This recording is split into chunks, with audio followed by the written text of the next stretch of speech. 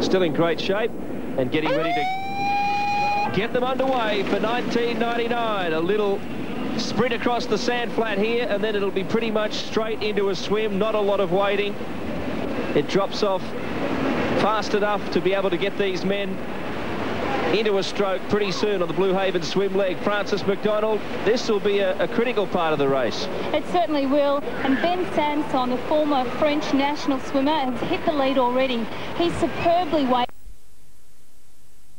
Duck dive, and will make his way up to the transition area first. Well, Matt shouldn't be lacking in fitness. I mean, he qualified ahead of Shane, but his recent performances, he was 8th in Perth on the St George Tour, 3rd in Wyong. His form was actually a little better about 2 or 3 months ago, but we'll soon see. Sanson with a big lead, and once again a big dilemma as well. There's a heck of a pack behind him. Miles Stewart also had an excellent swim and is doing very, very well in the run up the beach. But they will form one big bunch on the bike, and Ben will probably be better served by not holding on to that lead for too much longer. Well, we had Chris Hill, Courtney Atkinson, there's Greg Bennett, we had Miles Stewart, we had Shane Reed, and we had Andrew Johns. There was a bunch of athletes just behind Ben Sanson. Here he is coming into transition, and if I was Ben, I'd try and get a little bit of a hurry up because the others will be on his hammer very quickly. Courtney Atkinson. Chris Hill, the professor. Courtney Atkinson had a great swim. He's coming in there now on the right of your screen. Chris Hill, great swim too. There's Miles in the forefront. Brad is in that bunch. A couple of guys took a wrong turn there. You see them heading in backwards. Miles out quickly. Now this is where Miles can take charge because his bike skills are excellent, particularly in this criterium style ride. And Miles will probably be one of the first ones to take this pack up to Benjamin Sanson. Don't give Ben too much longer out there on his own. No, he doesn't even look to be going hard, Bill, to me. Looks to be sitting up just waiting for the pack. Unusual tactics for Ben. I don't know why this is the case, but he is waiting. You can tell there. He's really not stressing, really not. His revs are very low, but the pack's going to work hard. Looks like Courtney Atkinson was up there. There's a host of guys, about 10 guys, and they'll get together and work real hard. Miles Stewart, as usual, smooth and quite swift transition. I didn't notice Chris McCormick up at the front, world champion from 2 years ago, but you can see behind about 20 athletes, and there's no doubt about it, they will form a big, big pack and swallow Ben Sanson up quite quickly. Ben Sanson out on his own. And Stewart is one of the chasers. Bevan's up there too. Courtney Atkinson with a mini break, but he's not doing too much with it. Levi Maxwell. And Brad Bevan, always present, always there, somewhere near the lead. Brad doing just a great job, as he always does. In this event last year, Miles won from Greg Bennett. Brad was 3rd. He then went on to win everything else in the series and take charge. And you can drop your worst result of the 5. So Brad virtually had a clean sweep last year in that sense. Trent Chapman not in the series this year. He's injured. Likewise, Greg Welch. But Peter Robertson, another one to look forward to seeing in the run leg. He finished 6th here last year. Andrew Johns finished 7th here last year, but is in tremendous shape going into this event, so we expect better from him. Well, looking behind Ben Sanson there, who doesn't look to be doing anything, it's Courtney Atkinson and also young Levi Maxwell, the youngsters who are pushing the pace. Levi on the right, and here's Miles Stewart moving up. Miles sits beautifully on a bike, doesn't look like he's working. So the big pack settling down now. They're reeling Sanson in. There's the second pack, and we'll be back with more action from Adelaide in just a moment.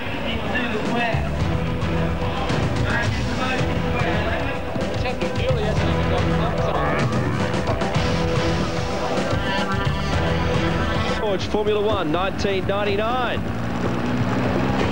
And we have a massive pack, and the man in front there at the moment, Miles Stewart. Miles Stewart on the front. He won here last year. He looks like he's leaned down to me. He's in pretty good shape. Was talking to him earlier today.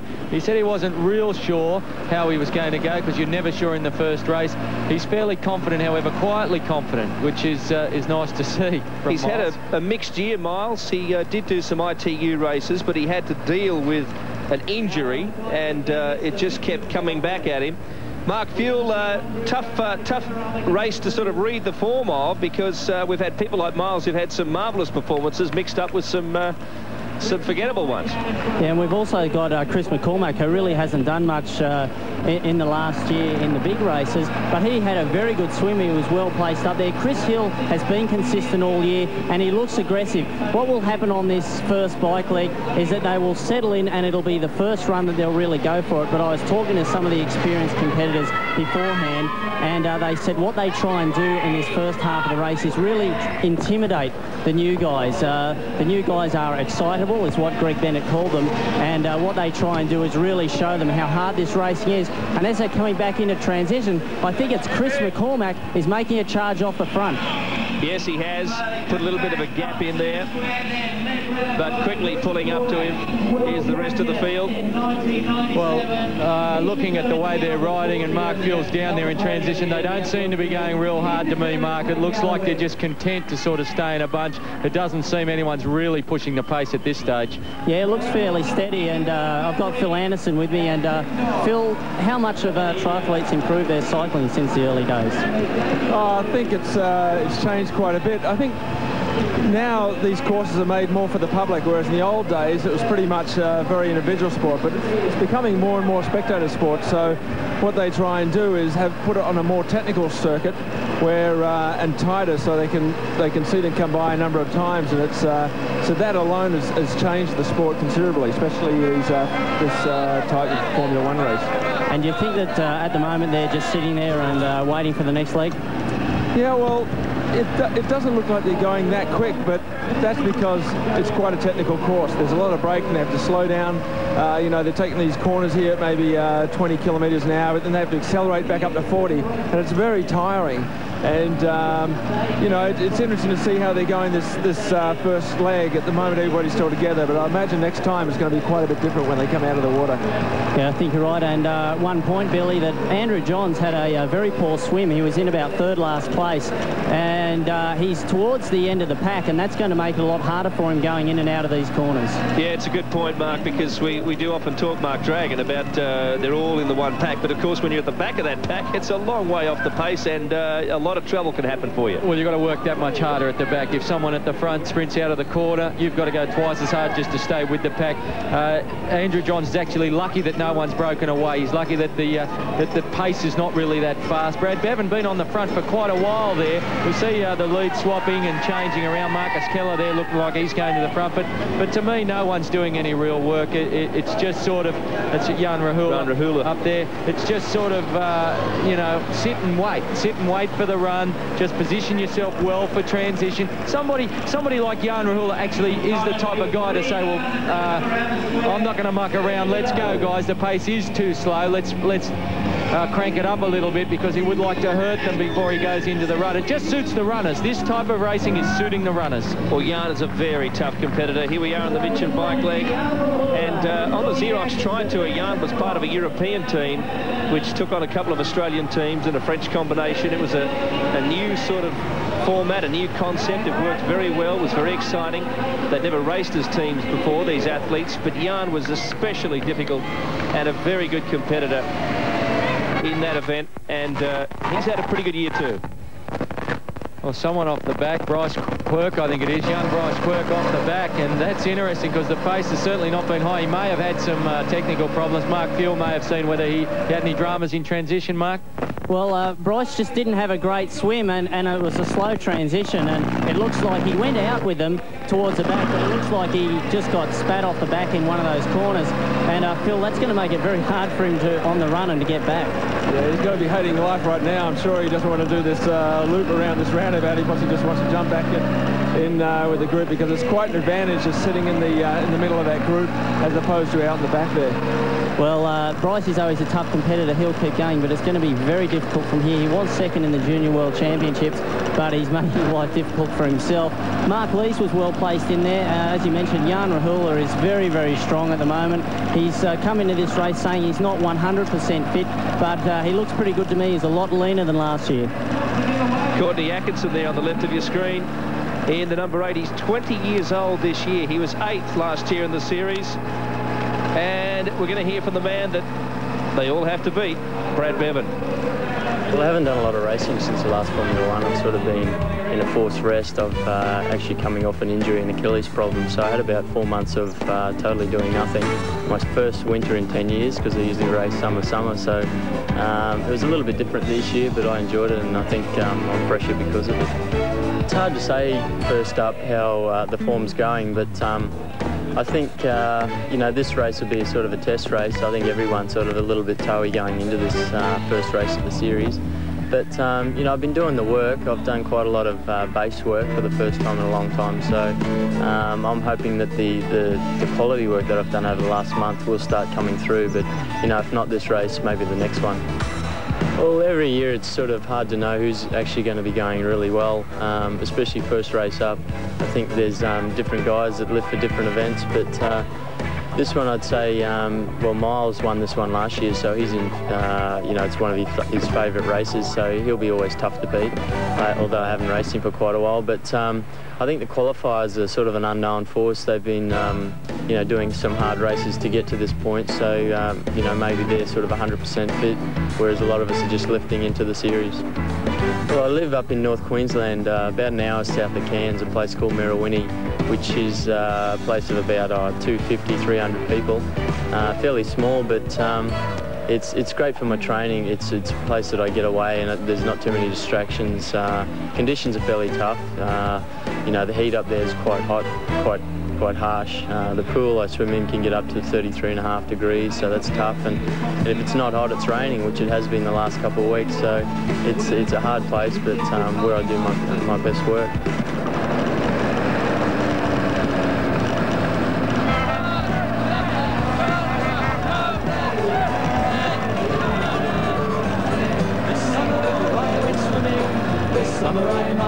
And you can hear that unusual music coming in underneath us. That is in fact the Brad Bevan song, written and performed by the band Snake Gully. Just to give you an idea that the Croc, as they call him, is a legend in Queensland. Just like you know who, just like you know who. This summer I went swimming, this summer I might have drowned. Then I saw Brad Bevan, he turned my life around. Turn my life around. Remarkable character, Brad Bevan. Mark Lees, though, is the one who's made the break in the middle of that little episode there. And we mentioned him earlier. Leesy's back and looking very good. Well, the two form athletes in the lead-up races, Bill, have been Mark Lees and Andrew Johns, along with Chris Hill. They're the form athletes. Mark Field, this is not unexpected as they get ready for the second phase of this race. Well, this was expected by Mark Lees. He's been riding a lot of cycle criteriums. He's been training with Robbie McEwen up on the Gold Coast, and he said that he was going to shake this cycle leg up, and he's really going for it. And Phil, he's really sped up the pack. No, yeah, as you can see now, they're starting to get organised behind, but you know, they haven't got the speed that's needed. So I think it could look like this going to the run. And the other point to note was that Andrew Johns had moved up into third place, positioning himself for the run. That's his favourite leg, and he'll want to go in because due to his poor swim in the first one, he's probably not as confident in the choppy water that's developed. So he wants to be well placed going into that second round. Smart move from Johns, Mark Dragon. He would have had to do a little bit of work to get there, but he needs to be there. Yeah, certainly. To me, the race hasn't even begun yet. The race will start after this transition. That's when the race will start, and then you'll have, obviously, the run, swim, bike run to go. It's been a big pack together. I think all the guys have decided, well, we're not going to make a break. We'll just sit here, prepare ourselves for the run and see what happens. Well, the master of the enduro, Greg Welch, always said the second swim. The second swim was the key to the race, and certainly he used to try and break some of his rivals on the first run, and then that sort of phase from run to swim, and as you say, what becomes the second race within the race. Yeah, it's the first run, the second swim, and obviously who's got the legs in the last run. But really, they dictate what happens in these races, providing no one makes a mistake, of course. On the subject of Greg Welch, Mark Lees won the very big triathlon in Laguna, Phuket, beating Welch by 5 minutes.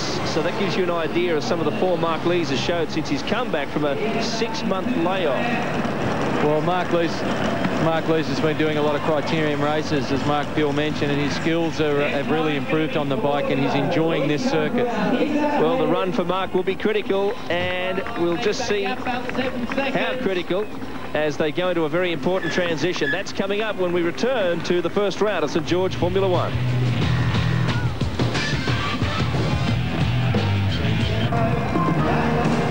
St George Formula One Triathlon, and Mark Lees has pinched a little break on the first of the 2 cycle legs of this enduro round.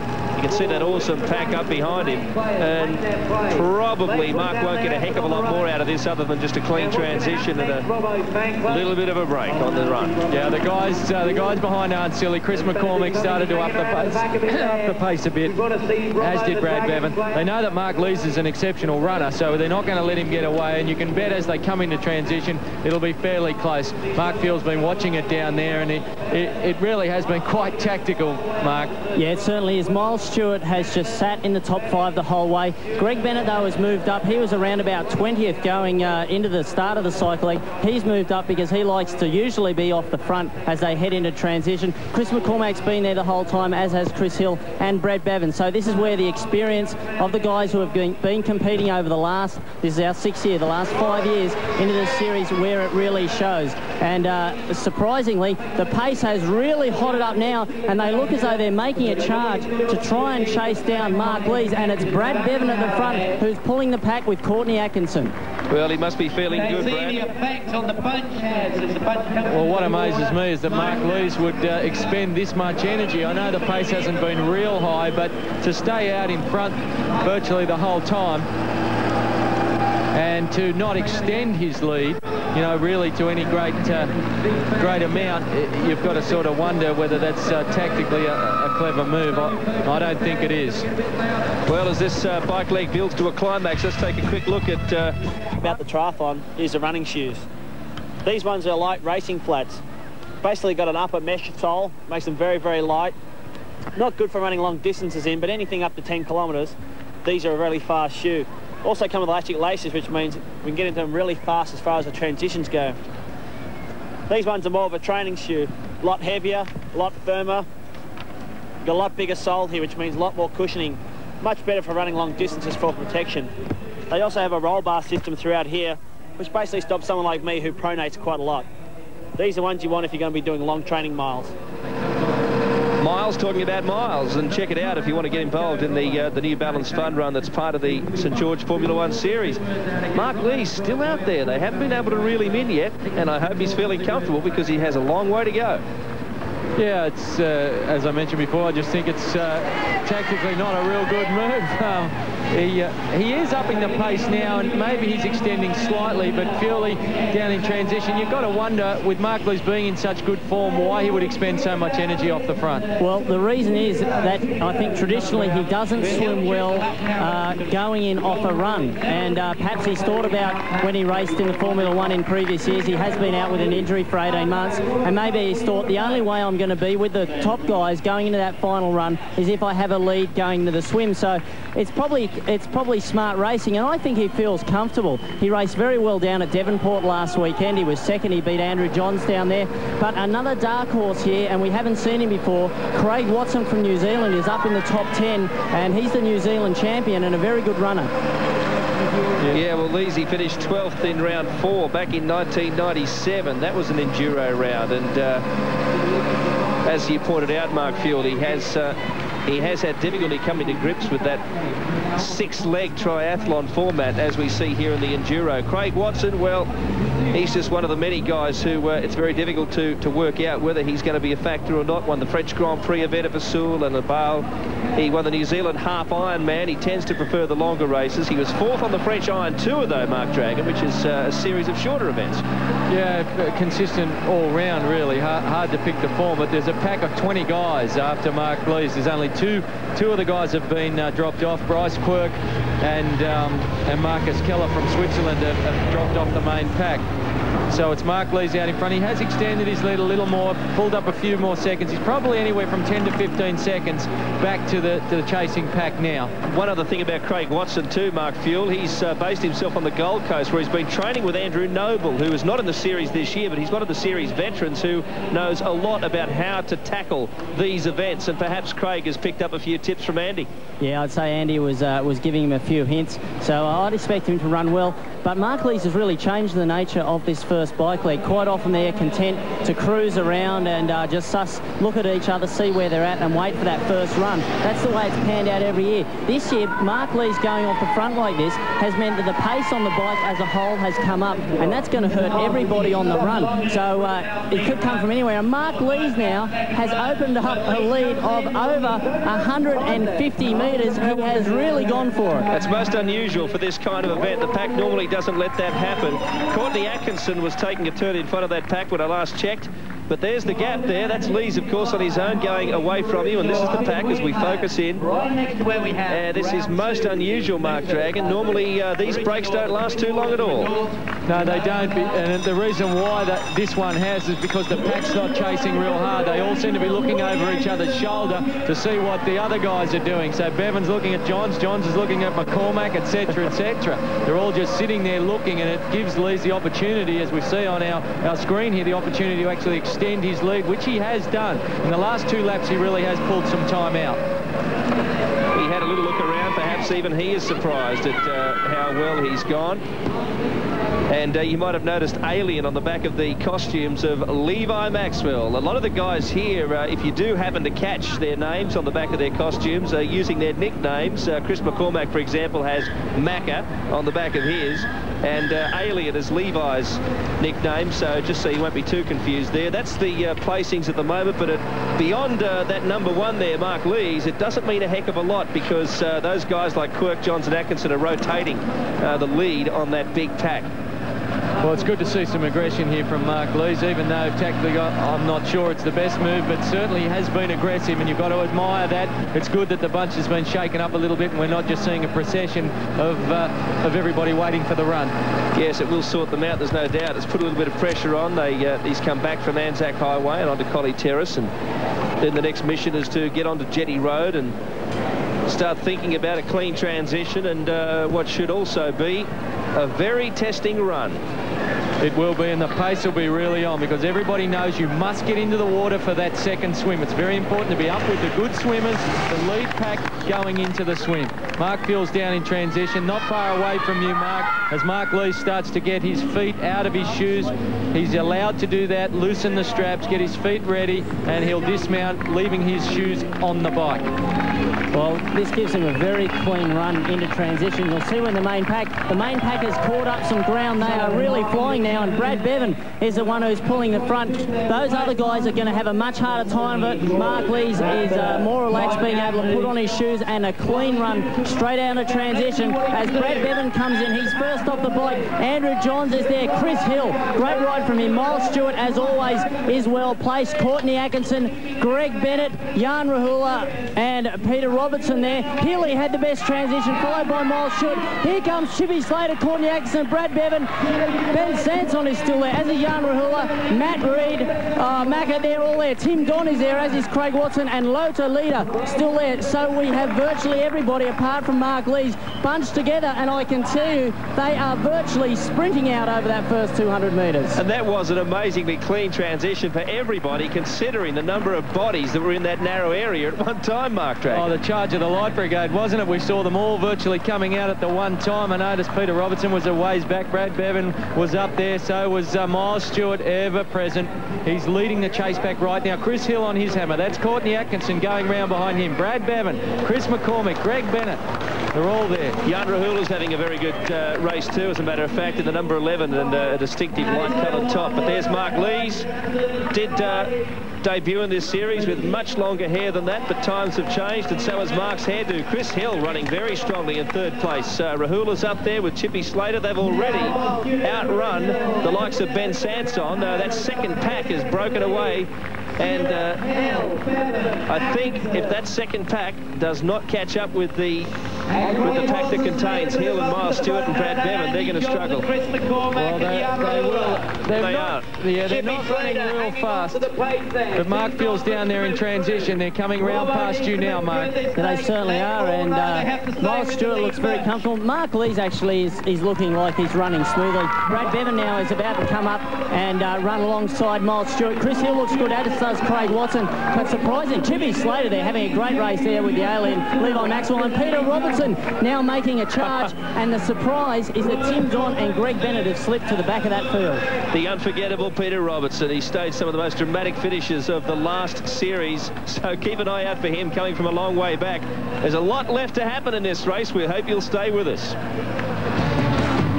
One of St George Formula One, but the lead he had on the bike has been somewhat eroded as we get well into this run. Andrew Johns waving his arms in the background there is taking the pack slowly and surely up to Mark Lees, and that big bunch there behind, you saw the smaller figure of Chris Hill, Levi Maxwell putting in a bit of a sprint too, one of the young talents here in this series. That second bunch is going to be a formidable task for Mark Lees to overcome if he's going to hang on and win this race. Well, it's Peter Robertson, actually, Billy, who's made the charge. He's come from a long way back out of transition to be leading the chase pack. Mark Field's down there as they go past you, Fuely. Peter Robertson's making a big charge. Robbo the Rabbit is at it again. Oh, and here he goes. The scary thing is that he is swimming a lot better this year. He can be very dangerous. I had him in my trifecta for this race, and he is charging after Mark Lees, and he's actually taking the rest of the pack with him. Chippy Slater now has dropped off, so has Lota Leader. I can tell you the pace is very hot. I'd say they'd be running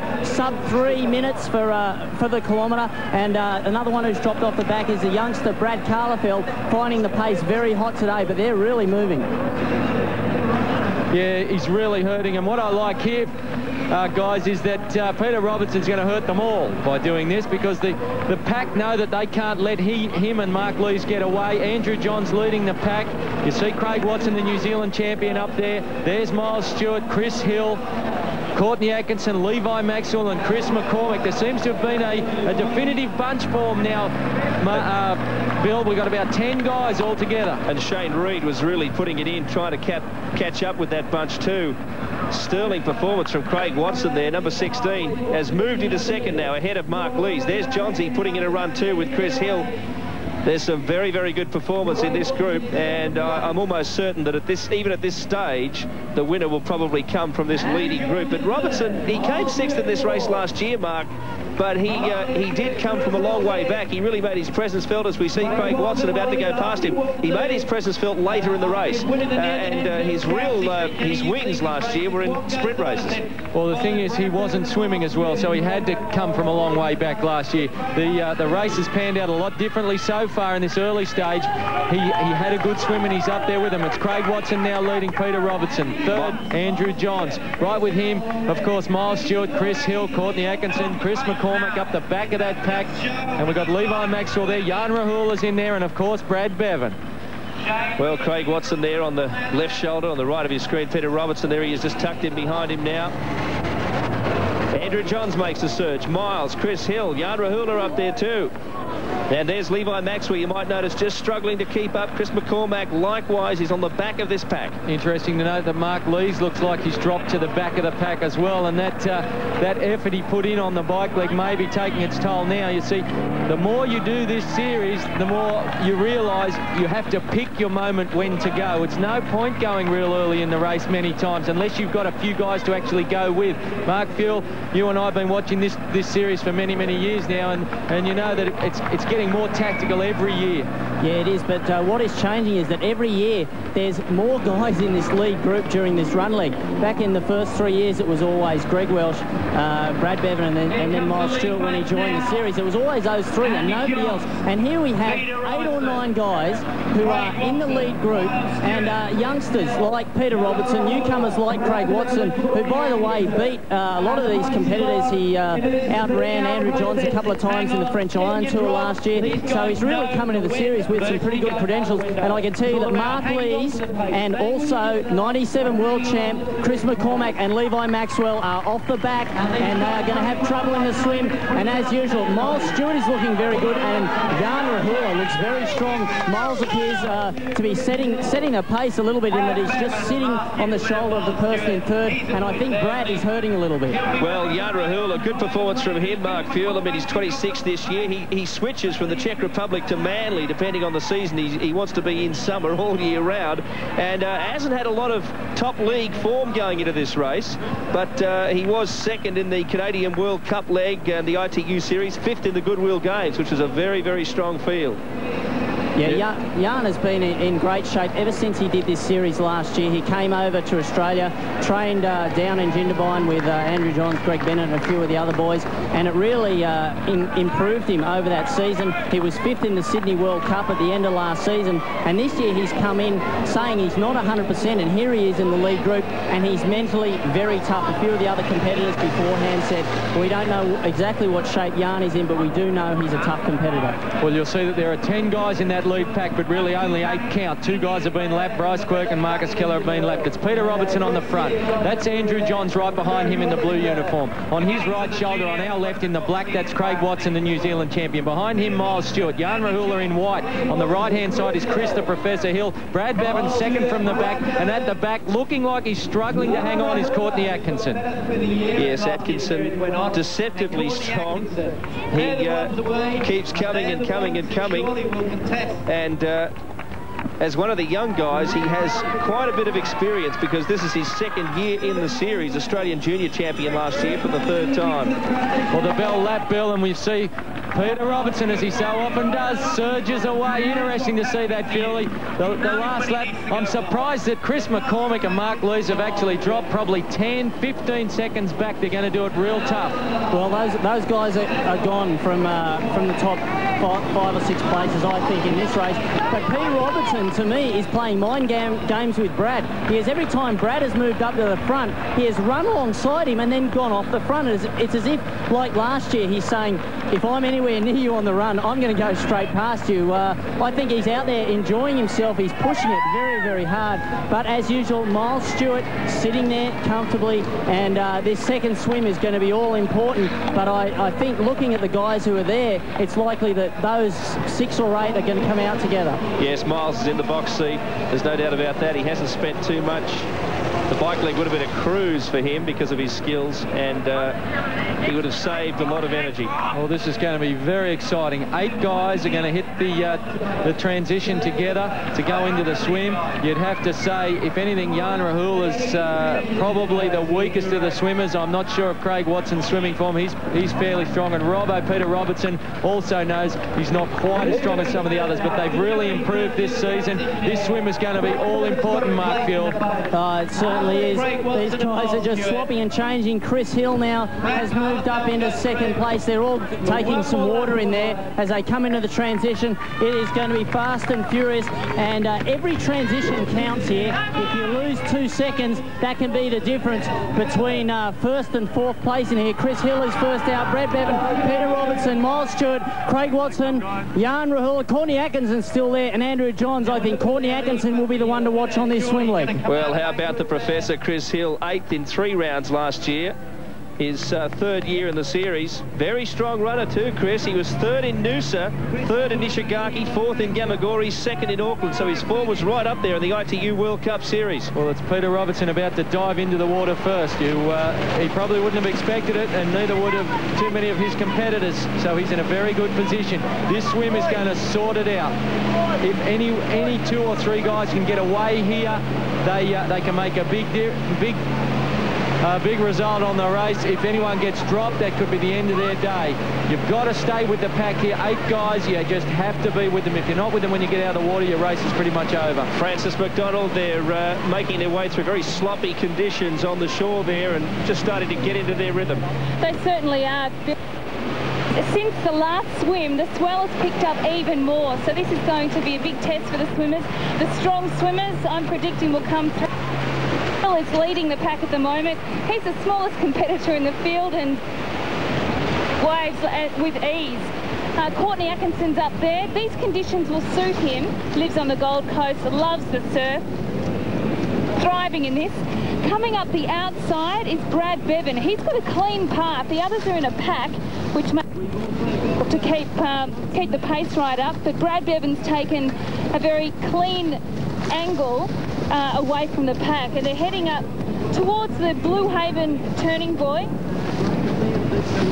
Well, the turning buoy is on Brad's right. He's taken a cleaner path at the expense of probably a couple of metres, but that's typical of Brad because he's a very smart racer, and he won't mind that because he often makes decisions that initially seem a little hard to fathom, but there's usually a lot of skill involved. We'll be back with more action from St George Formula One.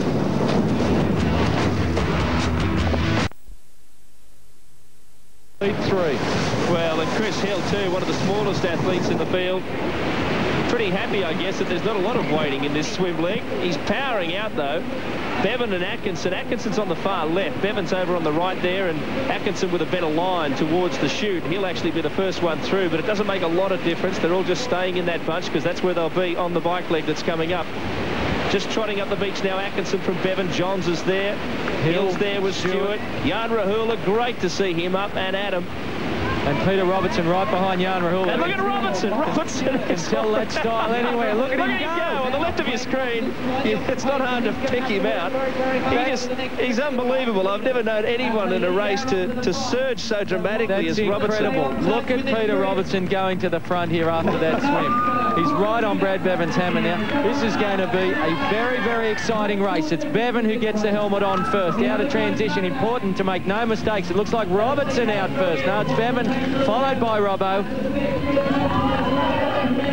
And that's Atkinson. Atkinson has had a good one. He's just, in fact, pulled in front of Brad Bevan. Milo is just up there. That's Miles Stewart, of course. Mark Fuel, quite remarkable how these guys have picked up their skills. And what do you think about Robertson? I mean, if anyone's ever done an endurance event of any kind, to be at this level, to be at this stage of the event and be able to put in a sprint like that, it's not easy. Well, he's a shot to win today, I can tell you that. And it just goes to show how important the swimmer's become. He's been swimming with Dick Kane in Sydney, who's a known endurance swimmer. He's produced some great swimmers as well as some good triathletes in their swim leagues. He worked with Michaela Jones a few years ago and improved her swim out of sight. It looks like he's done it again with Peter Robertson. But what was also interesting is that Watson came in and he was in about 4th place, and this is where experience shows. After that last bike leg, he left his bike in a big gear, and so as he went out there, he lost valuable time because he couldn't get the leg speed and he dropped off the back of the pack. Well, it looks like here we've got the 8 guys still together out on course, and we didn't really mention it, and Mark Phil may have seen it in transition. Ben Sanson put in an unbelievable swing to be just off the back of those 8 guys. Well, he did exactly the same thing last year. He was way back going into the swim, and then he pulled back, and he ended up being ahead of Greg Welsh in, I think it was 5th place, going out on the bike. The guy is an amazing swimmer, but also Courtney Atkinson, he's a danger here. He has been racing very well in Queensland. He recently finished 2nd in an aquathon up there, which is a swim run event, and he outran Brad Bevan. Miles Stewart last week in a similar race outran him, so anything could happen here. But isn't it great to see the young guys and the newcomers to the series mixing it up with the experience? Yes, Atkinson actually beat Greg Bennett and Matt Reed in the recent Twin Towns triathlon, so handy field there, tuning up, of course, for this event. You mentioned Ben Sanson, Mark Fuel. He finished up 14th last year after having to catch up on the swim leg and then try and tag on the bike. So we'll see how Ben's run has improved in 1999 if he can sustain that effort. Well, it's Jan Rahula who's gone off the front again as they come past transition and make the loop round. The other 7 guys are together. Rahula off the front. I want to put Mark Fuel on the spot. Who's going to win today? Oh, look, I'm going to say Robbo. I know it's a big call. Miles, though, I've got to say, look, Miles is doing his usual, very smart racing. racing. He's sitting behind Peter Robertson. He said, why do any work? This race is won on the last run. I think Jan Rahula here is showing his strength. I don't know whether it's a good tactic at this stage of the race, but Miles Stewart, I think you'll find, will just sit in the top 3. He's happy to be behind Peter Robertson at the moment because he knows that if Robbo stays out in front, and Robbo can be very excitable, we've seen him do it before, then he's going to burn his legs for that final run. And if Miles is anywhere near them towards the end, in fact, I would love to see a sprint finish between those two guys because nobody has ever beaten Miles before. Maybe Robbo can be the first one. Well, Jan obviously trying to give himself a better position on the run because he knows he can't sprint with those guys. Here's your chance to take on a sprint at the Bulletin F1 Tri Challenge, Sunday, March 21. Early start, check that out. Pier 1 in Sydney. There's the number to ring. It's a triple super sprint. That's a 300 swim, 7K bike, 3K run. Team event. You can do it in a relay. Very, very easy to do, and your chance to win a Fuji Xerox colour printer valued at more than $8,000. Use a Bulletin magazine. A lot of things could happen in this race, but gee, given the fact that there's a little bit of a question mark over Brad Bevan, this has got Miles Stewart written all over it this race, I think. But if Brad is as fit as he normally is going into this series, then you can't rule him out either. Well, don't write Andrew Johns off either, I can tell you that. Well, let's just go through the top 8 and that'll do it. Well, I would say Robertson, Johns or Stewart, one of the 3. I'd like to see Peter Robertson win because I'd just like to see a new face actually take out a round in the series. We haven't seen too many over the years. Robbo's won a couple of races within a race, but he hasn't actually won a series race. But we're going to see some very exciting racing. They won't let Jan Rahula get too far away. We'll take a break, come back with more from St George Formula 1.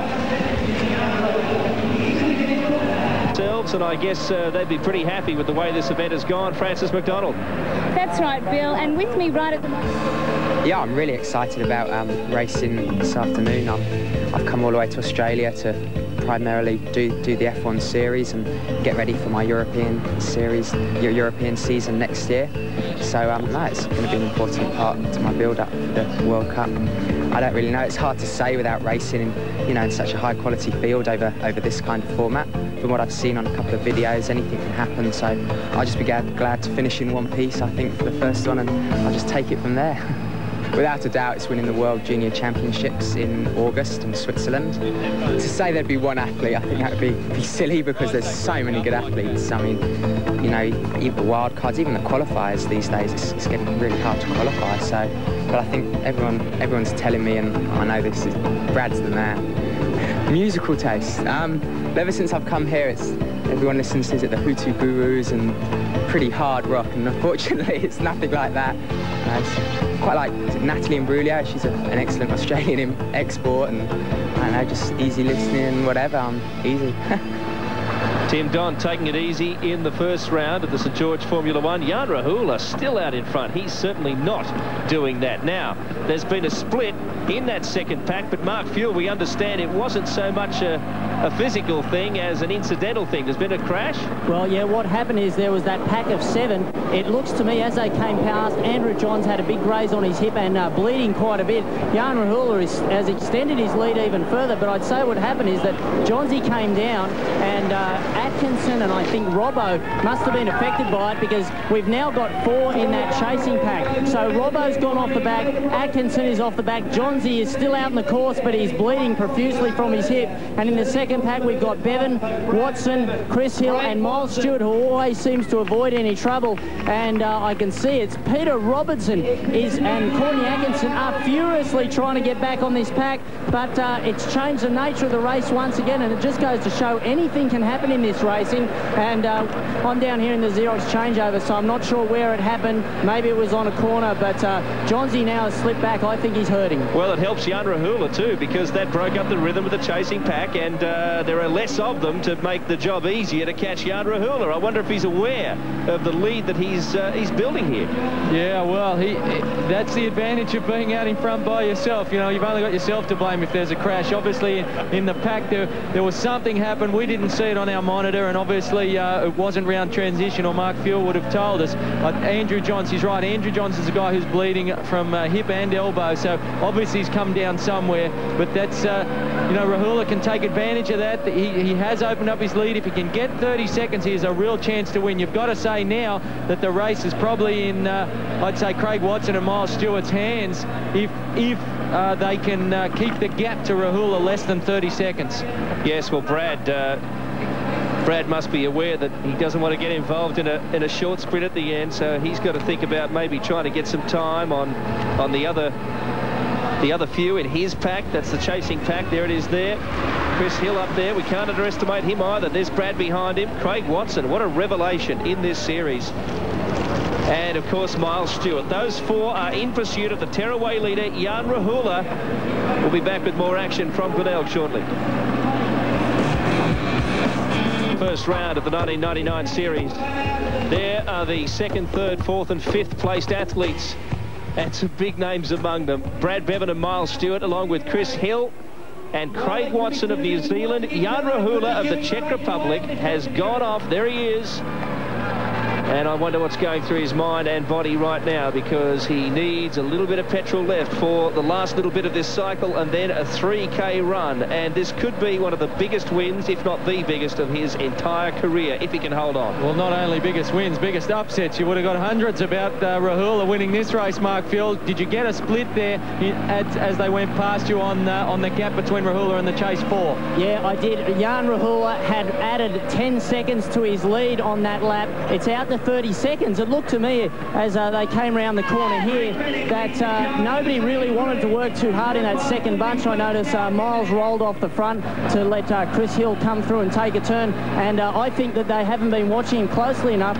Jan Rahula has got a 30-second lead, and over 3K, that's plenty of time.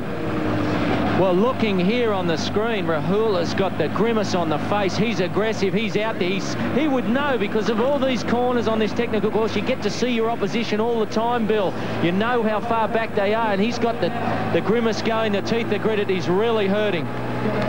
Doing a great job. He could have the biggest win of his career by far here today. Well, go Jan. This is great stuff, and this is what it's all about in 1999. The gap between the haves and the have-nots, so to speak, is not that big anymore. Jan Rahula has to be ultra fit, though, to hang on and take out this event. Let's check out the official magazine for the F1 series. Nicky Andronic, George F1, at your news agent right now. Well, the four chasers have dropped time, I think, even more, but it generally happens on the bell lap, Mark Field. We've seen it so many times. On the bell lap, all of a sudden, the chasing pack comes back at the leader. Now, Rahula's gap to these four is now at Mark Field. Well, the group of four actually took a bit of time out of Jan Rahula there, so they must have suddenly thought, hey, let's get a move on. He's going off the front and we can't give him that much time. So they have closed the gap. Peter Robertson, he's the one I feel really sorry for. He looked in fantastic form, and he's just out there in no man's land by himself in about 5th place at the moment, and he must have been affected by that crash. But as Brad Bevan says, one of the reasons why he has won 5 series is that he knows how to stay out of trouble. He always puts himself up near the front, same as Miles. Those guys never seem to get involved in crashes, and that's because they're always thinking about what they're doing. Yes, it's become more and more technical. Phil Anderson said it, the bike courses being short and multi-looped. You just have to keep your wits about you. Craig Watson taking a turn in front of this chasing pack. Stewart, Hill and Bevan with him. They're the top. That's from 2nd to 5th, and just behind them somewhere, trying to catch up desperately, Peter Robertson. But he'd be in pain as well, having been part of that collision. But there's Jan Rahula gritting for 3Ks that he'll long remember, I'd imagine, one way or the other. Yeah, the sweat dripping off him too. He's down in the aerodynamic position. We don't see that as often anymore, particularly, of course, in this tight and technical racing. The more traditional style is adopted by most of the guys. Here they come at the top of your screen, chasing Jan Rahula down. We did say at one stage he had a half-minute lead. Now Watson doing the work. And the Aussies trying to get them into it. The Aussies content to let the Kiwi go, stay out in front as long as he can. There's Chris Hill going through. You see Miles there just sitting up, adjusting something in his uniform. Brad Bevan going through. Miles Stewart They do seem to have organised themselves a little bit better. There's the bell lap. 1 lap to go. And Rahula, can he hang on? How are those legs feeling right now? He's got to somehow get them to change. Oh, look, I think the gap's gone further out. Mark Fuel down in transition. Yeah, it certainly has. That lap, Jan Rahula put another 15 seconds back into what he had before. So his lead now on the last lap is bigger than it has been the whole time. And if Jan Rahula wins this thing, he will be the only international ever to win a race in the Formula One, apart from Spencer Smith.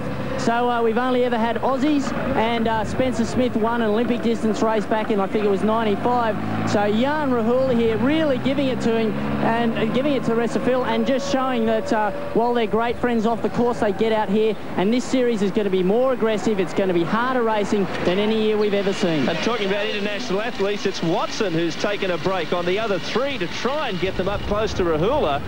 Watson doing the work. He's been in front of this pack for a while, and he's desperately trying to make sure that Rahula doesn't get away. Bevan, Hill and Stewart is with him. There's a lap rider in that group there, so don't worry too much about that.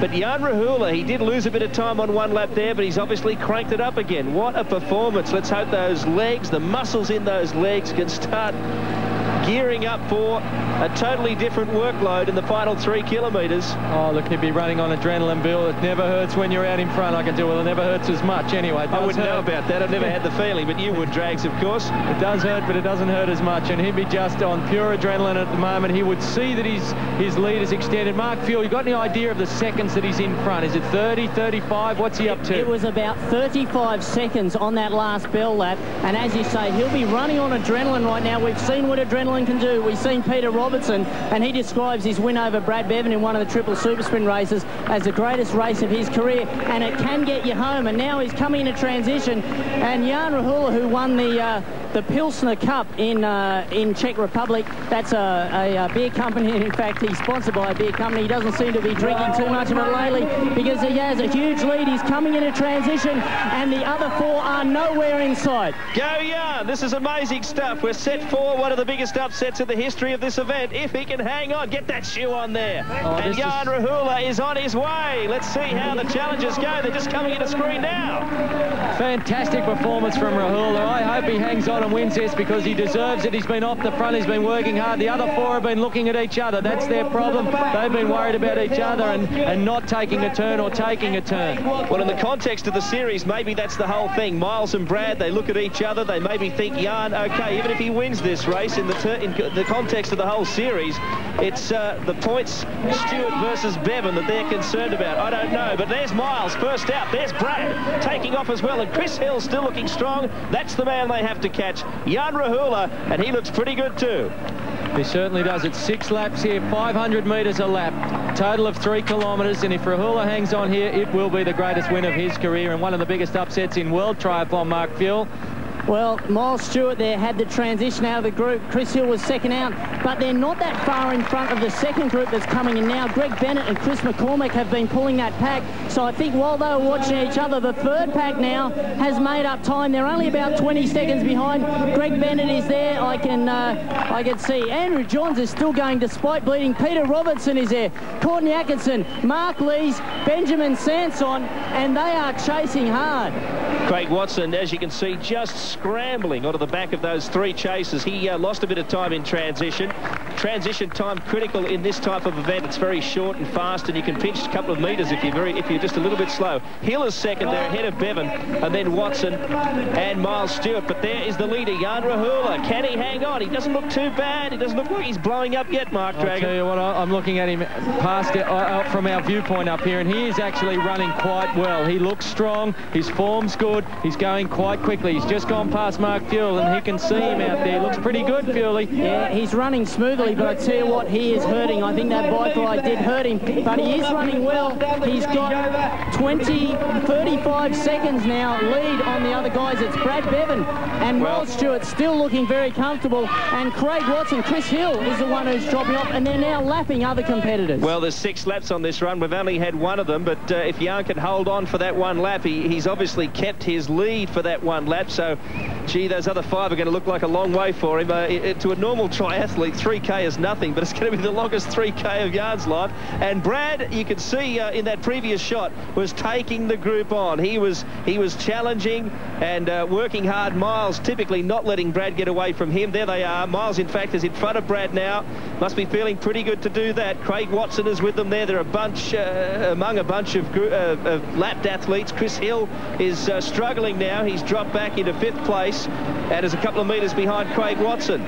Well, if you take a line through everybody's running form, you'd say that Jan Rahula's got the best form. He looks the most comfortable to me. Miles Stewart looks next best, but certainly Rahula looks very comfortable. Here he is now on screen, and there's no wasted energy. There's no lack of form. He looks pretty good.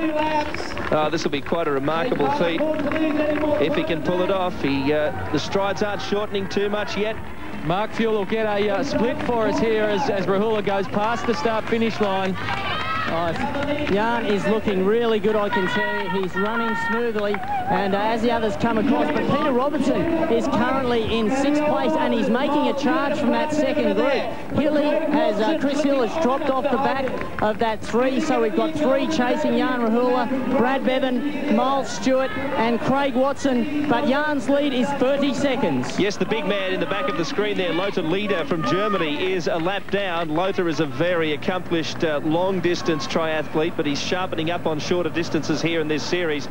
And Chris Hill dropping off the pace a bit. There's every chance Peter Robertson could actually get in the top 5 if he could put in the sort of sprinting that we know he's capable of. Chris seems to be struggling just a little bit. Not this man, Jan Rahula, looking good, quite composed in his style. Look at Craig Watson. He's been another great performer here today. He's still with Stewart and Bevan. Not many athletes have been able to do that in the past 5 years. Craig Watson is a very, very good runner. Don't make any mistake about it. He is very quick, and he has actually had very poor transitions and managed to get back on virtually every time. So it indicates that he is a very accomplished runner. We've seen that. He wouldn't be New Zealand national champion if he wasn't, but it's Rahula we're looking at on screen here. Obviously hurting, a little bit of a grimace on the face, but the form's still there. That's what I like. The form and the leg turnover is still there. Still looks like he's running high in his hips and looks very strong to me. So can Jan Rahula hang on? Slowly but surely the laps are ticking down.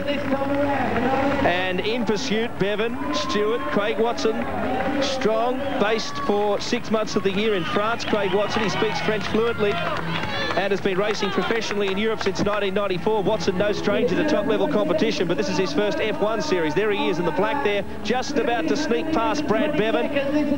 He, Bevan, and that man on the right of his screen, Stewart, racing together. Lothar Lieder of Germany is a lap down, I remind you, in that group of 4. The 3 men in front of him are the ones to watch. Watson, Bevan, and Stewart in pursuit of Jan Rahula. Mark Fuel in transition, you'd have the split. Fuel, have you got a split there? Yeah, Jan Rahula, 25 seconds. Well, so they're only making up about 5 seconds a lap at this rate.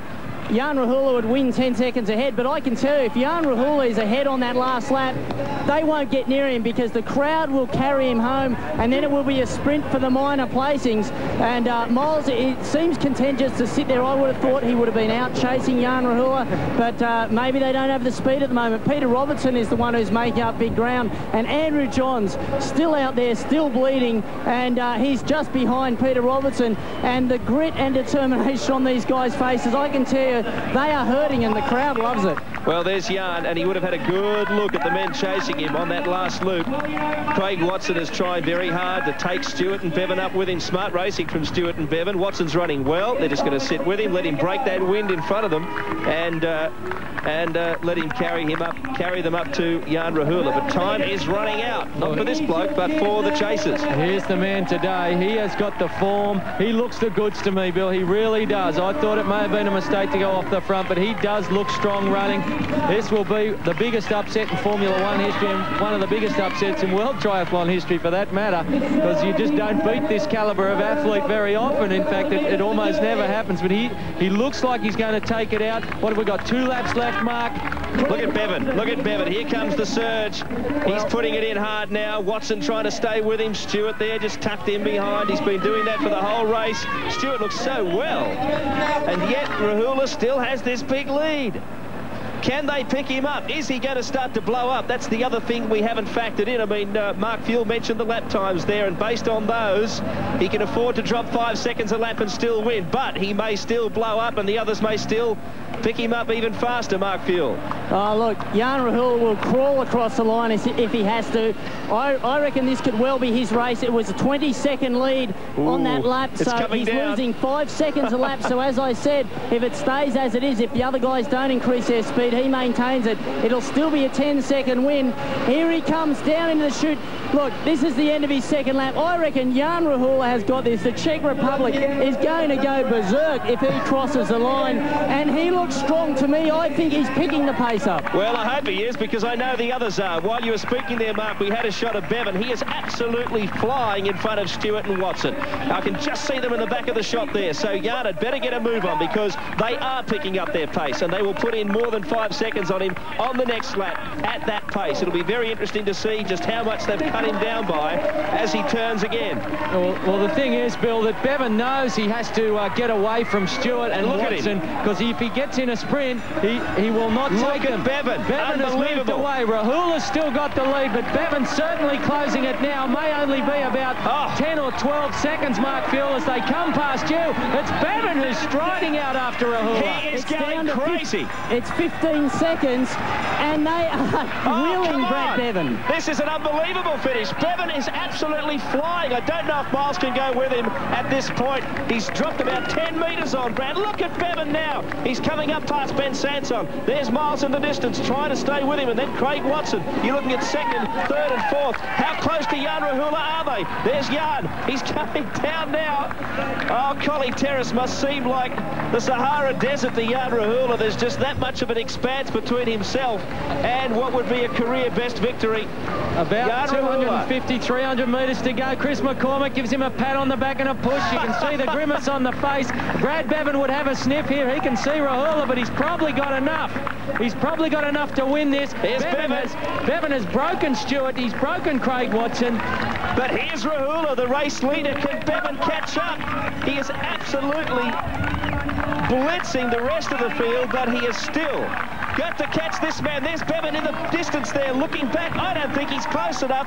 Rahula should be able to do this now. He's just coming round for the last turn of this race, and he has about 40 metres left to travel to win. Bevan is flying, but he's another 40 metres back. Jan Rahula is going to pull off the upset of the triathlon year, perhaps of the decade.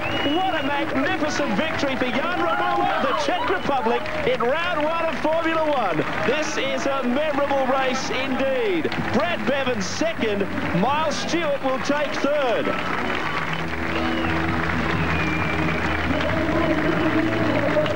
Craig Watson coming over in fourth. That is a heck of a performance in itself. Well, I tell you what, Bill, in sporting contests sometimes it does pay to take a gamble. Rahula did take a gamble there, and it really paid off for him today. Not bad after that.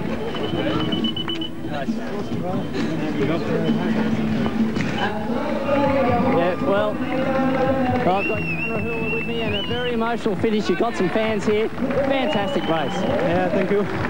I didn't believe it, but I thought I would play the game hard all the way through, and in the second half I knew that I had really good base, even though I had a bit withdrawal with my injury on my shin, but I just said to myself, try it on the bike and hang on.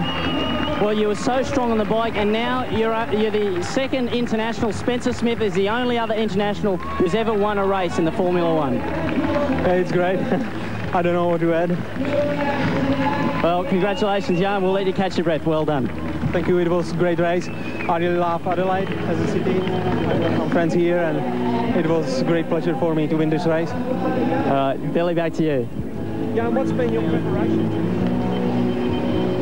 That's incredible stuff, and he's one of the nicest guys too on the circuit, and one of the best imports we've had in this series. He fits in so well with the rest of the tour. Francis McDonald is with the man who Jan has beaten today. That's right, I'm with Brad Bevan here. Can't get enough fluids into him after racing in this heat. Congratulations, Brad. What a fantastic finish that was. Yeah, it was very hard, and first race up, I'm very pleased with that. One better than last year. Jan just had an awesome race. He had a gutsy race, and you know, we thought we'd catch him, but he sort of got that much ahead, and he got a bit of adrenaline going, I think, and just pulled away. How was the feel of the race compared to last year? We've noticed a few new faces up in the leading packs. Yeah, it was very fast paced the first half of the race, and I seem to get better as the race goes on. There was a bit of a crash about 3/4 of the way through, which worked to our advantage, so that was okay, but yeah, it was very fast. But today's race for me was for a little girl up in Cairns that passed away last couple of weeks ago of cancer, for Renee, so this is for her. And Brad, you came into this race as a bit of an unknown quantity after taking the international season off. You just really seem like you haven't lost anything at all. I think I have. I'm still building. I've got a long way to go. I'm probably 90%. I've got a few areas I've got to work on, a bit of speed work and that, but that'll only come as the series goes on. Congratulations on the effort today, Brad. I'm sure we'll see you back in that yellow leaders jersey at some stage in the series. I hope so. We'll see. Thanks.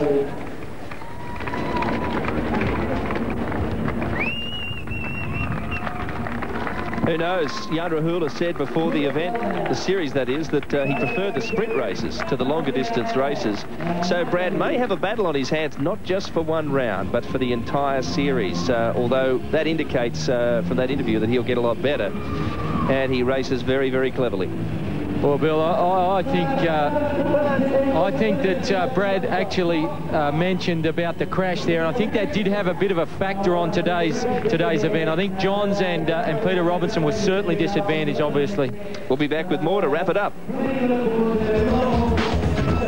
You have to be happy with that one. What a great start of the St George Formula One Triathlon Series. At the top of the show, we must have named about 10 athletes who could challenge Brad Bevan in this particular race. And I'm not unhappy to say that Jan Rahula wasn't even among those. A marvellous performance today. He set this thing alight, but he wasn't the only one. Well, Craig, congratulations today. 4th place. I think it's the best result ever by somebody coming into their first race. What were your impressions of Formula One? Oh, it's a very good race. I've heard the Australians talk about it. They rave about it all the time, so I was really happy to start, and it was really well organised, good crowd, and yeah, it's great racing. Loved it. Well, it was a good day for the internationals. What are your hopes and intentions for the rest of the season?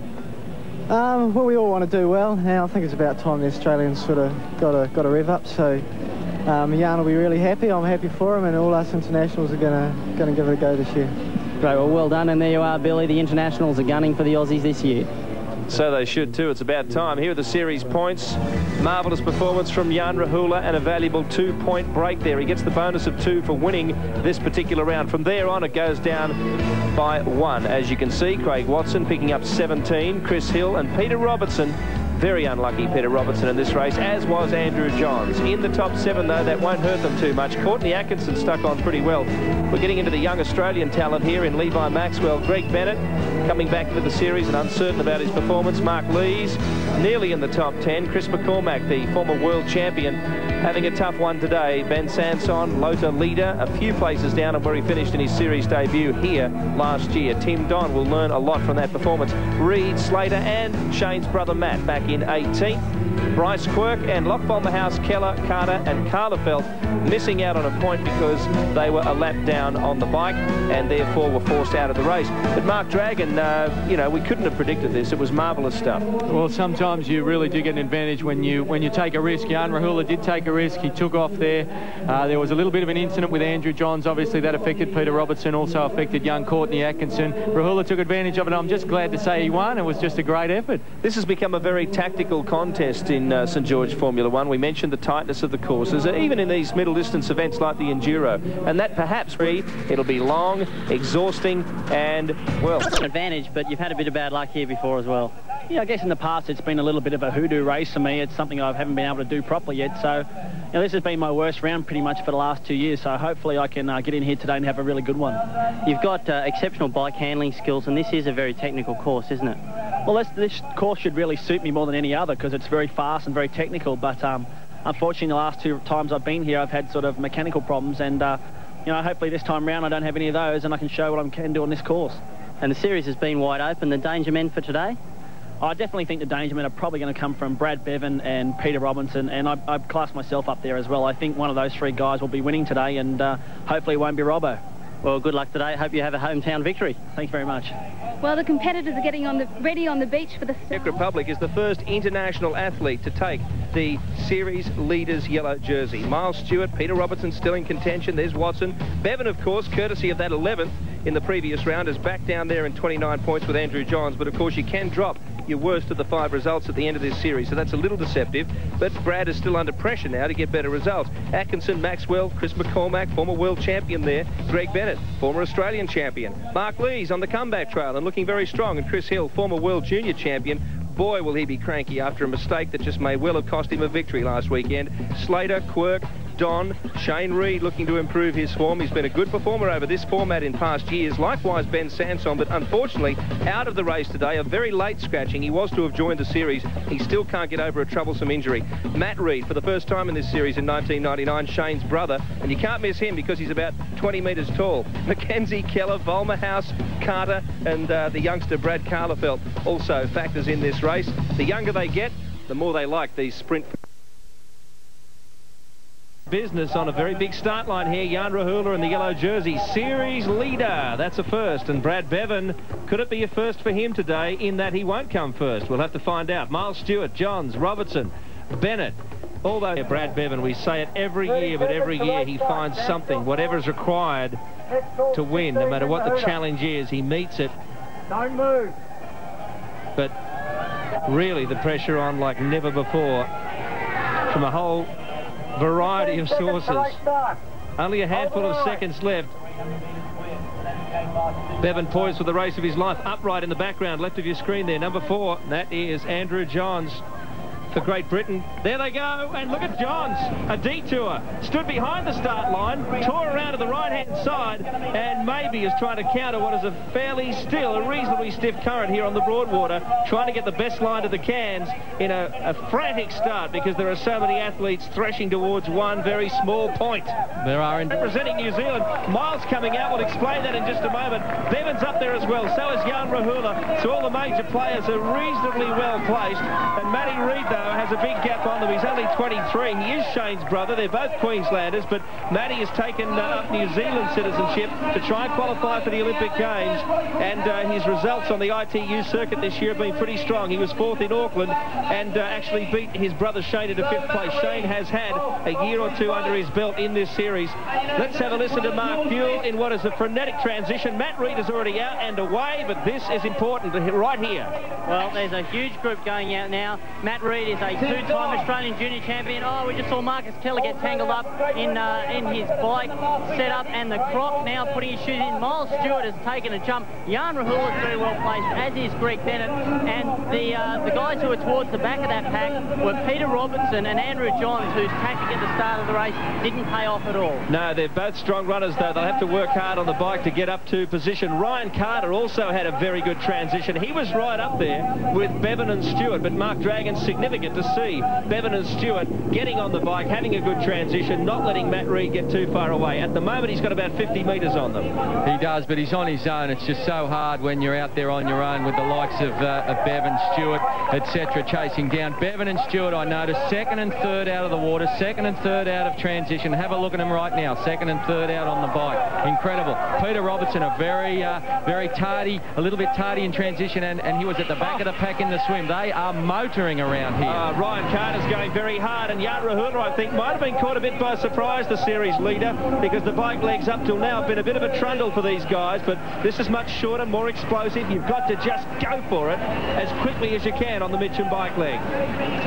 Well, the key here is really there is no holding back. If you do not get up to the front, if you do not get close to them going into the run leg, it's only 2 kilometres. You can't make up much more than 15 seconds, even if you're a brilliant runner. So you've just got to be there in that lead lead bunch. There looks like there's a group of 4 forming behind Matt Reid. Of course, we've got Bevan there. We've got Stewart there. I think we may have... Ryan Carter is still Ryan Carter's there. Rahula, the series leader who's been in such magnificent form, is up there with the lead bunch. Well, Carter is absolutely flying here. He is really pushing it hard. And Mark Lees has got on the back of that bunch as well. Mark Lees right behind him, Snuffy Reid, Matt's brother Shane, and Chippy Slater. So you've got a really strong powerhouse group chasing down Matt Reid. Well, Matt Reid and Ryan Carter, the 2 men in front at the moment. This is remarkable. Carter, only 23 years of age. He's been competing in France for much of 1998. He's one of 11 children in his family and does have a cycling background, so he'd be reveling in this very technical circuit. He qualified second for the Tour. He wasn't an automatic entry to this year's series, and he was third to Andrew Johns in the Perth St George Triathlon Tour event, and so he's been building up to a good result. Not too slick on the first couple of rounds, but perhaps he was looking forward to the sprint races. In fact, his first round was a non-finish, and in the second round he also had a non-start for a few problems. So Ryan Carter looking to make his presence felt here alongside Brad Bevan and Miles Stewart. Mark Lees should also be coming to the fore on the cycle leg. His skills have improved immensely. Bevan now takes a turn in front of that chasing pack, trying to get hold of Matt Reid, the tearaway leader, who has right now about 30 seconds on the rest of the field. And that is quite remarkable. I think they've cut that time down. I'm just looking at the latest split, but now I can tell you just with a visual that it's certainly nowhere near 30 seconds. But nevertheless, it's a good lead for Reid. It is indeed. And Brad Bevan looking over the shoulder, trying to get somebody to come through and do some work. You see him there just looking over the shoulder. Come on, guys, let's work together. Otherwise, Reid will do a Rahula. He'll get away. The guys will look at each other, and before long, if he stays around 20 to 30 seconds, he may well sneak the race and win this first of our triple super sprints. Now, a couple of off-camber turns on this very short and sharp bike course. You can see they're turning one way, then turning the other. And with the camber going away from the corner, away from the apex of the corner, that makes it even more tough to hold your form on the bike because the road's just running away from you and you're leaning against it. Yeah, it's fortunate. There's been a lot of rain on the Gold Coast this week. It's very fortunate today that we've actually got fine, humid weather. Few clouds threatening, but I don't think we're going to get any rain. Even in the dry, we've had crashes here in the past simply because of the frantic pace and the big groups, the big packs that tend to form on this short circuit. Here they are, a massive cluster of riders all going hard. This is certainly no ride in the park for these guys. They are going much faster than they have in the previous 2 rounds. Oh, chasing down, it's Bennett, it's Carter, it's Stewart, it's Bevan, it's Atkinson. There's a group, Chippy Slater's there. There's a group, Rahula's there. There's a group of about 10 now that have all got together. The bunches look like, Mark Fuel's down there, the bunches look like they're almost getting back into one bunch, Mark. Well, what's happened is that Greg Bennett had a bad transition, but what he did, he has ridden from about 16th place. He is now in 2nd place. He's gritting his teeth and he is really moving, but if they do not pull back the lead that Matt Reid has over 2K, he can take this. He's won 2 Australian junior sprint titles. He got into the sport about 5 years before his brother Shane did, and but Greg Bennett has pulled them up within about 6 seconds. Yeah, Bennett's going very hard. He's the man to do it too. But Matty Reid, let's see if he can hold on and build a lead and get into that run with some sort of advantage, because that'll make it very exciting here. There's some great runners behind him. We're set for an explosive finish. Don't forget, this is only the first of 3 sprint formats. We're in for a great round. Stay with us. This is round 3, the first of our sprint format rounds, and this is quite amazing, continuing the trend that we've seen in 1999. Matt Reid has come from nowhere to take a big lead on the bike leg here. There he is, representing New Zealand, even though he's based on the Gold Coast with his brother Shane, who still has Australian citizenship. Chasing him, though, of course, some of the biggest names in world triathlon. Bennett's there, Miles Stewart, Brad Bevan, Ryan Carter still holding good form. Can they catch him in the 2K run that ends this race? We'll have to wait and find out. Levi Maxwell dropping off the back of that pack. He's trying so hard. He's brought his alien fan club here with him once again. Likewise, Andrew Johns with a big fan club here based on the Gold Coast. They're the Barmy Army of triathlon, because Johnsy, like Matt Reid, has changed his citizenship recently in an attempt to represent Great Britain in the Olympic Games in 2000. So there's a lot of Union Jacks around the course here. But there's Matt Reid. There's the gap between he and the rest of the field. And Miles Stewart, he's the only one who's come close to beating Brad Bevan in this format. Last year in Geelong, he was beaten by Brad on a countback. Brad still unbeaten. Will that change today? Well, Brad looks pretty sharp. I was talking to him yesterday and earlier this morning at breakfast, and he said he didn't know how he was going to go. I think he's lacking a little bit of confidence, but he looks pretty sharp there. Certainly, Matt Reid would be hating Greg Bennett at the moment because he's the man who's pulled the pack up. He doesn't have a big enough lead, and obviously he's expending a lot more energy than the other guys because he's doing it all on his own.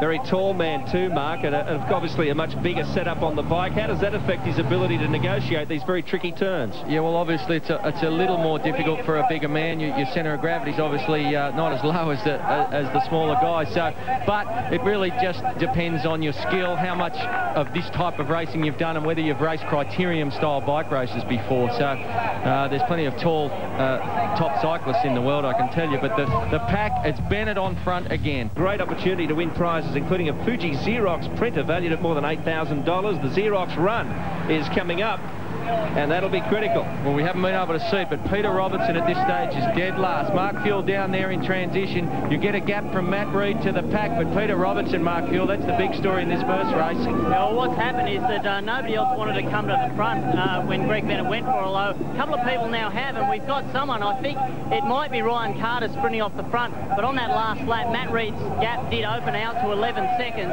But one thing I was worried about Peter Robertson, we knew he had a sensational run last week, but I wasn't sure about how good his technical cycling skills are, and I think it's showing today that they're not that strong. Dead last, Peter Robertson, absolutely blindingly first last week. Anyway, up the front now, Matt Reid holding on and wondering, can he do it? Yes, is it Ryan Carter trying to reel him in? They're so close. Matt's going to have to run like the wind to hold them off. Look at them pouring in towards the Xerox changeover. Mark Fuel's right in front of him. Mark, who's leading that pack in? Well, it is Ryan Carter who did the sprint. Mark Lees and Brad Bevan next in, Greg Bennett, Courtney Atkinson there, Miles Stewart, Andrew Johns, he recovered well from that swim, Jan Rahula, Jimmy Slater, Matt Reid, great transition, he's gone, he's out there, Atkinson, that was sensational, and then the Spider and the Croc is really moving. Oh, look at Atkinson, great stuff, the local from the Gold Coast, Courtney, go for it. We thought he might shine out in the round, or the race I should say, where the swim was last, but he is second at the moment and reeling in Matt Reid. Look at Bevan flying, Mark Lee's just behind him.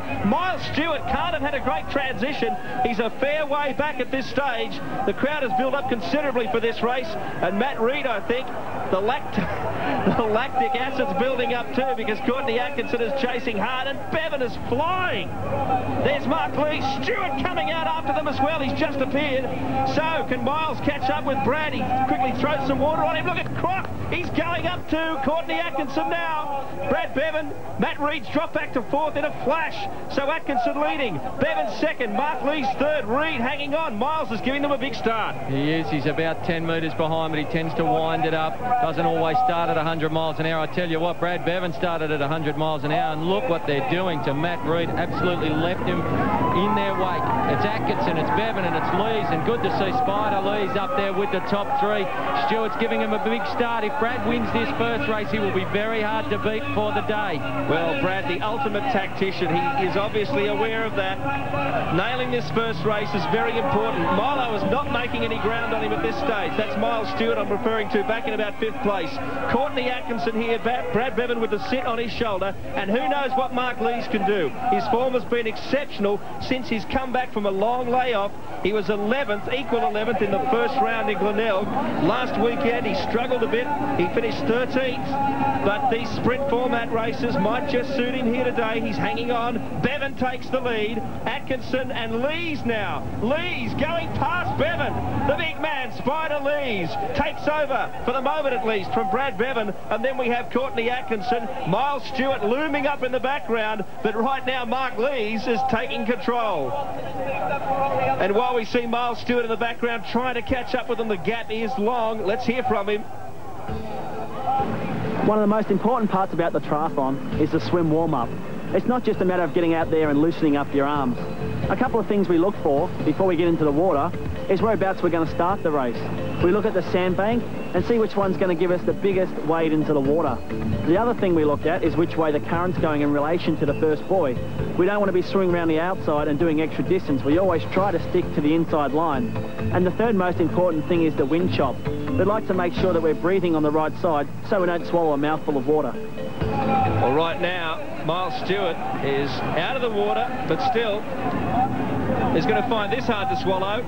Mark Lees leading from Brad Bevan, Courtney Atkinson third, Milo with Chris McCormack and Craig Watson in front of him. Absolutely, that could well be a sprint finish, and it was interesting to note that Brad Bevan looked over his shoulder as he made that corner, and I'm sure he was looking out for Stewart. There's no doubt he would have been checking where Miles Stewart and Peter Robertson were. Well, Peter Robertson is nowhere in sight at the moment. He's had a very tough race. There's Andrew Johns. He hasn't been able to run into this. There's Stewart, third on your screen there behind McCormack, and then Watson of New Zealand. Jan Rahula, series leader, is back in 7th place, but in the bottom left of your screen, Atkinson takes another turn on the lead, and this will get a big reception for the local fans. Bevan in 2nd place and Lees now in 3rd. Well, while they watch each other, perhaps Watson, Rahula, Stewart and McCormack can do something, but right now these three are holding form and look like they might be the first three across the line. Well, the big move is Chris McCormack. He's the man who's charging, and he's the man who's closing down the gap. He's the only man who's been able to actually close the gap down to the 3 leaders. I don't think he'll get them. Mark Field's down there. We've got, what have we got to go, Mark? A lap? Yeah, there's a lap and a half, but I tell you what, we were talking about how fast the first 3 guys are running. I have never, ever seen anybody run as fast as Peter Robertson has run these 3 laps. He made up 7 spots on the first lap. I think he's blown himself to pieces because he's slowed down now. But fair dinkum, he was running about, if he was timed for 100, he would have been doing 10 seconds. It was unbelievable. That's typical of Robbo. Throws caution to the wind and just sees what happens. Well, right now up the front, Atkinson is still holding Bevan, but Lees has dropped off the pace. Now, that is an interesting situation for Miles Stewart. He has got to get up there and not let Bevan get too many points away from him. At the moment, Watson is 4th, then Stewart, then Jan Rahula, the series leader, and Greg Bennett holding on just behind him. Shane Reed is running quite well back ahead of Andrew Johns. Matt Reed has dropped a long way back. And then we have Lothar Lieder from Germany. Here's Atkinson on the bell lap with Brad Bevan next to him. Here's the future against the past. And it's Chris McCormack, the man who's actually charged out of the pack. He's about to overtake Mark Spider Lees, the former world champion who's actually been trying to find his form the last few months. Is really getting back into some running shape, and I'll bet you Brad goes pretty soon. I think that he'll actually take Courtney very shortly. Well, this is a big mental test for Courtney. None of these guys like to have Bevan in such good form running behind them. Well, now he's in front of him. Bevan's on the move. Bevan takes control from Atkinson. Atkinson is going to have to answer this question pretty soon. He's trying hard. He's going to stick with him, Courtney. He's going to throw everything he can into this race.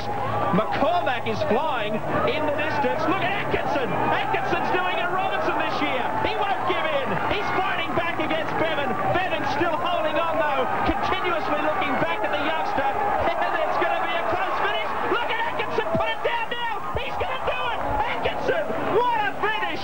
One of the great finishes we've had in the 5 years we've seen this series. And young Courtney, well, he may have blown himself up for the rest of the day, but he can say that he's beaten Brad Bevan in what would be a memorable finish. Chris McCormack will take third. Miles Stewart, now there's a turn up. I'll never tip him again. I feel apologetic to Miles Stewart because every time I tip him, he has some problems. And he is going to give Brad Bevan a big start now for the next couple of races.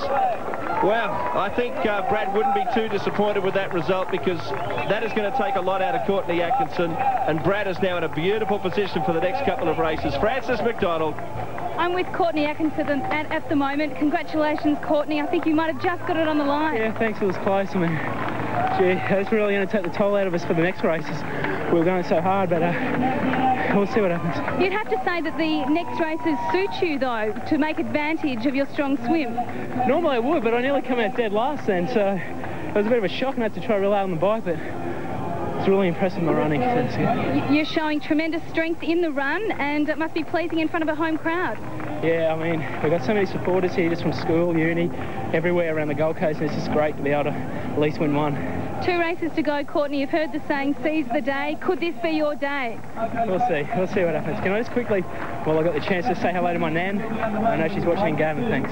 Well done. Good luck, Courtney. Well done, Courtney Atkinson. Here's Mark Fuel.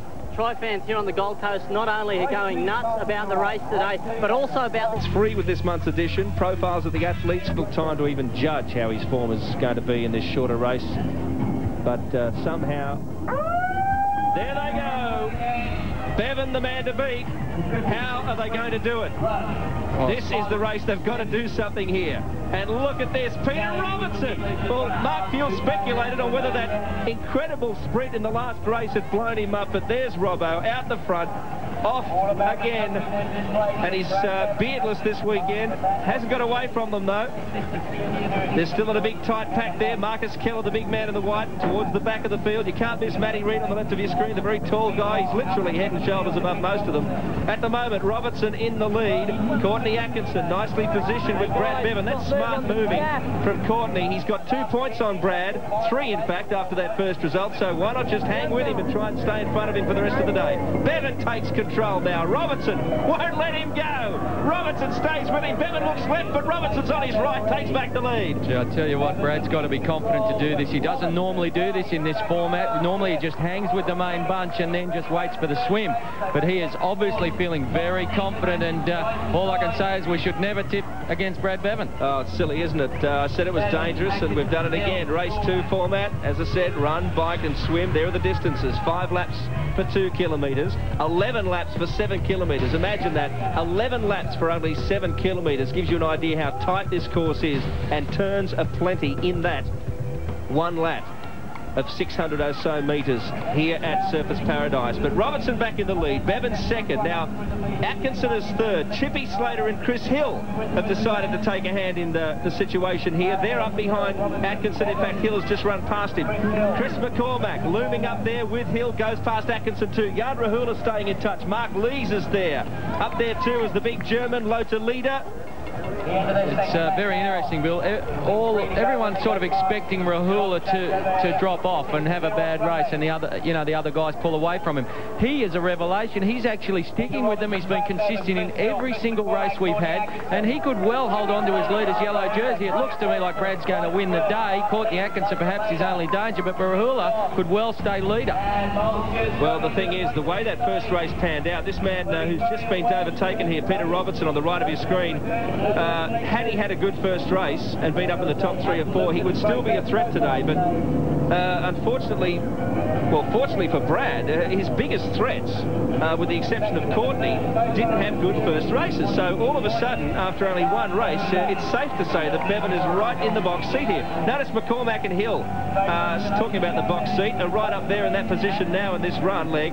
Jan Rahula on the right of your screen in the yellow jersey, he's close by. Atkinson still there on the left, the bald or almost bald head of Chippy Slater there with the blonde hair. What there is of it is still prominent. He's number 19. Craig Watson is there, just dodging a couple of legs. Jan Rahula is prominent. Tim Don of Great Britain also taking a hand in the early part of this race. We haven't seen too much of the World Junior Champion. I think this series and the pace of it's been a revelation to him. Well, looking way back in the field, probably at about 15th position, Miles Stewart. Most unusual that Miles isn't up there, especially in the lead half dozen. You don't have to be leading the race in this format, in this second race, but you need to be up there in the top, say, 8, just to make sure you get a good spot into transition. Well, you just never know. Something doesn't have to necessarily be wrong in the lead up to this race, but you can just be feeling bad on the day, and if you're feeling bad, Mark Fuel, in this kind of competition, it's not easy. Every weakness will show up on a day like this, particularly on this course. Peter Robertson, I cannot believe he's backed up like this. He blew into 1,000 tiny little pieces on that first run after he'd gone so hard, and 10 minutes later he's backing up and he's leading. Chris McCormack, though, looks really, really good. Chris McCormack looks strong, but the croc is exactly where he wants to be, as is Hilly. Used to be the professor, we now call him the compass. Yes, that wrong turn last week. We'll never let him forget it, and he's such a good character, he won't mind. He's quite a humorous guy, Chris Hill. but right now he's got the game face on, or the race face, and he's a fair threat here because he's improved his swim a lot. If Hilly can stay close on the bike and run drags, he's got to be some sort of a chance. He certainly does. He is an excellent swimmer, not a big man, but a beautiful stylist in the water and a very good swimmer. However, it's been proven, time proven over this series over the last half a dozen years that Brad Bevan is the best swimmer off the run and bike. Not necessarily the best swimmer as far as a pool swim, but certainly off the run and bike he can swim like no other. It's because of his strength. Well, Brad himself didn't know whether he'd be up for this race today, and really found it hard to explain his result last weekend, but right now he's leading and he must be full of confidence. Chris McCormack is second, Chris Hill is third, Courtney Atkinson wisely is staying close to Bevan, as we said. Chippy Slater just behind Courtney with the blonde hair, then Jan Rahula, and he's been pretty smart too. Andrew Johns moving up behind Jan there, and prominent also on the right of his screen, number 13 on the legs, Lothar Leader of Germany. Craig Watson just in front of him from New Zealand. There's Miles starting to make a bit of a run, I feel. Levi Maxwell moving in front of Tim Don, and Peter Robertson has blown up again, and that's Ryan Carter back there ahead of Greg Bennett, but here's Brad Bevan in the lead, and McCormack goes up to him, and once again Brad looks the wrong way, but Chris takes over. He's got about 2 metres on Brad. They're spreading out now as they head to the Xerox changeover. Yeah, that was a sensational little burst at the end. Craig Watson's a very quick transition. Macca is out. He is gone. As is Atkinson. Atkinson is on fire today. The Croc's behind him. If Courtney Atkinson can have... Oh, there's a tangle. There's been a tangle there. I think it's Atkinson. He got tangled up in somebody else's running shoes. So he has lost about 16 spots just there. I can't believe it. Every time we come to this venue, go back to 1997 when Brad Bevan was under enormous threat from Stewart and Welch and Stewart had mishaps on the bike, and Brad took the day, and in fact that year took the series when he really looked like he was going to be beaten. Today, one man can challenge him more than any other, Courtney Atkinson, and Courtney has a mishap coming out of transition. I just hope it doesn't affect his race. Yeah, Brad Bevan was 1,000 to 1 2 years ago to actually win the series. Miles and Welshie, really, one of them should have won. It was just, they had a lot of bad luck. One lost a shoe and one lost a seat post. It just doesn't happen, and particularly in the last race. But I just hope that doesn't affect Courtney's race today and he doesn't panic. He was in a beautiful position. Rahula on the front there in the yellow jersey. And Courtney's moved up on the right of his screen already, so he's trying very hard to make up for the 20-year-old. 8th in this series last year. That's why he's wearing number 8. This is Chris McCormack. Yeah, he's just on the back of the chase pack. That's great. McCormack off the front. He's being chased down by Rahula, Bevan, Johns, Bennett. You've got Atkinson at the back of the pack. There's a group of about 10. Here they come through now. 10 or 12 athletes all there through together. Miles Stewart's in there as well.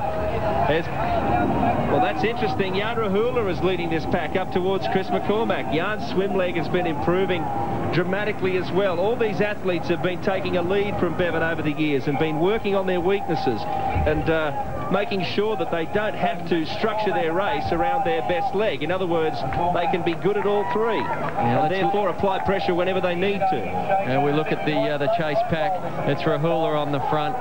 In behind him, Brad Bevan in about 3rd or 4th place. Atkinson at the back of that pack. So Miles Stewart's there. All the chances are in this top 12. Amazing race here as McCormack goes off the front. You can just feel him getting better and better. He missed this series last year after taking the World Championship the year before. And here is a quick promo for the New Balance, depending on how you feel. And right now, Chris McCormack's feeling pretty good. Out in front. There's Bevan leading the pack up to him, Jan Rahula, and look at Miles. Miles has moved up to 3rd after a pretty ordinary run and almost clacked with Spider Lees. Yeah. Oh boy, that would have been a big knockdown because they were in front of a pack of cyclists. I reckon 8 or 9 of them could have come down there. Yeah, they could have. They bumped elbows, probably looked worse than it actually was because they were aware of each other. But Mark Lees, because he's been doing a lot of criterium bike racing, is used to the very close contact in the arms and elbows that sometimes happen in cycling races. We're going to take another look at that in a moment and just see how important it was for those two guys to avoid each other. Here we go. Look on the 2nd and 3rd riders there. Lees and Milo Stewart. And Miles. And they just touched elbows. That, probably wasn't as bad as it looked. Chippy Slater, you notice there in 4th place. And I'm sure Miles didn't say well done to Spider Lees there. He would have... there's Mark taking the lead of that pack now, Mark Lees. It would have given him a gobful, I'm sure.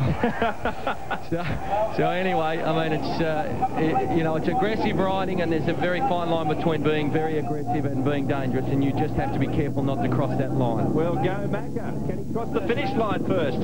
He's not the best of swimmers, although he's not too bad. Obviously, you don't win a world championship without being handy in the swim. So Macca getting away and having clean air. You couldn't see the gap that is the pack behind him in that previous shot, so there's still some distance between them. Well, Mark, try and get a split for you in a moment. Mark Field's down there, and he seems to increase the lead, Mark. He certainly has. It's out to 14 seconds, and Chris McCormack, his swim has improved so much over the last 2 years. He swims with Dick Kane in Sydney. If he maintains this lead, I reckon Macca can win. And remember, Chris McCormack placed third in that first race, so he's probably giving himself a chance to win overall today. That's a very good point. We talked about Atkinson there being the biggest threat to Brad, but if Chris can take a win here, he gets 2 bonus points, and I'm sure that's in his mind, and that'll put him right in the firing line. He certainly does. The only thing working against Chris McCormack at the moment is the fact that Chippy Slater and Mark Lees are the 2 guys chasing him down, and both of those guys are superb on tight technical courses and will really go hard, so it's probably working against him, but he has a good lead at this stage. Yes, and well, he wouldn't like the swim to be his last leg here. How he swims off the ride is going to be a big question. He didn't take the series on last year. He hasn't had a lot of experience in hitting the water after riding, so that's something Brad Bevan has done now since the format began, way back in the first year, 1994. So, interesting situation ahead of us. Atkinson is still there. He's actually third at the moment as Greg Bennett takes a turn in the lead of the chasing pack. Atkinson's with him, and he hasn't had to do much hard work, so he's still prominent. Bevan is a little bit further back than that. So we'll come back to Southport for what should be a great climax, the second of our 3 sprints this afternoon.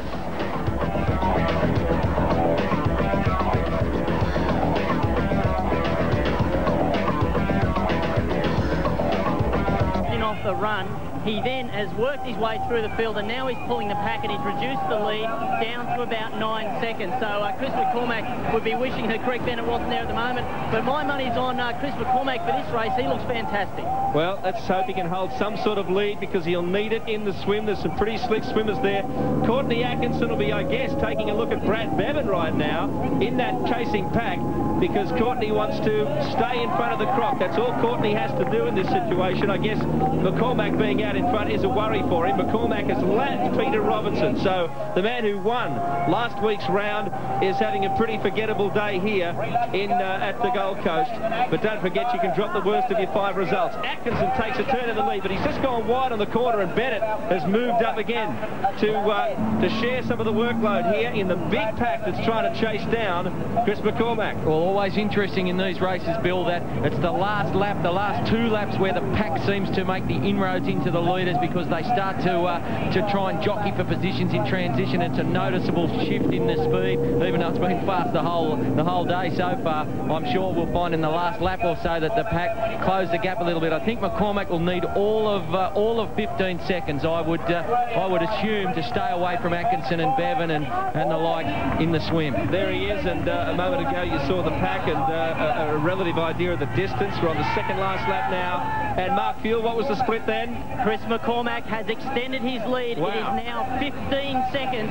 Now, an interesting aspect of this is that bunch is so big that as they come into the corners, some of the guys aren't handling it as well, and consequently, sometimes the pack slows up. So Chris McCormack has got nice clean air, and the 97 world champion and World Cup champion is looking fantastic at the moment. He's just looking very, very smooth, and over 300 metres, I think 15 seconds should be enough. Well, it's great to see Chris back in business. I mean, even he would admit that things went a little astray for him in the year between his World Championship win and, of course, the 1998 World Championship, and I guess made a few wrong decisions, I suppose, in terms of what he did with his career after that World Championship. It was a big revelation for him. Now Chris McCormack is back on track and perhaps headed for his first significant victory, really, since back in 97. Well, let's face it, Bill, Chris McCormack went into party mode for about 12 months after his World Championship victory. Really, that's what happened. And he's only a young man, and good on him. He really enjoyed the spoils of a World Championship win, but he's focused now. He's back serious training. He wants to make the Australian team for Sydney 2000. Bevan going over the verge there.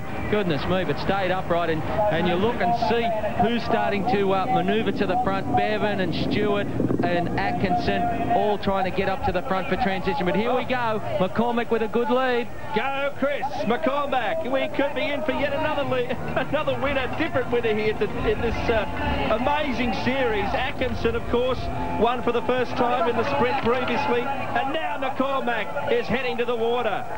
Atkinson looks like he's positioned himself pretty well in the chase, and he's a very good swimmer. Has McCormack got a big enough lead in what will be a tricky swim? Plenty of current here. He heads out now. He's got to make the right decisions. And look at Bevan. Bevan flying out after him. Big swim for Bevan, and Atkinson is with him. Oh, this is great stuff.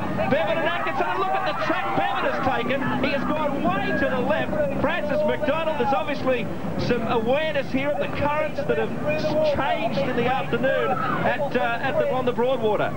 Yes, Chris McCormack ran to the left before he ran into the water to account for the drift.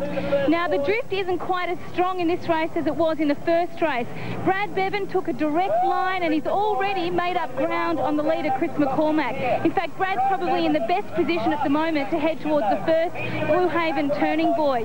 Behind that, we've got a pack. We've got, I can see Courtney Atkinson, Greg Bennett's there. Chris Hill is coming up the outside. He's also got a very, very good lead to first turning buoy. Just coming in to the turn, Chris McCormack and Brad Bevan are bunching up. It's going to be interesting to see who gets the clean way around this turning buoy. Well, how good is Bevan? His tactical application, and he in fact has taken the lead from Chris McCormack in this swim. Hard to fathom, and I think McCormack got tangled up in the buoy then as well, Francis, it looked like. Chris McCormack did get caught underneath the turning buoy a bit. Brad Bevan took advantage of that. He's now got a clear body length away from him, and the rest of the pack is coming around the turning buoy at the moment. I can see Levi Maxwell just sitting behind Chris McCormack. He's swimming very well and could very well make up some ground here. Greg Bennett in the pack behind there. There's arms and legs going everywhere. Courtney Atkinson's in a very bad position, sandwiched between two swimmers. I think it's Matt Reed and Greg Bennett. But out in front, Brad Bevan, a fantastic lead. He's now at least 5 metres in front of the rest of the field. Well, there you go. Brad is the master of this particular race with the swim last, as we mentioned before. And if you watch the turnover, the arm turnover of these guys as they're swimming, Brad is almost 2 to 1 of a lot of the other guys. He absolutely bashes the water. He's just strong, he's just powerful, and he just attacks it. And you can see what happened. He took the Betts line out to the buoy.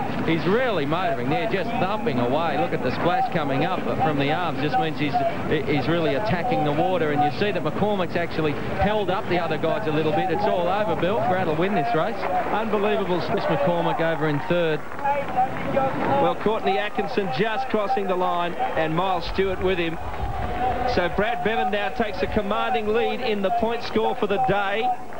2 bonus points. He gets 22 points for taking that second race, and he knew the importance of it. Mark Field in a moment. We'll just find out perhaps what has changed Brad Bevan in the week between round 2 and round 3. Well, Brad, you were saying to me yesterday and this morning that you felt a bit flat, but fantastic swim. Yeah, well, I lost that first one. Thought I had him, but you know, it's I think he got a 5th in that race, so 4 spots ahead, so I've got to beat him by that. Well, it's certainly giving you a good lead going into the final race, but we're now in round 3, race 2, and this is your first win of the series. This is the latest in the series that you've ever had a win. Well, I haven't won yet.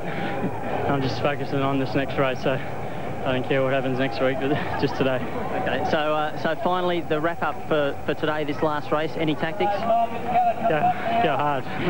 That's about it. Just recover now and get into it. Okay, Brad, we'll let you have a 10-minute break, and good luck in the next one. Well, isn't that amazing? If you didn't believe us by saying that Brad thinks about these races, he knew exactly where Courtney Atkinson finished. Now, you know, if we crossed the finish line after a race like that, you'd be sort of falling over yourself and thinking about taking a drink, but Brad was watching the other athletes coming across the line, working out how many points he had on Courtney Atkinson. Now, he's taken quite a few points out of Courtney in that event. We've got Bevan winning. Chris Hill, though, we should mention Mark Dragon after the disaster of last weekend. Great to see Hilly taking a hand in this second race today, and I think he's with Francis McDonald right now.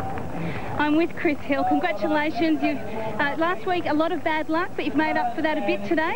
Yeah, I had a shocker in the first race, but wanted to come back and have a good one in the second, and I think I did that. I almost got Brad at the end, so was quite happy. Yes, those points for second place will be very important in the overall tally. How do you think you'll handle the third race today? Oh, pretty good. It's pretty hot out here, and it's my hometown crowd here, so they're getting behind me. Hopefully the last one will be a good one.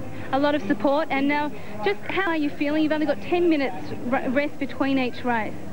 Yeah, the second race is a tough one. I think it's the toughest of all. It starts off with a run, and that was really quick in the run today, and the swim out of the water at the end was one of the toughest parts of the day. Well, good luck in the third race and for the overall today. Thanks a lot. Well, Mark Fuel, you're as bad as me. You tipped Chris McCormack, and from then on he started going backwards. You're going to have a chat with him now, and I hope you apologise. Yeah, I did put the hoodoo on you, Macca. I called you for the win. You had a 13-second lead going in there. You looked like a tearaway winner, but the swim, Brad, was too good. Yeah, I worked that first run with Brad. I felt quite comfortable, and I got a bit of a break, and I thought, you know, why not? Let's have a go. You don't really get that opportunity much with the guys going as well they are, and I was quite surprised with the break, but I hurt in that swim. And this is the 6th year of the series. You've done a couple of years. The pace this year really is different to any other, isn't it? Well, it really is. You know, we're getting close to the Olympics, and you know, these young guys, Peter Robinson and Courtney Atkinson, and you know, Levi Maxwell, they want to get to the games as much as I do, and they're really pushing the pace this year. I sat last year out, and I'm surprised how quick they are this year. Well, good luck for the third one. Thank you. The 97 world champion there finding himself in a traffic jam for Olympic selection, and there are so many competing for so few places. The flags are up here on the Gold Coast of many nations, and right now there are many threats to Brad Bevan's title, but he's holding them off. We'll see how he goes in race 3 coming up soon.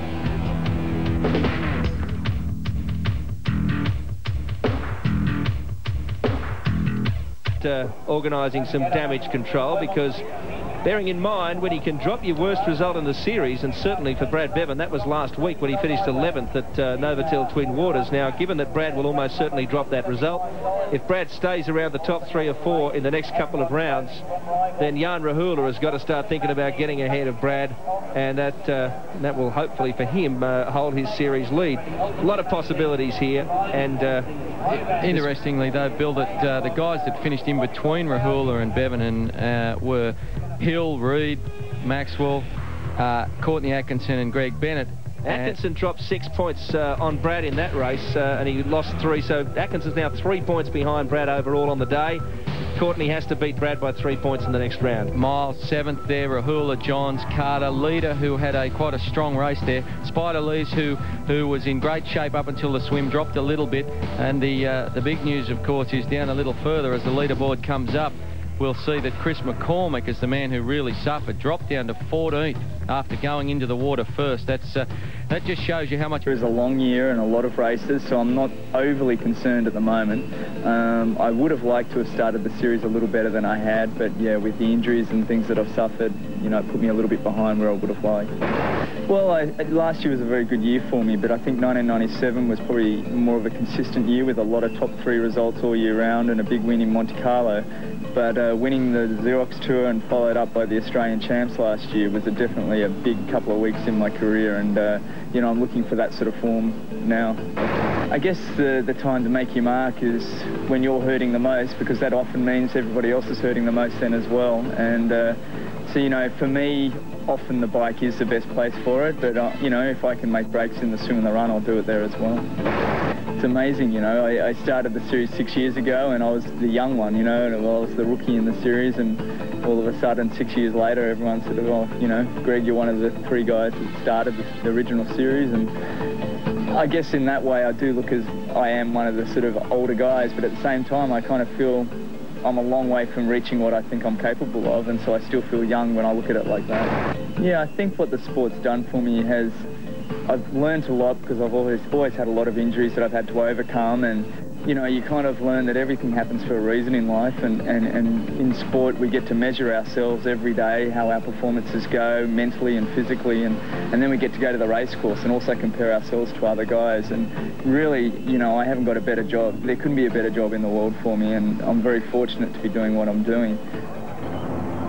All set for the final race here today. the Alien Fan Club, and also the Barmy Army of Triathlon. They're on the line with about a minute left before we get underway, and they'll take every second of that minute to rest up. Oh, it is the best job in the world, as Greg Bennett said. There's nothing better than being down there. Perhaps being up here with you, Bill. That might be the second best job in the world. I was going to say that, Drags. At least we don't have to do the training that... Well, you used to do all that training, of course, but now you're an old man. You don't do anywhere near that. Well, I'll have to make a comeback after that. All right, here we go. We can see our race referee, the great Bob, who's been with us for a while now. Bobby Newman, one of the originators of the series, and of course so were you, and I'd like to get your comment just before we start. You were in this format when the whole thing began. You're one of the pioneers. How much has this format changed with only seconds left at the start in the last 5 years? They are so much quicker, aren't they, and a bit smarter, I guess. Oh, look, it's like a rolling start here, so it'll be a slow lap to start with, and then they'll get the gun. So they'll just roll around for this first lap, half lap, sort themselves out in position, and away they go. So, look, anyone now of a dozen guys can win a race. That's how strong it's become, and there's no room for error, even a tiny error. Set, and they're away now. And look who's on the front. Greg Bennett, the man we just saw in that interview, has taken the lead. He is renowned as a powerhouse on the bike. He really does put the hammer down. He's not afraid to hurt himself, and in doing so, he certainly hurts the other guys. Well, big pack now here. For the first time today, you'll see all the riders together. They haven't been split up by a swim or a run previously.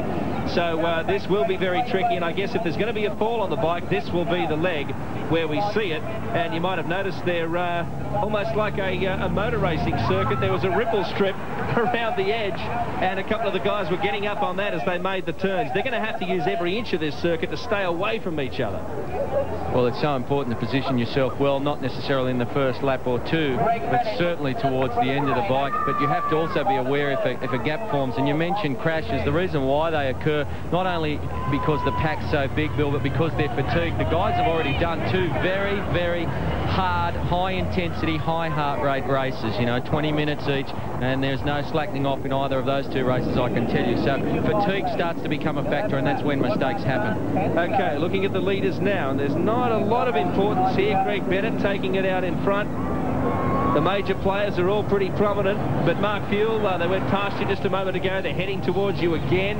You can't afford to get too far back in this pack. No, we've seen year after year an athlete can be very well placed, and then a crash can happen, or they'll be at the back and someone will fall. Oh, and the pace has just upped incredibly. Chippy Slater has charged to the front with Chris McCormack. Greg Bennett and Carter has gone with them, so they're not content to sit back, and I think that's what's different this year. There's no rolling around enjoying themselves. Robbo back at the pack again. He is hurting. So there are guys in this pack who are prepared to have a go, and that is very good when it comes down to the run, because they're already hurting after two races. If you can hurt them in the bike, it's going to help you in the run. Oh, Chippy Slater has either taken the corner too fast. Something happened there. He was actually in behind the camera motorbike, so Chippy Slater's taken the corner too fast. I don't think it wasn't able to negotiate it, Bill. Yeah, something, I thought it might have been one of the back markers, but it's devastating to see that it was Chippy. Well, he was really putting the hammer down, wasn't he? And McCormack was trying to go with him, as was Ryan Carter and Greg Bennett. And there he is there. Look, gone. They're gone. Chippy Slater, something obviously happened. I'm not sure if we can get a replay of it, but certainly Chippy went off the front at 1,000 miles an hour, and he's either gone too quick or had some sort of mishap. So Carter and McCormack out in front now. Bevan won't be too far behind. He's hanging off. Stewart's there as well. Very good rider. Chris Hill is close. Now, Chris Hill could come into equation again in this event, because we're finishing with a run. Bike first, then the swim, then the run. Atkinson is close too, but I don't know how he's going to get a 3 or 4 point buffer on Brad Bevan. That's a big ask. Although, the answer to that is take the win. That's going to get him an extra 2 points, and just hope that someone else gets in between him and Brad. So still not over. Bike leg first. But let's have a look at what happened to Chippy Slater a little while ago. And here he is. He's going really well. Takes the turn, head down, up on the ripple strip, as we pointed to earlier. Right up close. Well, I'll tell you what's happened. He's hit the camera motorbike. That's what's happened, which is not Chippy's fault, I've got to say. It's one of those things in TV land that sometimes happen, but certainly not Chippy's fault. Well, he was... he missed the turn there for one reason or another. Pretty hard to tell. The shot was so close. We're going to go to a break with Carter and Bennett. McCormack up the front. Stewart's still prominent. So is Bevan. And Atkinson. Atkinson needs to get away from Brad. We'll see if he can. Coming up. St George Formula One Triathlon, the third race today, is what has already been a very, very hectic round. Brad Bevan has put it to them. Can they find answers? Series leader Jan Rahula back in about 10th spot. Familiar yellow jersey there with the blue swimming trunks. But they've packed up again after McCormack tried to pinch a lead. Carter was trying to go with him. Bevan and Bennett are up there. Miles Stewart close by. That's where they'll go next, the beach and the swim. Big pack here forming. Plenty of sunshine on the Gold Coast. Not quite as hot as last week, Bill, but it's certainly steamy out there today in the high 20s and very humid, so it's tough conditions again, and it's windy. It is very windy here today, which makes it difficult, obviously, in the swim and into the headwind on the bike. One of the great things about this year's series has been the return after a layoff of Mark Lees, and his form before the series was excellent on the St George Tour, and he certainly acquitted himself well in the races today. Let's see what he has to say about this year after taking a little time off. 97, I tore my hamstring and then tried to come back at the beginning of 98 and still wasn't 100%. Went overseas, tried the race and come back, and then I got jack of it basically and sat on the couch for 2 months and didn't know what to do. Basically, I think everyone's hungry, and that's, you know, and like everyone has a new go and there's a new leader and everyone thinks they can win now, basically, then the dominance of Brad, Greg and Miles is not really there. It'll show in the last two races if they come out and get above everyone else again, but I think everyone just wants to have a go and fire up, you know, the other guys. Basically, yeah, the sport's changed too. It's a lot faster and there's a lot more guys that don't, they have an attitude, just go out and do it. You know, if it happens, it happens, you know. In the past, everyone was a bit nervous and kind of sat back and waited. Now there's guys just going off the front, and if they win, they win. If they blow up, they blow up. So it makes it interesting for the other guys, yeah. I give myself to 2000, I'm going to reassess everything. I've been racing since 1986, since I was 14. Pro since 92, so it's a long time to be at it. And after 2000, it's going to be a big downer for a lot of people, and they don't know where to turn to. So I'm just going to wait till it happens, and if I still want to be there and still hungry for it, I'll continue with triathlon. But if not, I'll look for another aspect. Mark Lees up in the top 5 of the cycle league. We've just had a bit of drama. Ryan Carter was on the attack. He and Greg Bennett went off the front. Here they are, but Carter couldn't go with Bennett. Have a look. He's second at the moment. Carter loses the back wheel. Down he goes heavily. He'll lose a bit of skin on that one, and that's the off-camber turn for you. Just didn't quite keep it up. We'll go to a break, and right now Greg Bennett has a break on the field.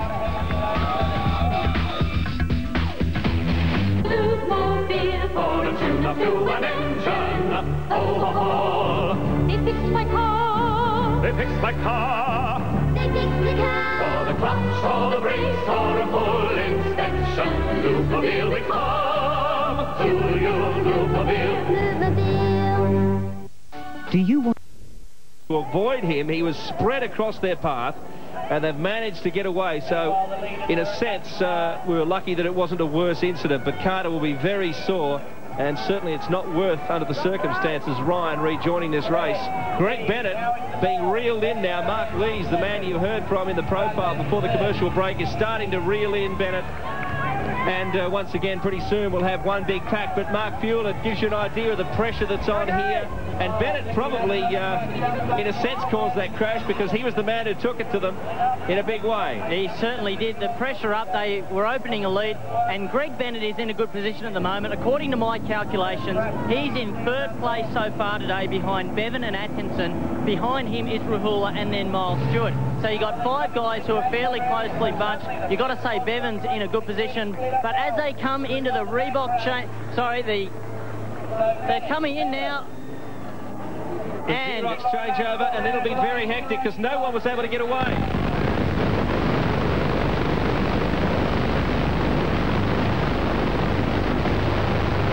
Doing really well. Jan Rahula and Chris Hill all up there. The guys who are all doing well today are all up the front, Bill. So Miles Stewart now trundling down the beach. There's Bennett. Bevan's up there. Jan Rahula, well done. Now look, I think was it Chris Hill took a big left-hand turn there. Mark Lees is gone. Someone went way left. And just as we, before we speak to Francis McDonald, I saw Ryan Carter pass the commentary position a moment ago to the medical tent, and he's got something. It looks seriously wrong with his right arm. We hope it's not a break or a dislocation, but he's in a bit of pain. Anyway, back to the action in the water. Francis, who's taking control at the moment? Levi Maxwell's in front. Yes, Aliens can swim. Behind him, we've got Greg Bennett, Brad Bevan, Jan Rahula, and coming up the outside is Chris Hill, taking the same path that he did in the last swim, and that really worked for him. Levi Maxwell, he has swum really well all day today, so it'll be interesting to see whether he can hold on to that. Brad Bevan is pushing really hard just behind Greg Bennett. He's also having a good swim. Coming up to the first Blue Haven turning buoy, and it's Levi Maxwell from Bennett, Bevan, and Hill and Jan Rahula. So we've had our last Mitcham bike leg for the day. We're on to our last Blue Haven swim for the day, and Mark Dragon, they are packed in it there. He may well steal a win. This will be hard to call because they're so far apart, but Maxwell is out first. There he is, Levi Maxwell. Atkinson in second place. Bevan, though, is only a couple of metres behind him. Just saw Johns emerging there. Where's McCormack? We may have already gone through, yep. Okay, Maxwell heading towards the Xerox changeover, and Mark Fuel, this is going to be a big one again. That was a fantastic swim by the Alien there. Jan Rahula, Courtney Atkinson is also there, the Croc, and Chris McCormack looking good. Greg Bennett now is just behind Chris Hill, and he'll be slipping on the New Balance shoes very quickly, I can tell you. And the Alien, first out, had to dodge a few. He's not looking like he's moving real fast. He's looking around wondering, is this the run leg? Am I meant to be on the bike? He was looking a bit confused. And Courtney Atkinson has gone out after him. Atkinson second, Bevan third, McCormack fourth. Atkinson wants to beat Bevan, and he'd really love McCormack and maybe even Maxwell or Rahula to finish in front of the clock. Let's see how it pans out now in the final run. This is the final leg of our 9 legs today. These guys, talk about legs, have really spent some energy, and we'll see how they conserve it for this last critical race. Maxwell in the lead, Atkinson and Bevan chasing him. Jan Rahula powering along there. Chris McCormack is also up there in 4th place. Let's see how young Levi can handle the pressure out in front. Big fan club here this afternoon for the man, 21 years old next month. He was 5th at Twin Waters last year. One of his best results in this series. Runs 10K pretty strongly. 3rd in the World Juniors. Has never pulled out of a race in 9 years. So he's got plenty of courage. There's the fan club, the Alien Nation. And they've closed down the gap. It's the Croc, Brad Bevan, who's coming up on Maxwell's shoulder. Maxwell looks like the head's down a little bit. He just doesn't seem to be strong in the upper body to me. It's McCormack. Bevan, Atkinson and McCormack third now. They've overtaken the Alien. Croc leading. Rahula's got to get a hurry up in the yellow jersey. He knows he needs to tack onto the back of these guys, and look at him go. Rahula, he's not out of this yet. He's coming up in the yellow in 4th place now. McCormack takes the lead from Bevan, Atkinson, and Jan Rahula, series leader. A smart race from him. Absolutely, he is just there in every single race. He's there or thereabouts, and that's why he is wearing the leader's yellow jersey, because of his consistency. The other guys haven't been as consistent. Brad, of course, had his worst race ever last weekend at Twin Waters, where he was at 11th. So Chris McCormack on the right, Brad Bevan on the left. Tucked in behind Bevan is Atkinson, who looks like he's doing it tough. Rahula probably looks the most comfortable of all. His style is just so fluid and so fluent. Maxwell dropping off. John's making a move. Chris Hill working hard, and behind him Bennett, the shoulders rolling as always. The New Zealander Craig Watson doing well, and Matty Reid has had a real good day, hanging in and around the top 10. There's McCormack on the right of your screen. He moves alongside Bevan. They're running together now. Atkinson just sucking them in and hanging onto the back. Rahula there, the 4 of them. Anyone could win this race out of that group of 4. Oh, a little stumble from Atkinson. You just can't afford little things like that, breaking your rhythm when you've got to keep pace with these guys. The pressure is going to be on. It's only 2 kilometres. Will Bevan decide to go early, or will he hope for a sit and sprint? There's no Miles Stewart in this group, so he must feel like he can out-sprint these guys over 50 or maybe less. It's going to be very interesting because Atkinson out-sprinted him in the first race. We'll see who's got more petrol in the tank. McCormack, Bevan second, Rahula third. Courtney Atkinson looking like it's a bit of a struggle to hang on to the back of them, but he He's got to try and do it. And as Peter Robinson said last year, you look at this 2 kilometres as just 5 or 6 minutes where you just give it your all because you know you're just going to sit down, it's all over. So just go for it, and no matter what the pain is, you know it's going to be over in a few minutes. Indeed, and particularly in the last race like this, the end of the day, and you know, for people at home wondering why Levi Maxwell is confused or looks like he's a little out of it, when you've done 2 races at such high intensity, when you've swum so hard and ridden so hard, and you're coming down to the end of the day, we'd all be confused, Bill. I can tell you, it is tough. Look Andrew at Johnsy. Johnsey's come. He's making it a 5-way battle. Wow! I've never seen him run this quick over 2K. They just went past you, Mark Fuel. There's something we didn't think of before. Johns coming into the picture. Oh, how is this for about Johnsy? Johnsy has now gone for it, and he has moved into the lead. Oh, this is amazing. Andrew Johns. Oh, the Barbie Army's going Barbie. And Rahula now. Oh, they're coming from everywhere. Johns the leader. Jan Rahula. Brad Bevan not giving up. Macca and Atkinson struggling. So now it's back to a race in 3, but quite a different 3 that we thought of earlier. Johns in the lead. Then Rahula. And then Bevan. This is going to be a big one for Jan Rahula if he can stay ahead of the croc. Lothar leader there being lapped, the big German. But Johns, he's running away and looking good. He certainly is. The long strides of Andrew Johns. We've been waiting for him to unleash his running ability in the first 2 races. We hadn't seen it. Today he's showing it in the last of the race. Better late than never. And look at Rahula running away from Bevan. Oh, they're all over the place today. You just never know what's going to happen from 1 minute to the next to the 99 Formula 1 series. Look at this.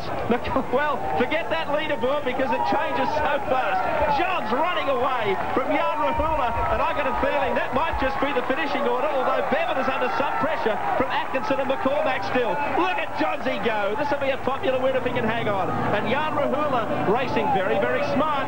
Bevan is going to hold 3rd, it looks. He's got away from Chris McCormack, and Courtney Atkinson a struggle now to stay in 5th place.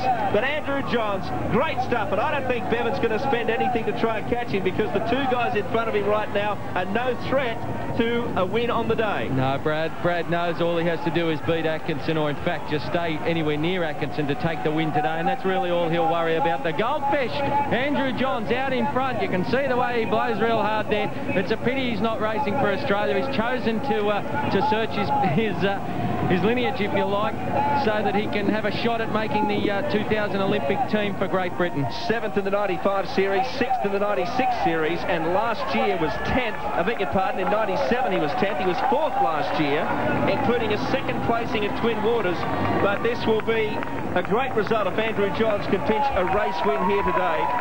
And not too bad in terms of the series because he was 7th in Glenelg. He was a bit disappointing. In fact, he was 6th last week. But here he comes, taking victory in race 3. Marvellous performance. And Jan Rahula, the series leader, finished 2nd. But this is the man who will win the day. Brad Bevan taking 3rd in race 3, but he's done enough to win overall. Chris McCormack, he's back. He's going to be a force in the next couple of rounds. Courtney Atkinson, Bennett across the line. Oh, what a day it's been. Andrew Johns.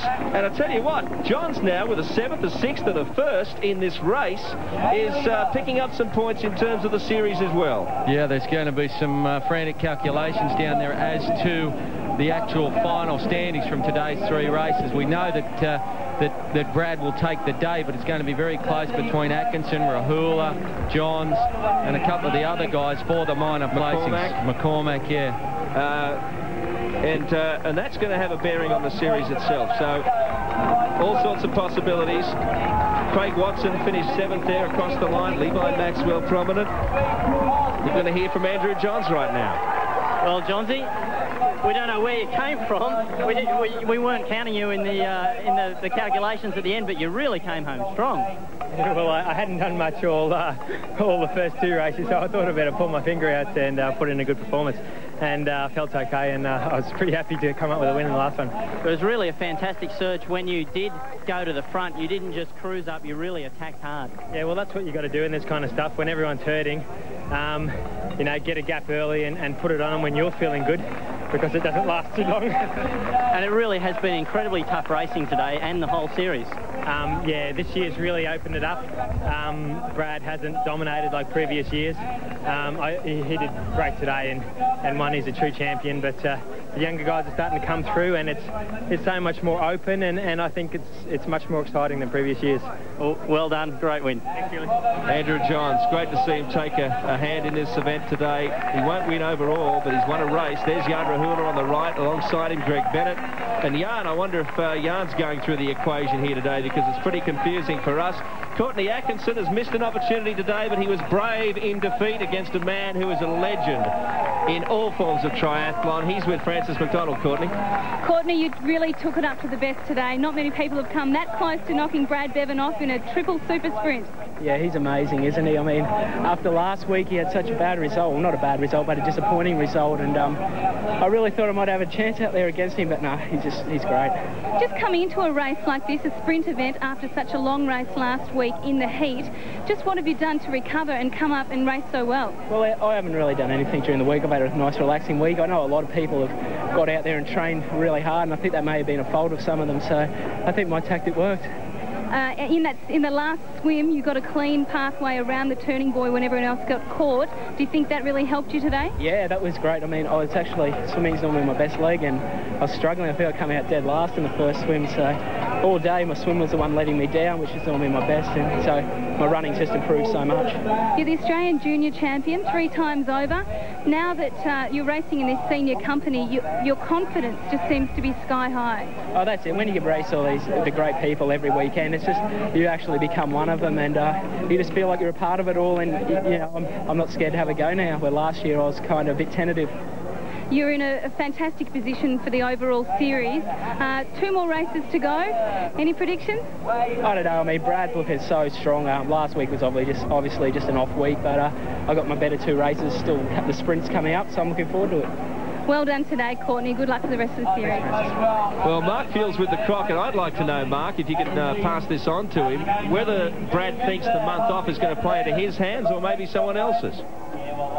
Well, I've got Brad Bevan, the winner, with me here today. Brad, 11 from 11. You've never been beaten in the triple super sprint. Yeah, well, so they keep telling me. I don't sort of try and think about those things, especially before a race, but I felt a little bit tired all week this week. I tried to freshen up, and I really didn't think I was in form today, but when I started, you know, I was really strong, which is good. I haven't been strong for 3 weeks, and felt fantastic out there. I really put it in the first couple of races, but Courtney, you know, he had a good race as well. Just got me on that first race, but it worked out.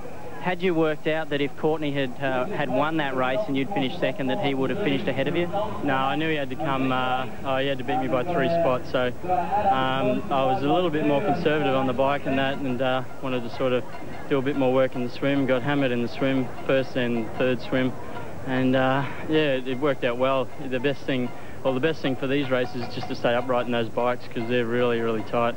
And a little bit different this season, we've seen you coming from behind. Do you feel more pressure or less pressure this year? Pressure's all part of it, and, you know, you sort of live with that, and I probably race better when there's a bit of pressure around, so that's a good indication. But yeah, you know, people from Cairns, they've sort of been wondering what's going on with me, and, you know, I just thought I'd try and get back there, and hope they're all watching up there in the floods. Well, you put the pressure on them today. How do you think you'll perform? We've got a month's break now. Yeah, well, I've got a month to do a bit more training and stuff, but, you know, I'm sort of training for races further on as well. I'm going down to Canberra, down the Institute, and running with a few guys down there, and they're probably going to hammer me, so I might be a little bit tired in the next couple, but, you know, I hope that the form's sort of improving all the time. Well done. The croc's still got plenty of teeth, and we look forward to the next round from you. No guts, no glory. Yeah, well, he put the bite on him today, didn't he? There's the John supporters there making their way out with the Union Jacks in hand. And I guess Mark Dragon, Miles Stewart, looking back on his performance, he's been able to stay ahead of Brad so far in this series.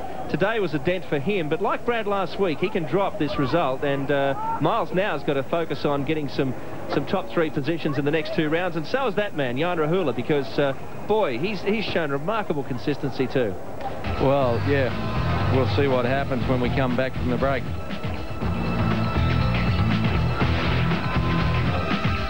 Once again for the series. We'll talk, though, to the series leader, Jan Rahula, a little later on. Mark Dragon I mean, it's just amazing racing, and it took a long time to actually work out the placings today. Well, it was so close. 3 different winners in the 3 races. We know that, of course, Brad won on the day. That has really thrown the series wide open. Any one of 3 or 4 guys can now win. Jan Rahula hangs on to the leader's yellow jersey, which is great to see the International do that. We're going to see some fast and furious action the next 2 races, that's for sure. I mean, hindsight's really easy to use, but had Chris Hill finished in front of Brad in that sprint finish in race 2, would have maybe taken the wind out of Brad's sails today. I mean, it's that close now, isn't it? You can't just say Brad's dominated things easily. Well, it is, and a measure of how close and how competitive this series is the fact that Peter Robertson, who won last week up on the Sunshine Coast in such spectacular fashion, finished dead last today. Obviously, the wind took it out of him. I don't know if he's been on the party circuit since that win. I don't think he has. But it just goes to show you how competitive it is now. You have to be on your game, you have to be on form, and if you're not, well, it's a difference between first and 10th. We've had a week between races, that is rounds 2 and 3, and even the athletes didn't know how well they're going to go. Now we have a month between rounds 3 and 4, and I guess, again, we're going to have some problems working out just what the form's going to be like in Geelong. Well, it certainly is. The guys... 3rd, I believe that was on a countback with Greg Bennett. Chris McCormack, 5th, and then we have Matt Reid in 6th place. Series leader Jan Rahula gets 14 points out of this one. Remember that, like Brad last week, Jan can drop this result if it turns out the Perex race. No, we're not. We're going to have a look at the sprint finish between Brad Bevan and Courtney Atkinson. This was in the first race of 3, and Atkinson wins literally by half a head. A remarkable day, and pretty much sums up the kind of racing we've seen. Let's talk to Jan Rahula right now. And Jan, remarkable performance today from everybody, really. Yeah, it was a great day, I think, from everyone, and we could see a lot of great results from all of the athletes, and I think it was a really good day. How did you actually feel out there today physically? Because you seem to be trying for consistent results rather than do all these mad dashes which some of the other kids do. Yeah, I was first. Initially, I was trying to break through and go for some win during one of those triple super sprints, but finally I just hold a little bit back and try to be consistent throughout all the 3 races. We noticed earlier Brad was thinking about where all the athletes were in terms of the points today, but it was so close. I guess it was hard by the end of the 3rd race to really know where you were in terms of the overall points today. Yeah, it was definitely really hard, I think, but I felt really good towards the end. Maybe if there was 5 races, I could do better today. Well, you seem to be doing that. And what about with this month layoff? What do you do right now? Are you going to take a little break? Oh, yes. I'll go a little bit traveling for about 3 days to Fraser Island and a bit of camping, you know, and hanging out. And then I'll be back in Jindabyne for some serious training. And I think we will see in Geelong. Well, it's great to see you holding the fort, mate. It's wonderful, and you're contributing to a marvellous series. Congratulations on that so far, and thanks for your time. Thank you very much. Bye. Jan Rahula from the Czech Republic. Let's have a look at the series points now. Jan is still on top. He has a 2-point break on Brad Bevan. Now, both Jan and Brad are able to drop their worst result, of course. So is Courtney Atkinson. He's 3 points back. Andrew Johns has suddenly come into the picture. Craig Watson of New Zealand, not such a great day today, but of course he had 2 great rounds in the first 2. Miles Stewart, again, can drop his worst result. So tactically, it's going to be interesting from here on. Chris McCormack coming into the picture. Peter Robertson, I think he'll be dropping today's result. Levi Maxwell, Greg Bennett. Mark Lees is there. Chris Hill back in 12th place in the series. He's going to look back on a few problems that he's had. Matt Reid, he came into form today, and it's great to see him showing that he has what it takes.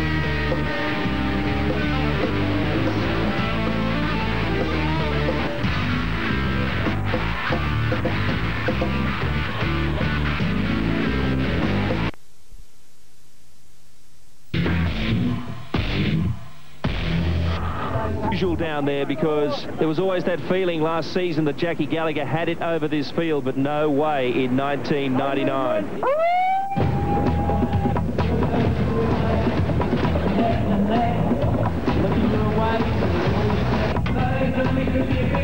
Nicky Hackett is really hurting the bunch here.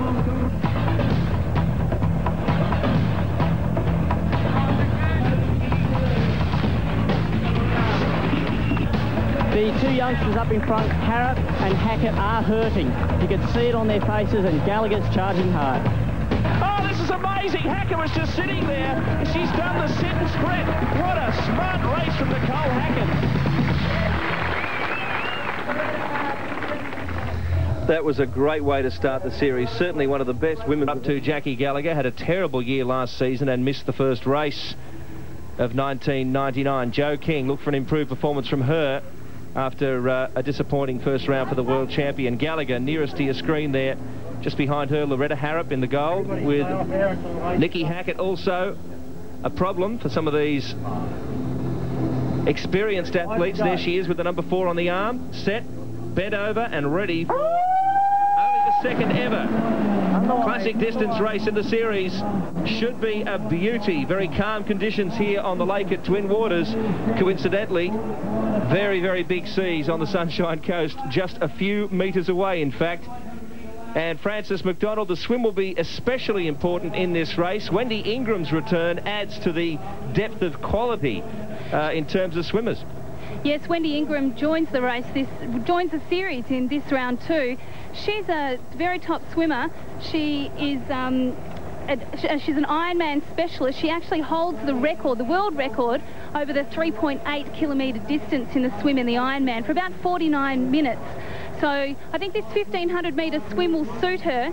But let's have a look at who's leading at the moment. We've got the German Ute Muckel. She's also an Ironman specialist. She's leading out to the first turning buoy at the moment. Right with her is Loretta Harrop, the Australian, Nicole Hackett in the yellow leaders jersey, and Barb Lindquist. They're leading. The rest of the pack is spreading out. I think and Tracy have still got a good 20 metres to come. Just getting out of the water right now is Rebecca Keat, Jackie and Tracy just coming to the edge of the water at the moment. Okay, we see straight out of transition, it was Barb Lindquist. Right behind her we had Harrop and Hackett. Ute Muckel was there. Very important here for those who are just at the tail end of that pack, like Wendy Ingram and McKeely Jones. I can see her getting on her bike now. It's very important for McKeely. In fact, it's critical for McKeely to get up with that lead bunch, Bill. If she doesn't, she's going to be in no man's land, no women's land either. Well, Gallagher and Hargraves are further back from McKeely, so might be a bit of decision-making there between these athletes who are strung out behind this leading group. Do they fall back and form a big pack? Do they try and chase and catch up with the lead group? So going to be some tough decision-making. Jo King is only just coming out of transition. Mark Fuel, she's still ahead of Tracy Hargraves and Jackie Gallagher. Yeah, Tracy Hargraves had a great swim on that first lap, but slipped back over the last two. We've just seen Jackie Gallagher and Tracy Hargraves come into transition, but the fastest transitions were by Leander Cave and Laura Reback, who went out on the back of that first group. So that means we've got a lead group of around 6. They're going to be able to work together. Jo King's by herself. Jackie Gallagher and Tracy Hargraves going out together. Michaela Jones is by herself. It's going to be very, very difficult for these girls to catch up to the others because they're working alone. The person whose swim really impressed me this week was Carol Montgomery. She came out well placed in about 7th or 8th spot, so she's improved her swimming out of sight. And the way she was running last week, if she can manage to tack onto that back of the lead group, she's got a good shot here today. She has got a shot, Fury, but I tell you what, the lead 5, there's 5 of them now. You've got Harrop, Hackett, Lindquist. It looks like there we've got Laura Reback, who had a great swim, and there's Gallagher and Hargraves coming a long way down. The only advantage they have is that they're together and they're both strong cyclists. It's almost a godsend that they're actually together. Tracy Hargraves has been the powerhouse on the bike in the lead-up races to the Formula 1, but here we have Lindquist on the front. Now these women will look, because this is a loop course, they will be able to see where their opposition is, and they will know that if they put the hammer down in the first couple of laps, it'll make all the difference. You're looking at the future of triathlon right here. Loretta Harrop and the twice now world junior champion Nicole Hackett taking a turn in front. That was the finishing order in the first round. Hackett and Harrop. Barb Lindquist also up there. Well, Ute Muckel is the one who's struggling. She's just hanging on to the back behind Laura Reback there. The real strong cyclists here are Harrop, Hackett and Lindquist, and they're sharing the workload already in this early part of the race, Bill. Wendy Ingram back in 9th place, top 10 McKeely Jones, but they are some distance behind. And in perhaps trying to form a pack at this stage, it's hard to say, because the women tend not to be as tactical in these Formula 1 races. The men will often actually just sit on the bike and virtually go nowhere and wait for a bunch to catch up, or there's a lot of sitting around and and bunching up on the men's race. The women tend to be, it seems, a lot more competitive and ride individually. Well, what I like here is that the leaders are working as a team together. The four of them, Reback just went to the front. The four of these women are sharing turns. They're swapping and changing the whole time. They're all taking turns to break the wind. Not that there is a lot of wind, but the person in front is doing all the work. Those who sit behind on the bike, anyone who's ridden a bike will know that if you sit on somebody's wheel, you can save enormous amounts of energy, drafting effect if you like, and they are working as a team. However, we've got two cyclists there, just about 100 metres off the back. They're going to have to really go. I think McKeely Jones may be up there, and perhaps, of course, Wendy Ingram. There's three of them. But these leaders are working very well together. This is something we haven't seen in previous years, and that is a big pack settling. That's McKeely Jones now coming to the turnaround. So there has not yet been a concerted effort. You see these riders all strung out here. There's not been a concerted effort from them to bunch up. It's obviously very difficult because there's some distance between them. But this group is working extremely well, and it's the first time we've really seen that sort of teamwork in the women's series. Well, I think they realise that they've dropped Gallagher, Jones, Tracy Hargraves, Carol Montgomery, Michelle, all these great runners are dropped. They're off the back of this pack. And we should qualify that statement by saying it. In the years prior to this, we've had a dominant athlete in the series. It was Jones, and then for the last 3 years, Gallagher. Now, the reason why they didn't bunch up too much is because they were doing their very best on the bike leg to get away from the dominant athlete, and that it was, as I said, in the past couple of years, Jackie Gallagher. And so there's been an effort to not sit around and wait, because had they done that, they'd be playing into the hands of the dominant athlete. Well, this year, there is no such thing. As we speak, Bill, we've got three broken away. It's Harrop, it's Hackett, and it's Lindquist. They are powerhouses on the cycle, and a big mistake by Reback and Uta Merkel to let them get away. That shouldn't happen on a flat course, but goodness me, these three have really put the hammer down. They're gone. Those other two will not get on. Disappointing for Reback. Uta, of course, much more renowned for her swim and not as familiar with this series. Reback's form running into this event was pretty good. She would have been disappointed with her performance in Glenelg, where she was quite a ways down the track, but the reason for that would have been the fact that it was an enduro.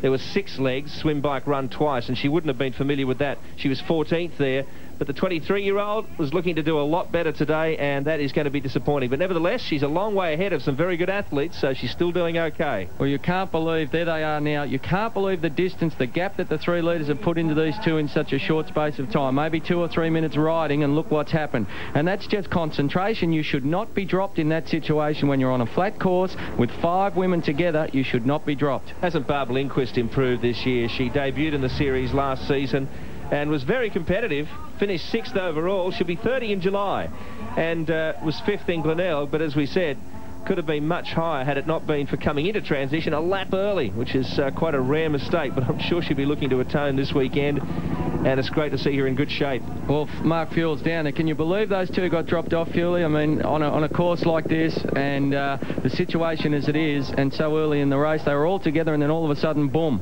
two of them off the back. Yeah, it's because they were in a fantastic.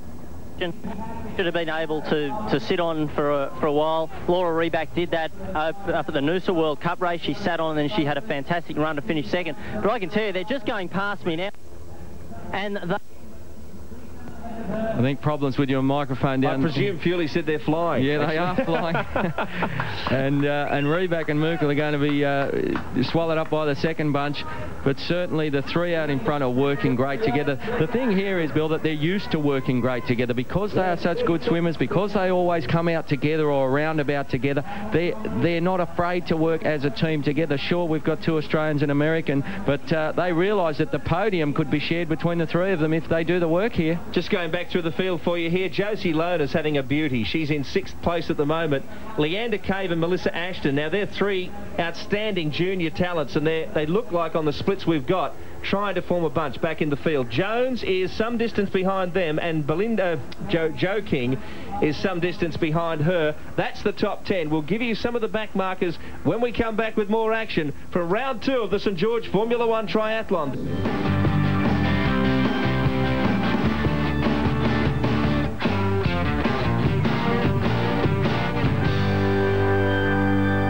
The second round of the women's series.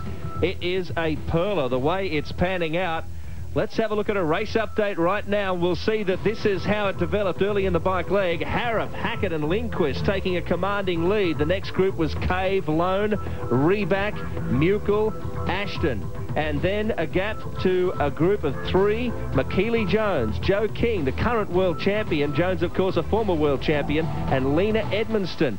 The big news, of course, is that a long way back in 16th position in the second last group is Jackie Gallagher, the woman who's won the last 3 series and was hot favourite to do it again. She's been in great form. But this race at the halfway mark is not panning out that way. Almost at the halfway mark on the Mitcham bike leg. Taking a turn in front is number 3, Loretta Harrop, ahead of Barb Lindquist of the United States and Nikki Hackett. They've been putting time on the second pack. And Mark Dragon, one thing you wanted to point out was that the whole thing was set up in the Blue Haven swim.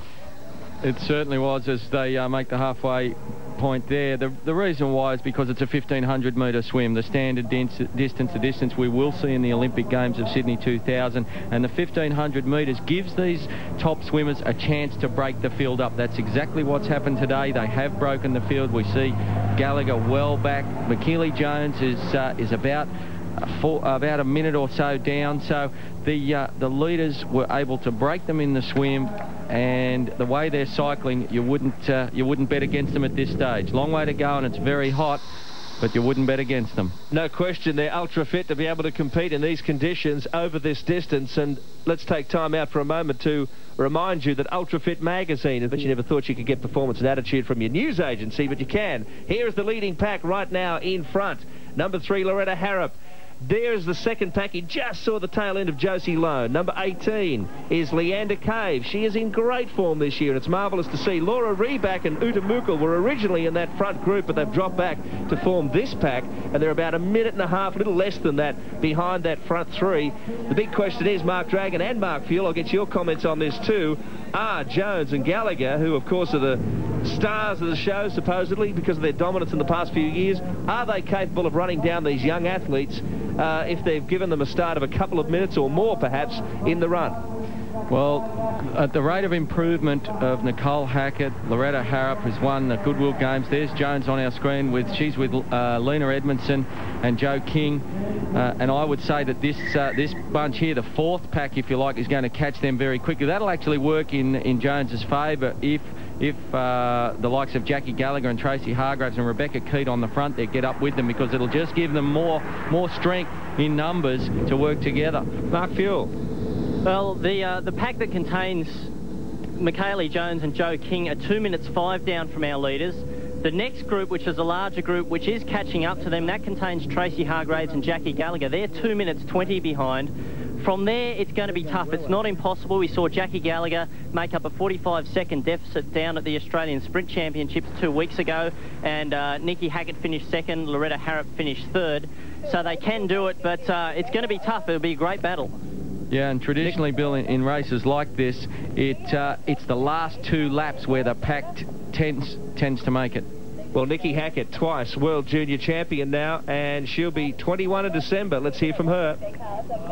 Kieran, my coach, had said to me that if I raced well, that I'd have a chance of winning it, but I wasn't too sure about that. I was hoping for a top 3 finish, but I was really happy with the way I finished towards the end. And I was hurting a lot, except for I knew Loretta wasn't that far in front, and I've had that little surge for quite a few years now, and I know if I can just hold on to the person in front of me, that I can just run past them at the end. But it's something that I've had to wait for just over the years. I've just had to be patient and just do the training and then just wait for the strength to come into it. Like, I haven't had the sprint work at the end in previous races because I haven't been up there to be able to do it.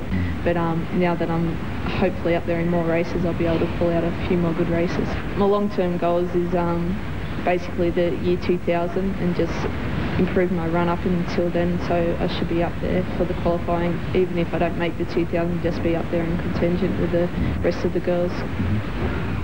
Series leader Nicole Hackett, she started this series when she was 16. She was 5th in 1995 in that debut year, 5th in 96, 5th in 97. She might go 5 better in 1999. Loretta Harrop currently in the lead of that particular group with Nikki and Barb Lindquist of the US is going to be perhaps her biggest opposition. And if that pair can perform again in this long race. They actually prefer the sprint races, which are coming up, to the long distance races. So the whole thing is playing into their hands. There are 3 sprint events after this one, and the next one, of course, is the very next weekend in the Gold Coast. We'll be back with more action from St George Formula 1. Long way to go and plenty more to happen, I'm sure. Stay with us. Loopmobile, we come to you, Loopmobile. Okay.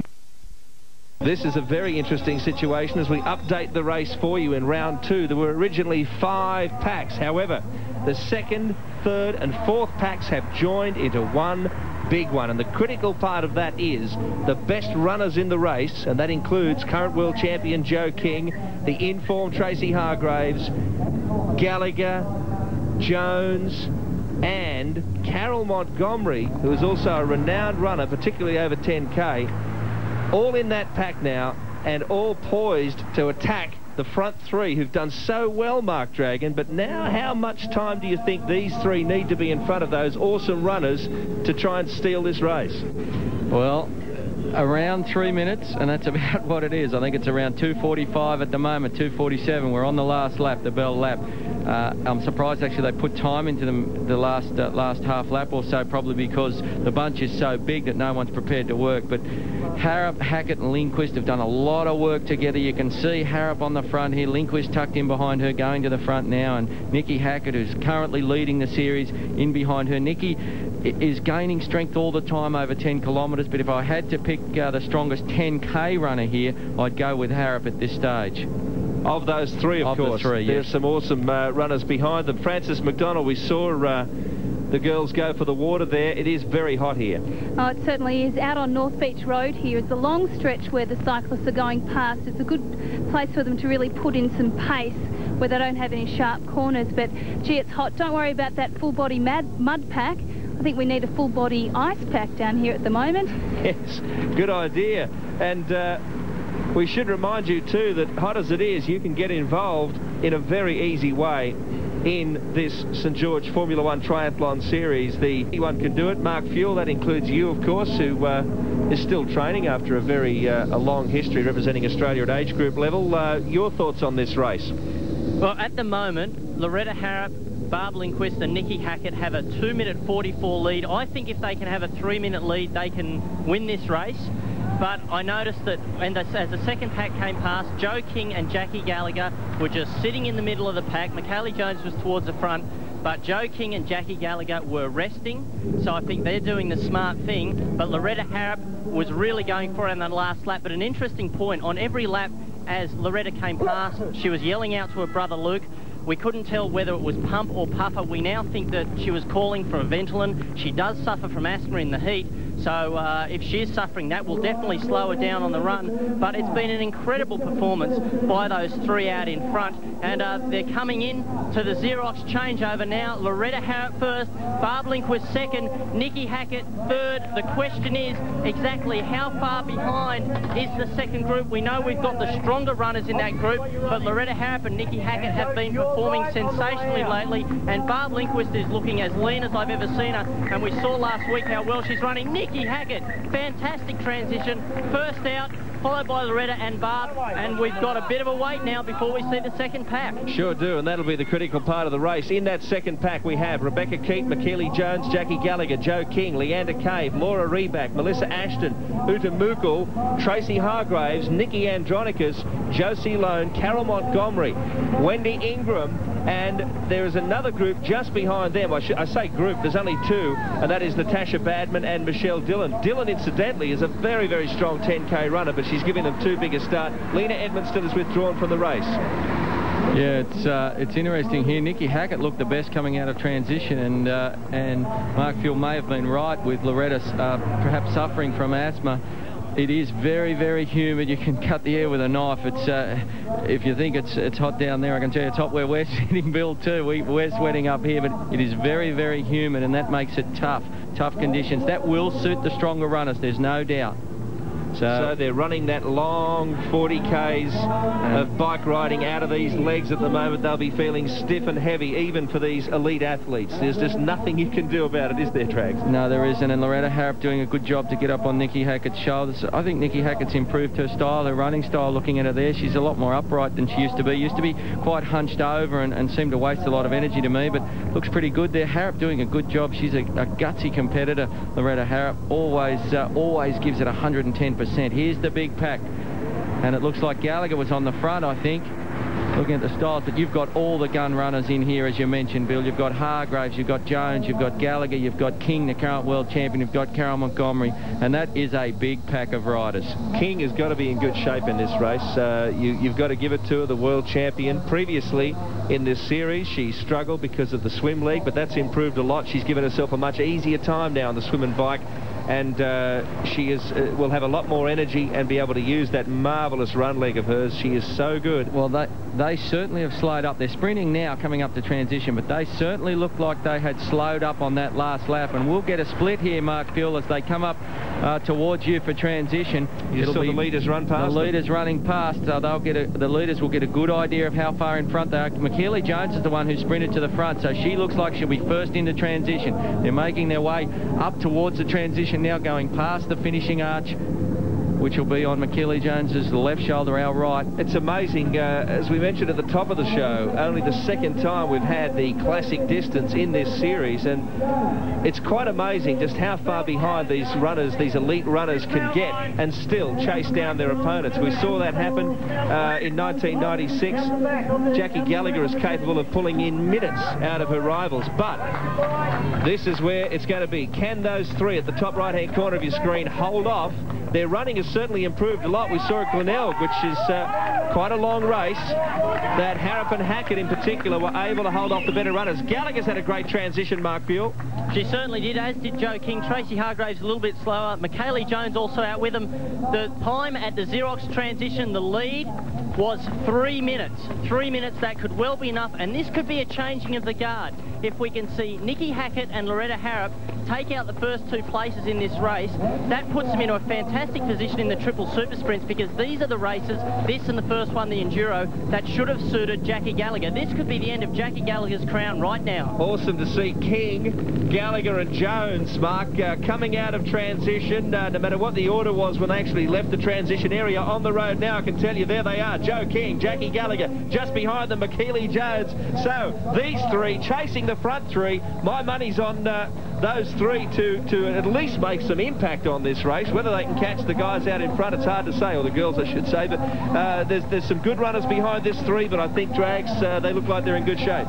Yeah, just watching them go out there, I wouldn't be surprised if they catch them. There you go. So I know it's all 10 Ks to go, but I wouldn't. There's Carol Montgomery, but she's given Jones, King and Gallagher a bit of a start. Yeah, these three will push each other. That's the thing, and it is very hot, very humid. Nikki Andronic's a big problem here for Nick.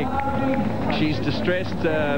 Something's gone wrong there. Mark Fuel, you're right behind her there. She didn't look too bad in transition, but... Yeah, I think he's twisted an ankle, done something to her leg. Or Achilles. I can tell you what he's been suffering from a very bad Achilles strain for about a year, and she's having to be carried off. She's in a huge amount of pain, and so this is terribly bad luck. I mean, injuries are all part of the sport of triathlon, but she's been training hard up here on the Gold Coast, and it's unfortunate to see a great athlete go out like that. It must have just gone on her again, because as I said, she didn't look too bad coming out of transition there, and referee Bob has taken her in his arms and back to the tent, and he's now guiding the last pair, Dillon and Badman, back out onto the track. But we're with the race leaders now, Harrop, Hackett and Lindquist, in that order. Well, you've got to admire Barb Lindquist here. She's doing a great job to stay with Harrop and Hackett at this stage of the race, and she was saying yesterday when we were talking with her that she felt she would be better over the 10 kilometres. She feels that she can get into a rhythm and a stride, and the pace is not quite as quick, obviously, and she's better over 10K. She is doing a great job. She would not have been with the leaders in races gone by in the last 12 months or so, so she really has improved. I like the look of the three chasers. Well, Barb's got a unique running style, there's no doubt about that, but it's very, very effective. And in fact, Glenelg was a tragedy for her, really, in terms of the series, because vital points were lost there. But nevertheless, she's giving a good account of herself. These are the three chasing. Gallagher, King and Jones running together. Now, that is just one of the best things you can ever see in the world of triathlon. The world champion, previous world champions in Gallagher and Jones, three great rivals. I guess Joe is, you'd have to say, would be the next generation, in fairness to, with due respect to McKeely and Jackie. They're giving a few years to Joe King, number 5 there in between them. But nevertheless, three great athletes, and likewise the three out in front. So this has the makings of an exceptional race. What will be interesting is the split after lap 1. Mark Fuel's down on the course. He'll get the split for us. Fuel, if they can pull back 20 seconds or more on lap 1, I would expect that they'll definitely catch them. Oh, I think that's right, Drags, but it's 52 seconds at the moment, so we've got a little bit of a wait to go. But the three out in front, and Barb Lindquist really is running superbly, because heading out of transition, she actually dropped about 5 metres behind. She's come back, but I think Nikki Hackett is looking very, very comfortable, very smooth, very controlled. The good thing about the loop course is that they will be able to see where they are at each point of the race to see how much time, if any, they're losing. But the interesting battle behind, Joanne King outran Michaeli Jones for the world title this year, but shortly after that at Auckland, Michaeli Jones outran Joe over the last stages of the race. If it comes down to a sprint, I'll put my money on Michaeli Jones. She won the 92 world title in that fashion over Karen Smyers. She's a great finisher, just like Miles Stewart. But Jackie Gallagher ran superbly a couple of weeks ago, and she's quite capable of pulling out a 34-35 run here today. You're looking at the moment at 4th, 5th and 6th, but taking a little time out of our front three, Harrop, Hackett and Lindquist. We'll leave it there for just a moment and come back with what should be a classic finish here in round 2 of the St George Formula One Series. This is what we saw earlier on. Barb Lindquist and Loretta Harrop, first of all, shaking off Nicole Hackett. Nicole dropping back in the distance there, and Lindquist and Harrop seemingly having the race to themselves, with a couple of minutes to Jackie Gallagher, who broke away from Michaeli Jones and Joe King. So Gallagher then became the one most likely to catch the front runners. There you can see a great shot of Lindquist and Hackett and Harrop in front of King. Gallagher, I should say. Now we're back live, and Lindquist is still hanging onto the lead, coming to the last lap. But it's only about a minute 10 or 20 seconds ahead of Gallagher. We'll get a split for you in a moment. Harrop is still second. Gallagher has passed Hackett to take 3rd place, and she's reeling in Lindquist from the United States. Mark Dragon, do you think she can catch her? Well, this last lap is actually 2 kilometres there, 1.6, and there's an extra 400 on the last lap. 2 kilometres, Jackie Gallagher, in my estimation, needs to make up about a minute. So 30 seconds a kilometre. It's going to be very, very close. Frances McDonald, Nikki Hackett dropped off rather suddenly today, and she slipped back. Gallagher's just passed her, but you have some news on that. Yes, Phil, I was talking to Nicole yesterday, and she said that she hasn't really had the best 3 weeks between round 1 and this race. She actually got a virus. She couldn't train for about a week, and it's just sapped all the energy out of her, as you can see today. She's only been able to do a little bit of training for the last 4 or 5 days. So that's a real shame for the World Junior Champion. Mark Fuel, Jackie Gallagher on the surge now, amazingly shaking off Michaeli Jones and Joe King. That's no easy thing, but she is putting in time on the race leader, Barb Lindquist, whose running form has improved dramatically. Do you think she can do it? This is an incredible race. Jackie Gallagher at the moment is 55 seconds behind, but my money is on Barb Lindquist. She's only got 1 lap to go, and she's got some incredible motivation here. She has never won a race over an international field like this. She had a 4-minute lead at the US Pro Championships last year, and she had a meltdown on the run and had to get carried off on a stretcher. She will push herself to the very limits here. 1 minute is enough for me. I think Barb Lindquist will become the first female international ever to win an F1 race. And a little irony there too, perhaps, that she comes from Jackson Hole, Wyoming, which is one of the coldest places in the United States, and she's handled the heat here and the humidity extremely well, of course, with the aid of a lot of the Gatorade Thirst Station supplies, and that is stacks and stacks of water over the face, and of course plenty going through the body too, as she heads towards towards what could be an epic win. And another slightly disappointing element of this, should Barb hang on, is that her husband Lauren, who's followed her around the circuit for so many years, rarely misses a race, is not here today. Yeah, you wouldn't believe it. The one that that Barb may well score a monumental victory, really, over a stellar field. And Mark Field's probably right. She should have enough. If she doesn't blow up, if she doesn't really die in this last lap, she should have enough. Jackie Gallagher has surged early in this race. She doesn't look quite as comfortable now. A minute should be enough. Well, there's 4th and 5th, McKeely Jones and Joe King, and it's a good point, Drags, because Jackie did surge to get away from this pair and try and make up some time. And as good as Jackie is, you know, she may just be dying on that run a little bit, because it would have taken an enormous effort to even get within cooey of this lady, Barb Lindquist. So could well be that Barb can hang on. Jackie did put in another 20-25 seconds in that last lap, but if you look at the equation, she needs to double that rate in order to catch her by the end of this race. So we'll see. I wouldn't think so. Barb still looks fairly strong. Looks like she's running at the same pace the whole 10 kilometres. Jackie, on the other hand, is obviously running quicker. You can tell by the stride turnover, but I don't think she's running quite as fast now as she did in the middle stages of the race. So I believe we're going to see a fabulous upset today, just like we saw in the men's at Glenelg with Jan Rahula. The internationals are coming to the fore. The American Barb Lindquist is going to win her first ever top quality international race, and she's beating 3 or 4 world champions here today. Well, of course, the thing we haven't factored in, and we hope it doesn't happen, is that Barb blows up, as they say, on the last lap of this race. Let's hope that she maintains form as she turns and heads for home, back down along North Beach Road, and pretty soon she'll enter Ocean Drive and head back into the wonderful Twin Waters Resort. Jackie Gallagher still out on North Beach Road looking for the turnaround point. That's Loretta Harrop. Now she has to fight to hold second here. Gallagher on the left of your screen, the left-hand corner there, the top, is coming after Harrop. Now she may well... There's Gallagher just pointing the finger at Barb Lindquist, whether that was a "I'm coming to get you" point or whether it was an acknowledgement that it was a good performance. I don't know. I don't think Jackie's given up this race just yet. No, she certainly won't give up till she gets across the finish line, but Barb Lindquist looks pretty good. I got to say, she's been steady, solid all the way through the race. Her running form still looks as good now as it did at the start of the race, and I just think it's too far. Well, I don't know what was going through Jackie's mind there. I've got a feeling, knowing how competitive she is, it was a sign to Barb to say, hey, I'm in your rear view mirror. You better look out. And likewise, Loretta Harrop. That could be the big thing. Loretta holding on to second with a view to the series, of course, because she finished ahead of Jackie in round 1. Well, we could well see Loretta Harrop, in fact, leading the series after today's event. If she's able to stay away from Jackie Gallagher, she could be wearing the leader's yellow outfit next race at the Gold Coast.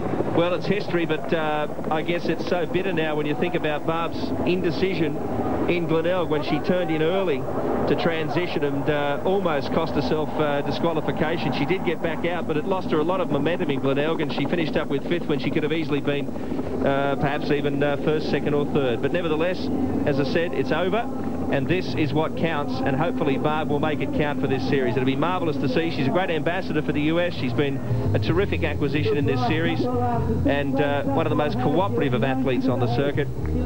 Well, listening to her do an interview yesterday, you wouldn't meet a nicer woman, and it's going to be just fabulous for her, and really a boost for her, you know, her confidence and coming up to Sydney 2000. Obviously, she's the form American athlete at this distance at the moment, and would be expected to make the team. But to beat her in a field like this will just be unbelievable for her confidence. Heading down towards the final turnaround here. She's going to pass transition in just a moment. She's a lap ahead of Ute Mukel there of Germany in the black costume, just in front of her. Barb striding down. Big reception for Loretta Harrop, of course. She's a Queenslander. She's fighting hard to hold second because the Gold Coast-based Jackie Gallagher is charging down on her. But there is Barb Lindquist holding form pretty well at this stage. In fact, Loretta looks like she might even be able to hold out Gallagher for second. Not too far to go, Mark Fuel. It's certainly going to be very tight for that second place, but Barb Lindquist has just virtually buried itself here. There were some huge cheers as they went past, really acknowledging the fantastic performances today. Jackie Gallagher now heading for home, but it looks like Jackie will again have to settle for third place, and it's going to make it fascinating for the point score for the rest of the series. No question, and McKeely Jones too, her positioning will be vital. She finished 1 place behind Gallagher and Glenelg. Would have liked to be in front of her to get that point back today, but she won't. She'll lose another point, maybe even 2, depending on Joe King, who was right with Jones when we last saw them go past. But this is your race leader, Barb Lindquist. She's heading back up the straight now towards the finish line, and this will be a monumental performance. I couldn't believe the reception Jan Rahula received when he took that race for the Czech Republic in round 1. This could be a United States victory in round 2 in the women's series. She acknowledges the crowd, Barb Lindquist. Marvellous performance. There's a few Americans out here who actually are on holiday and have taken the chance to cheer her home. Barb Lindquist now only 20 metres or less from the finish line. Congratulations to a great athlete and a great ambassador for triathlon. Barb Lindquist takes round 2 of the St George Formula 1, a very popular victory. And Harrop will take second, a popular result for Queensland, and she will be the series leader. Jackie Gallagher coming in to take third place, and would you believe, Jones and King are running shoulder to shoulder in the battle for 4th placing. Very important for the series placings. Jones finishing just behind Gallagher in the first round. Here's Gallagher crossing the line to take 3rd here today at Twin Waters.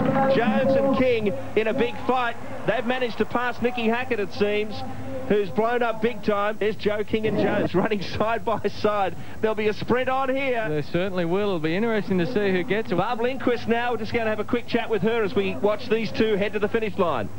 Well, Barb, a fantastic performance, but we know you're a great swimmer, but it was really a run today that made the difference. It was indeed. We've had similar races like this, not necessarily here in the in the Formula 1, but definitely in the ITU. And this was the first time I'd been able to beat these gals. You realise now that you're wearing the yellow letters jersey? Oh, really? Oh. Okay, well, well done today, and we look forward to the rest of the season. Thank you very much. Just in time for the finish here as Jones strides away from Joe King. This will be a very important result for her too. She's only 2 points behind Gallagher in the series. There it is, McKeely Jones taking 4th place here today, just ahead of Joe King. What a great battle that was. Great performance. Congratulations there from McKeely Jones for Barb Lindquist. The series leader until today, Nikki Hackett, has had a lot of trouble on the run. Frances McDonald. Yes, I've got Loretta Harrop with me at the moment. Loretta, a tough race out there. It's very hot out there today. The swim was a tough one. I think it was one big long chain, which doesn't advantage us at all. You appeared to have a little bit of trouble on the bike. Was that with you breathing? Yeah, it's just tough out there. The weather's a lot different from where I train in Jindabyne. It's been pretty cold there at the moment, so maybe I should have been doing a bit of heat training. And Loretta, you're dedicating your race to a very special cause today? Yeah, definitely. My little cousin Derek Richards passed away a little while ago, and I'm donating my prize money to Canteen and Special Olympics for him. Thanks. Good luck for the rest of the series, Loretta. Thanks. Nikki Hackett just about to cross the line. Carol Montgomery, though, has managed to steal 6th place from Nikki Hackett. Let's go through the results right now in detail. So, wrapping up the results here at Novotel Twin Waters, a first for Barb Lindquist. And that is an incredible result, not only for her, but for the series. We'll show the series points shortly. Harrop, Gallagher, Jones, King and Montgomery. Marvellous run from Carol Montgomery, making up the top 6. Hackett blowing up a little bit at the finish. That's the series leader there in 7th in this race. Tracy Hargraves did seem quite distressed when she crossed the finish line. They packed her in ice, and we believe that under precaution she will be okay. Natasha back, and only seconds to go before they're on their way.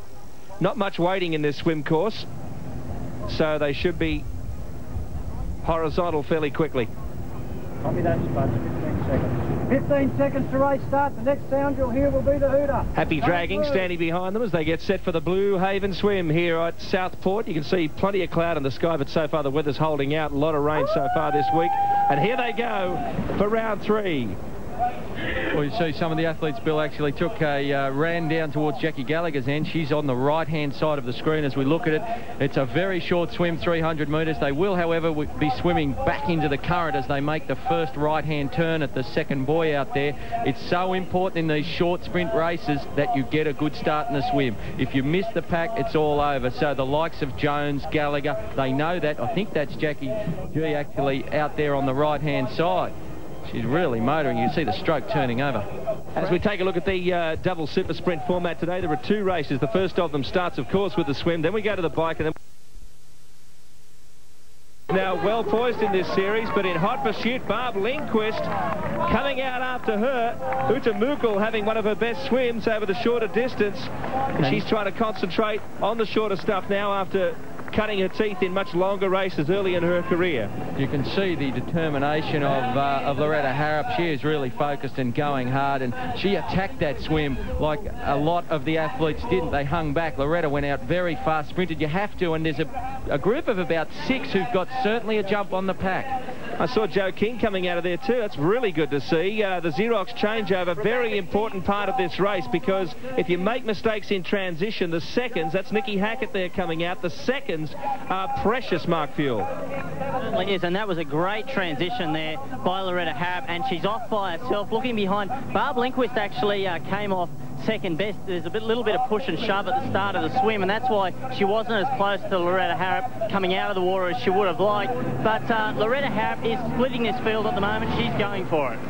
Well, Leander Cave had a really good transition. So did Rebecca Keat. I don't know if they can tack onto this front group, which is Harrop, Lindquist. Hackett's up there as well. McKeely Jones not in great shape out of transition. She is quite a long way back. So is Joe King and Jackie Gallagher, giving them quite a start as well. Nikki Andronicus only just coming out now too. So as they try and settle themselves into this relatively short bike section of the race, 11 laps of 600 metres.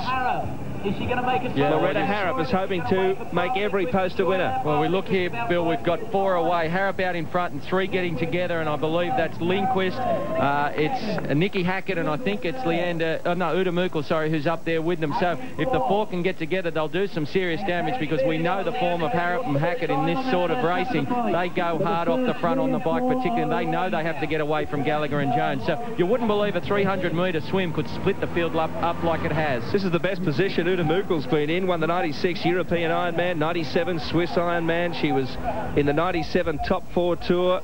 Hasn't had major success in about 18 months, but as I said, is trying to change her training regime to have a look at these shorter events. She's 32 years of age in July. She's been competing in triathlons for quite a long time now and wants to take a look at this type of format. Loretta Harrop in the lead. There she is, in great shape so far, in front of a very vociferous home crowd here on the Gold Coast. We'll be back after the break.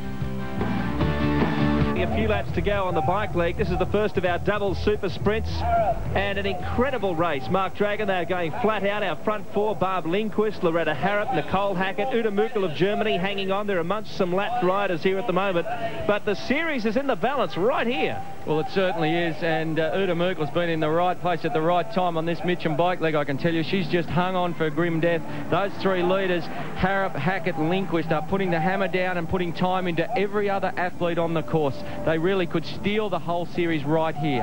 That's the front 4. Going back through the field, we've got Leander Cave, Laura Reback, McKeely Jones, Rebecca Keat and Beth Thompson in the next group. Now that's significant for Jones, because she's in a big group. She can work hard, they can get some pace up, and she might just have enough spurt in the final run to get some precious points in relation to Jackie Gallagher, who's a bit further back in the field. Now coming up, don't forget the Bulletin F1 Tri Challenge, your chance to take part in this marvellous series. 7 o'clock, that's the way to get involved in triathlon with the minimum amount of effort. But right now it's maximum effort as we see the front leaders. I should say the people at the front and the leaders. You can take your pick there. But anyway, the top 4, and the bell lap has sounded. Lindquist, Harrop, Hackett and Uta Mukul, who's done well to hang on. Very technical course. Yeah, it is a tough course, and for the people at home wondering why the athletes are so spread out on this course, it is because it's so short and so tight and technical. Into the Xerox changeover comes Barb Lindquist. What a revelation she's been this year. Rebecca Keat and McKeely Jones are the next ones in. Now, the time that they're giving to this front 4 will be critical to the form of the race. They are a good 35 seconds down at the moment. Whether they can make that time up in over 2 kilometres is very, very doubtful. Nicole Hackett, great transition, Mark Fuel. Certainly was, and what has happened now, because we've got 4 competitors out onto the Xerox run, Carol Montgomery will be pulled out of this race, as will Michelle Dillon, because they're too far behind. But the big mover on that bike leg has been the Hawaiian Ironman champion, Natasha Badman, who has caught up to Jackie Gallagher. The second group is coming in now. That's got Rebecca Keat at the front here, McKeely Jones in there, she's well placed. Beth Thompson, great ride from her, and also Laura Reback, and Jackie Gallagher 10 seconds behind. Well, let's have a look at this group. Jackie has been known to run down a lot of competitors and make up incredible time over 2 kilometres. Can she do it again today? She'll need to. She's still very much a contender in the series, so is Jones, but where they are in relation to each other is going to be another little angle to this race. But right now, they're the people up the front. Loretta Harrop, Barb Lindquist, Nicole Hackett. They've shaken off Uta Mukul. Her run is not her strongest leg. And we'll see now who can outsprint the other over 2 kilometres. Well, we know that probably coming into the last 100 metres, it's Hackett who's got the stronger sprint. But Harrop and Lindquist both know that, so you can see now they're really putting it in. Harrop's really hurting there, trying to break Hackett early. McKeely Jones and Rebecca Keat there, they're back in about 4th and 5th. Laura Reback sitting on them.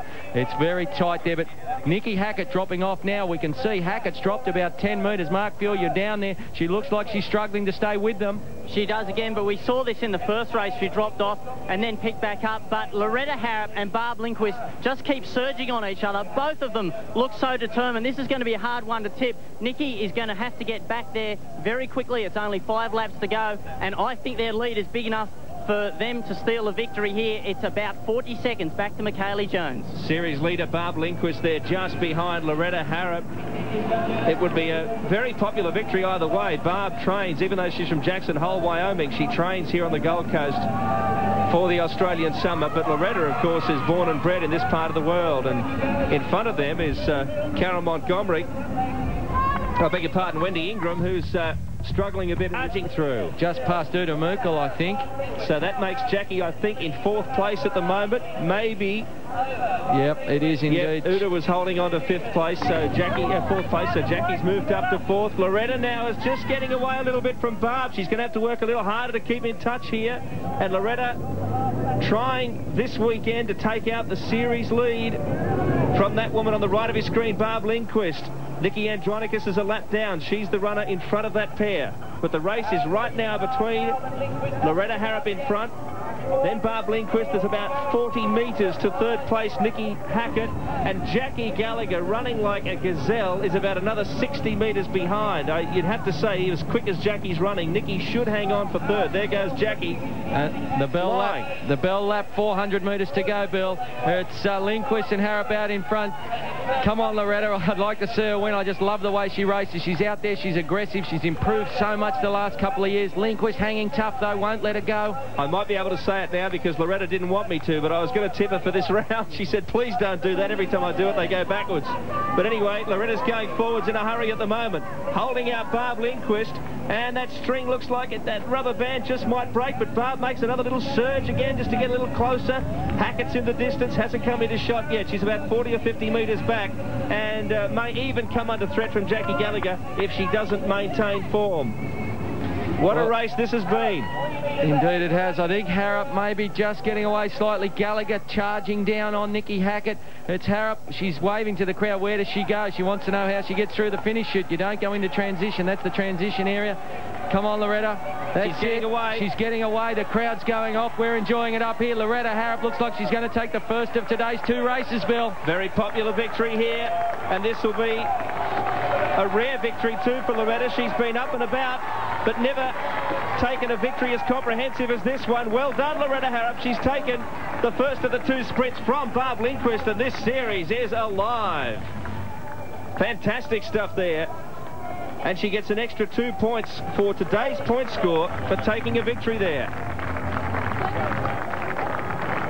And there's Nikki Hackett coming in to take 3rd place. Well done, Nikki, and I'm sure it's Jackie Gallagher who has absolutely steamrolled the opposition. She's passed about 10 women on this run, and she's going to come in across the line for fourth. But, of course, the two races are added together, Bill. This is not the final day standings by any means. No, that's right. They take 2 points for the win in each of these sprints, and they're collated at the end of the day. Frances McDonald. I have the winner with me, Loretta Harrop. Congratulations. Your first in the series. Oh, I hadn't thought about it. I just wanted to crack a win. It's been a while coming, but still got another race to go. You were very aggressive in the swim. Was that the tactics that you wanted to take out this event? Yeah, definitely. And what's your tactics for the next race, Loretta? We start with the run, so I just have to see how the race pans out. That sprint, you got out-sprinted in round 1 and in round 2, but you really showed some sprint there today. Yeah, I've been working on it a little bit. It's just been a bit of a weakness. You've got 10 minutes break now. Catch your breath. Will you sit down or keep moving? No, I'm going to try and keep moving. Good luck in the next race, Loretta. Yes, Loretta Harrop there taking a leaf out of Brad Bevan's book, actually, and just keeping the body moving in between the races, not sort of stopping. Dropping in there was Tracy Hargraves. But it's Harrop, Lindquist, Hackett, Gallagher, Jones, King, Reback and Utamukul across the line. We'll be back after this. Cycle, swim. That's the order this time. Finishing with a swim really throws this race open and poses a lot of questions of Jackie and others. Yeah, this format is very unusual in the world of triathlon, and it really hurts because the athletes are not used to it. Very difficult after you've been running and cycling to actually try and swim fast. If I was, and away they go, it'll be a fast and furious start, you can be sure. If I was Jackie Gallagher, I'd be trying to get away with Joe King, Michelle Dillon, Carol Montgomery, the real top runners in this field, to try and get a break on Harrop and on Lindquist and on Hackett, of course, so that you've got an advantage going into the swim, because if they're all together, the swimmers will just win the race. Michelle Dillon taking control early in this race. There she is in the blue uniform, running actually under the colours of Great Britain. She'll be 26 in May. And only Michelle and Carol Montgomery have run in the 32-minute mark for 10K. That's by itself, not in the context of a triathlon. We're talking about running in the 94 Commonwealth Games, where their interest in triathlon began. McKeely Jones, second there, just ahead of Jackie G. That's a great battle within this series. Carol Montgomery right up there too, as you would expect, with Joe King, the current world champion in triathlon. And a pretty handy run too from Rebecca Keat. And here's the format: 5 laps for 2 kilometres right now. Then we have 11 laps for 7 kilometres on the bike, and 1 300-metre swim lap with a short sprint to the finish line, about 50 metres.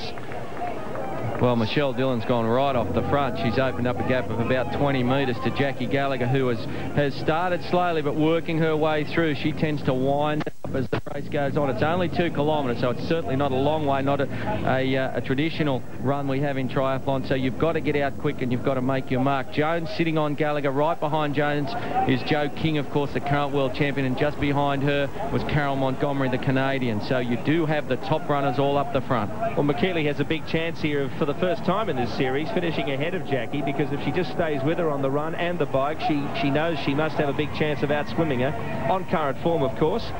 And there's Michelle way out in front. Great opportunity for her to show her wares, because she's been giving them massive starts in the previous 2 rounds on the swim and bike legs, and then running so many athletes down to the point where, in fact, she's picked up a 9th placing and a 10th placing. And when you consider that she's been often a long last in the early part of the races, it's been great to see Michelle up the front at this end of the race for a change. Yeah, like Joe King when Joe first started.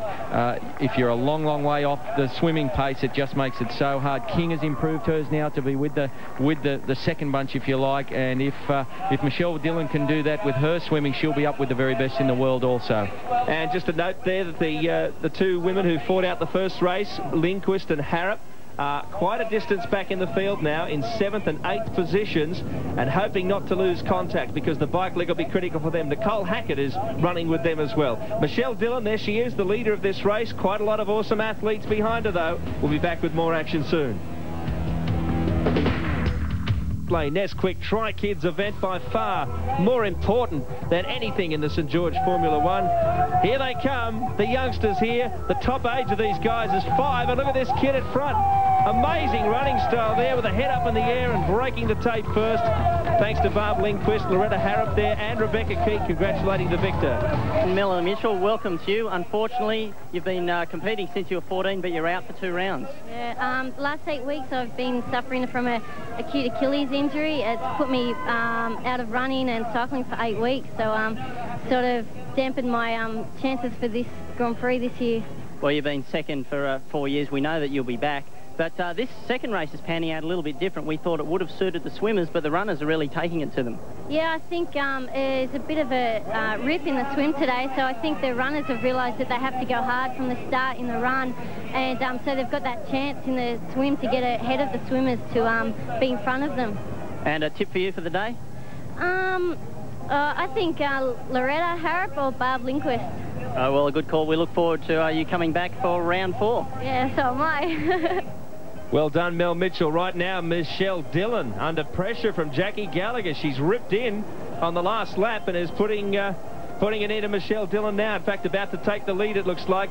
Jones is hanging on, and so is Carol Montgomery. And this is a contest and a half out in front. Montgomery, the Canadian, turning 33 in August, a bit like Wendy Ingram and Uda Mukel, taking in the latter part of their career a look at this shorter format. Dillon still hanging on though. Gallagher not quite in charge yet. Montgomery getting in front of Jones. They're the front 4. Well, 3 of these athletes have been representatives for their respective countries in 10,000 metre competition. Jackie Gallagher, of course, I think cross-country and won the Zatopek 10,000. Michelle Dillon's represented Australia. Carol Montgomery represented Canada in the Commonwealth Games in 10,000 metres. And McKeely Jones doing a great job to actually stay with them. This is going to be a very interesting race, Bill. These 4, really, for Jackie and McKeely's chances, they have to stay together and try and break them on the bike. Stay away from Harrop and Lindquist and Hackett. Joe King is only 7 seconds behind them. Then we have Lindquist, Harrop and Hackett together. Now, I reckon those 3 are probably feeling pretty confident that no matter how this run pans out, and this run is expiring fairly quickly, so that lead won't expand a heck of a lot more. They're going to feel confident that once they get on the bike, they're going to catch up with these front runners and then perhaps get past them on the swim. But who knows? Gallagher's strong in the bike, so is Jones. Montgomery's only got to hang in there. There's a group of 4 of them, and if they work together, they can preserve their lead and make it a very interesting final leg in the water. So into transition now, the Xerox changeover. Out of the Xerox run to the Xerox changeover, and it's the front 4, Dillon, Gallagher, Montgomery and Jones. Mark Fuel very quick transition there by Michaela Jones. Joe King now coming into transition. I think that Michelle Dillon may have trouble sticking with Jackie Gallagher and Michaela Jones. Loretta Harrop has just come into transition along with Nicole Hackett and Barb Lindquist. They're the strength cyclists, so they can catch up. Yes, they're not giving them too much start, about 5 or 10 seconds. Somewhere between that 5 to 10 second range there. Well, the interesting mounting thing their bikes right now. Sorry, Drags. No, that's right. But the interesting thing there was that Michelle Dillon and Carol Montgomery actually just a little tardy out of transition, as Mark Fuel mentioned, and if they do not get with Jones and Gallagher, it's all over. Jones and Gallagher are both superbly strong cyclists. I can see they're just behind them. That's Carol Montgomery trying to get on, and Gallagher actually saying something to McKeely there. Come on, we can show these youngsters a thing or two here on the bike leg. Okay, a great rivalry here, but they have to work together for one of the first times in recent years you'll see these 2 actually working together, because it is in their mutual interest to do so. Carol Montgomery, though, has tacked onto the back. Michelle Dillon, though, not being able to do so. So that we have a group of 3 in front. Josie Lone there, getting out of transition. She's already a lap down. So it's a tough bike for her, and she's missed the lead as Michelle Dillon has dropped off. Montgomery's just hanging on the back of Jones and Gallagher, and I can see already that the young guns, Lindquist not so young, but certainly Harrop, Hackett and Lindquist are together already in a great formation, all of them working hard together, and I think they've got Joe King with them. So the 4 of them will be eating into the lead that Jones and Gallagher have at this stage. Yes, the split between those packs will be critical. Jones, Gallagher, Montgomery, then we have Dillon in no person's land at the moment. Then we have King, Hackett and Harrop and Lindquist fast approaching. We have 7 kilometres, I should say, 11 laps of 600 metres. And right now it is Gallagher and Jones sharing the lead. Montgomery trying very hard to stay with them. We'll pause for a moment to take a look at the series magazine this year, and it is Ultra Fit. It's produced a magnificent ears in the yellow leaders, series leaders jersey, and they will almost certainly now be in one big bunch going into the swim, which plays into the hands of the women who fought out the first race, and that is Lindquist and Harrop. And of course Nicole Hackett in with a chance once again. It certainly does. This is the changing of the guard we're seeing here, particularly in these sprint formats. Harrop, Hackett and Lindquist have got the explosive power and got the speed, and it's Jones and Gallagher will be shocked. They're looking over their shoulders, shell shock. These three have caught them. Amazing. Jo King is there too, and I bet she'd be wishing that there was another run leg coming up after this bike leg. Jo is so fast, but on the swim she's going to struggle against these other athletes. Michelle Dillon still holding 7th place. Wendy Ingram has had a good round. She's in 8th place, and then we have Carol Montgomery. Now Ingram is a very good swimmer. She might be looking at her best result so far in the series there. Likewise Uta Mukel, who's in 10th place, the German, and very fast swimmer, and was right up there out of the water in the first race today, so she could well have a very strong finish and get inside that top 10. Natasha Badman is there too, with Leander Cave making up the first 12. But it just goes to show that the timing of transitions, Mark Buell, has a great bearing on these very short races. Jo King is a bit of a hard luck story here. Yeah, what happened is when she came in off the run, she just had another bad transition, and as a result went out behind Loretta Harrop and Barb Lindquist, and she lost about 5 or 10 seconds. This has been a sensational ride by Lindquist, Harrop and Hackett. They were 16 seconds down for the first 3 laps. They are now all together, and it'll come down to that swim, although one critical part of this race is that there is a 100-metre beach sprint up, and if they come out of the water together, I've got my money on Nikki Hackett. Well, it's interesting. McKeely Jones really needed to win this race. She has finished behind Gallagher in the first 2 rounds of the series, only 1 point behind, and she finished behind Gallagher again in the first race today. Now, cumulative points would have been important here today. If Jones had taken the extra 2 points for a win, she would have bounced in front of Gallagher by a couple of points. So it's a very important race, this, for McKeely Jones, in the context not only of today's round but also in the series. She certainly must try and finish ahead of Harrop and Lindquist, but perhaps most importantly in front of Gallagher in that great battle that's been going on so far. But right now Harrop's taking a turn in front. This is just remarkable stuff. Well, not content to just catch them, now they're actually pushing the pace. You look at Loretta Harrop and Nikki Hackett, they're off the front and pushing hard, and it's Gallagher and Jones who are struggling to just stay with them. Jo King on the back. So it's amazing how these youngsters have improved over the last 12 months. Well, Jones in the middle of the thing there. Gallagher has caught up, and so has Jo King. So coming into transition now, the Xerox changeover once again. And Mark Buell, this is going to be so important. Every millisecond is going to count here once they get towards that water. The top 3 swimmers here are so close together that any time they lose in transition, they're going to have Loretta Harrop, a blazing transition, as did Michaela Jones, Jackie Gallagher, Barb Lindquist and Nikki Hackett. Jo King slower again. Loretta Harrop is revelling in this course and in a great position right now. There she is, goggles going on. Lindquist is still there. Big swim ahead for her if she wants to win the day. And likewise, McKeely Jones. So, how well will they swim? It's going to come down to this. The yellow jersey is very distinctive. That's Barb Lindquist. She must finish in front of Harrop. If she does, if she finishes first and Harrop comes second in this race, they'll be tied on points for the day, because that's the opposite of the finishing order in the first race. Jones is up there too. Don't discount Hackett. As Drags pointed out, if she can swim with them, she'll be very, very good in that sprint up the beach. Frances McDonald out on the water now, and they're close together. This is definitely come down to a swimmer's race in the Blue Haven swim. Loretta Harrop led the field out, but Barb Lindquist is moving up to equal her in the first place position at the moment. This is a very difficult swim. As I said earlier, they have to swim against the current. The current between races number 1 and race 2 has actually increased. So it's going to come down to who's the strongest swimmer. Loretta's leading, Barb right with her, Nicole Hackett just behind them, and holding on, but fading fast is McKeely Jones and Jackie Gallagher. Remarkable how things have changed in the space of 12 months in the world of triathlon. But Barb has quite a different track to that first boy. Well, I like Loretta Harrop's tactics. She was clever enough to stay on the inside there where the others got caught by the current, and Frances will confirm that. Loretta Harrop now in front purely because she took the best line to the buoy and allowed for the current, Frances. She did. She got a very clean turn around the Blue Haven turning buoy, and behind her is Barb Lindquist and Nicole Hackett now thrashing it out together on Loretta's feet. So they're in a difficult position to try and pull up next to Loretta. If Loretta can keep clear, she's going to be very hard to beat. Yeah, they have to put it in here. They can't even be on her feet. Loretta can sprint. So really, if Barb's going to win this thing, she's got to make sure she's shoulder to shoulder with Loretta, or better, as they come out of the water.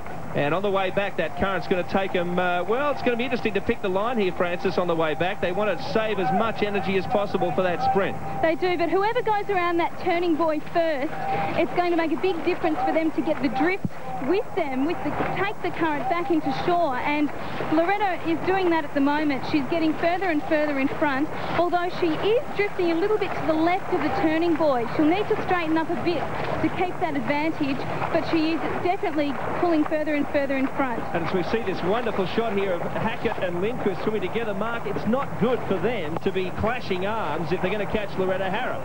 No, it's certainly not. It's tough, but they're just going for it, going as hard as they possibly can. According to my maths, I was never a great maths scholar at school, but I can tell you that Lindquist has to... And they're coming at us, I don't know. Barb Lindquist is third. We think Hackett might have won it by a nose. And they aren't racehorses, so that nose is not very big. Oh, what a finish. That is great stuff, and it has really taken it out of them. McKeely Jones over in fourth. And she's finished ahead of Jackie Gallagher for the first time in a race in this series. Mark Field is with the two women who crossed the line together. Great camaraderie there. And what an incredible finish there. Nikki, I tipped you with your beach sprint, but didn't think it had come down to a dead heat. No, I wasn't sure how it was going to go. She picked up a speed. She must have been practicing it.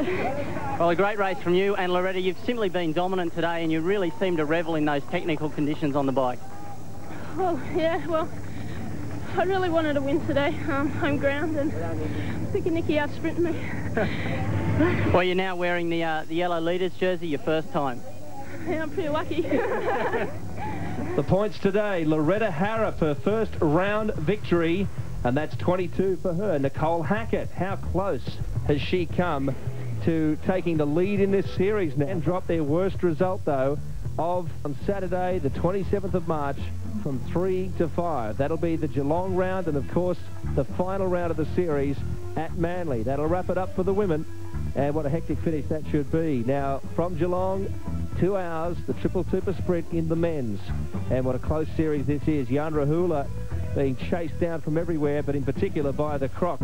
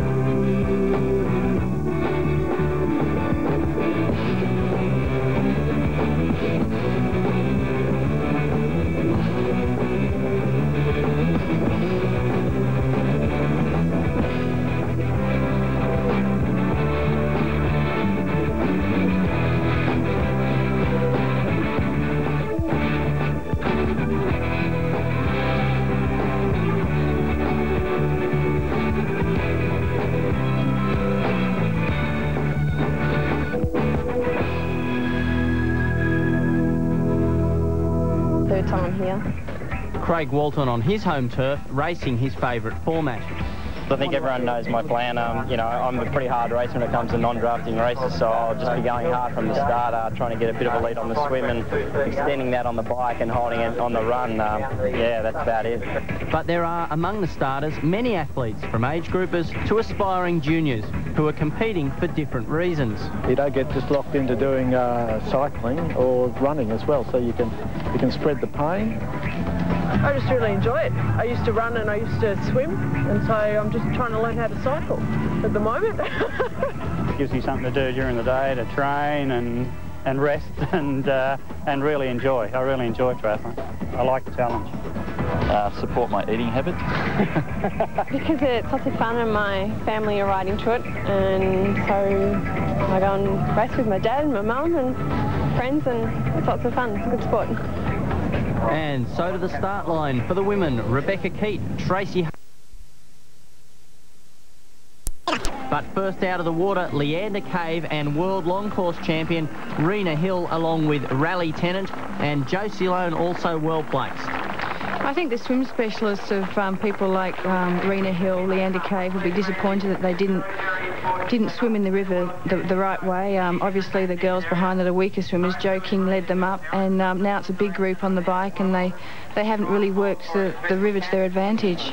We saw there Jo King coming out right behind them. In fact, at one point of the swim, she was 40 seconds down, and because she swam directly into the shore from the second buoy, she wasn't as affected by the tide as the others, as is Craig Walton swimming underneath the bridge, so very, very close to the shore, and that's where the tidal pull is at its least. Raleigh Tennant, fantastic transition from her, and leaping onto the bike there. This is a critical part of the race. They have to wind up their speed, put their shoes on. You can see them pedaling on top of their shoes, so once they get going, they will then put them in. And there's Tracy Hargraves. She's 1 minute 20 down, and she has some work to do from there. Yeah, she does have some work to do, but this is a non-drafting format race, so it's not quite as critical to be in touch after the swim. If you're strong on the bike, you can normally make up quite a bit of time on the girls, because no one's really working out there together. And we can see Raleigh Tennant leading the women at the moment. She performed well at Foster last year, as well as some recent races in Canberra. And now the men, Craig Walton leading them in, and Mark Rowland swimming well on his feet. Yeah, Craig's having a great swim. He hasn't got a break as big as I did expect him to. Maybe the current's got to him, but I mean, he knows the river well, so I think he knows what he's doing out there. And he'd be looking forward to the cycle leg as well. He's renowned for enjoying a tough bike leg, and this certainly is one. Yeah, it is. It's a non-drafting format. Craig's great for the first two legs. He's a strong swimmer, strong bike rider, and he's worked on his run a lot in the last couple of months, so this is panning out to be a good race for Craig. Well, there he is, Craig Walton, first out of the water, just passing one of our female competitors there, and Mark Rowlands, a junior, close behind him, and there in the blue cap, Locke Volmerhouse. Fantastic swim from him, and Locke returning to form at the moment. So they have a lead of around about 30 seconds over the chase group, and he'll put this to good use. Yeah, I mean, Craig's now looking for a fast transition, wetsuit off, helmet, glasses on, and then out on the bike along with the women.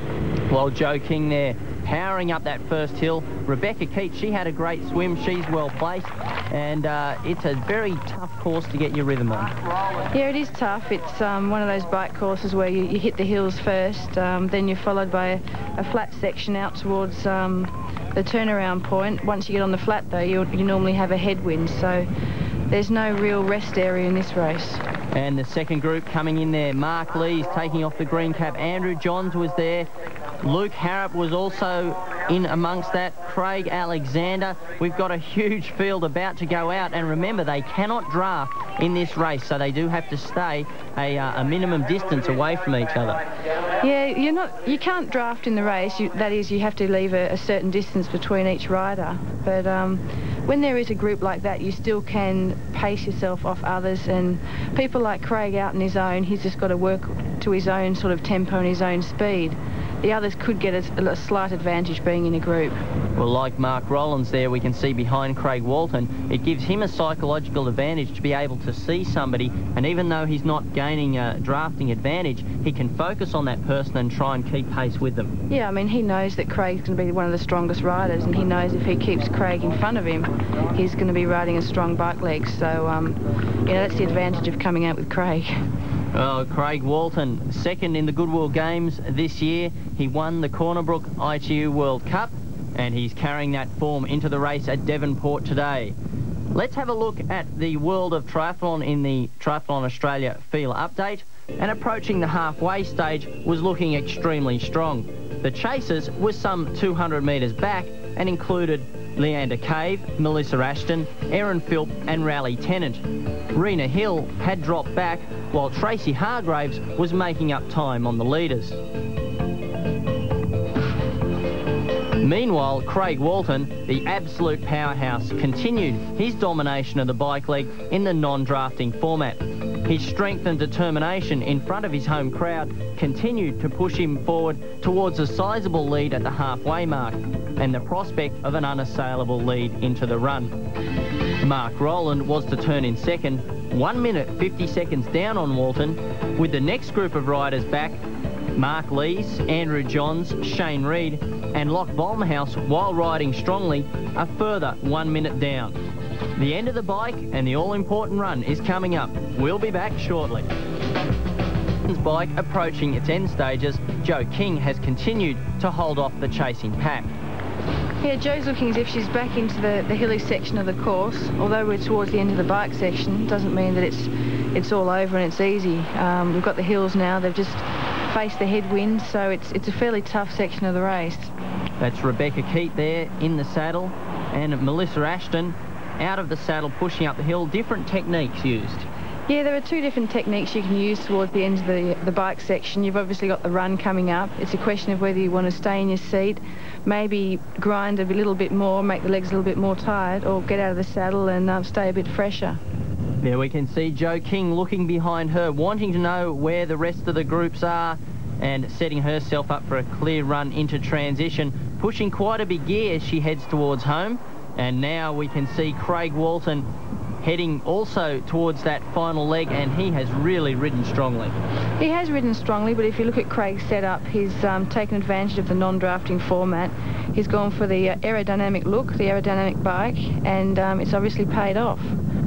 And a strong swim and a good bike leg from Joanne King is paying off here, leading towards the transition area, and she'll be setting herself up for that run leg. You can see there starting to take her cycle shoes off, and Craig Walton now on the flat is really powering for home. He wants as big a lead as he can over this chasing youngster. Mark Rowland's a junior, looking behind him, wondering where the other packs are. In fact, they're 50 seconds behind him, so he has had a fantastic cycle leg, and Joanne King, a clear transition. Jo's got a great break on the rest of the field. She's worked hard on the bike for that.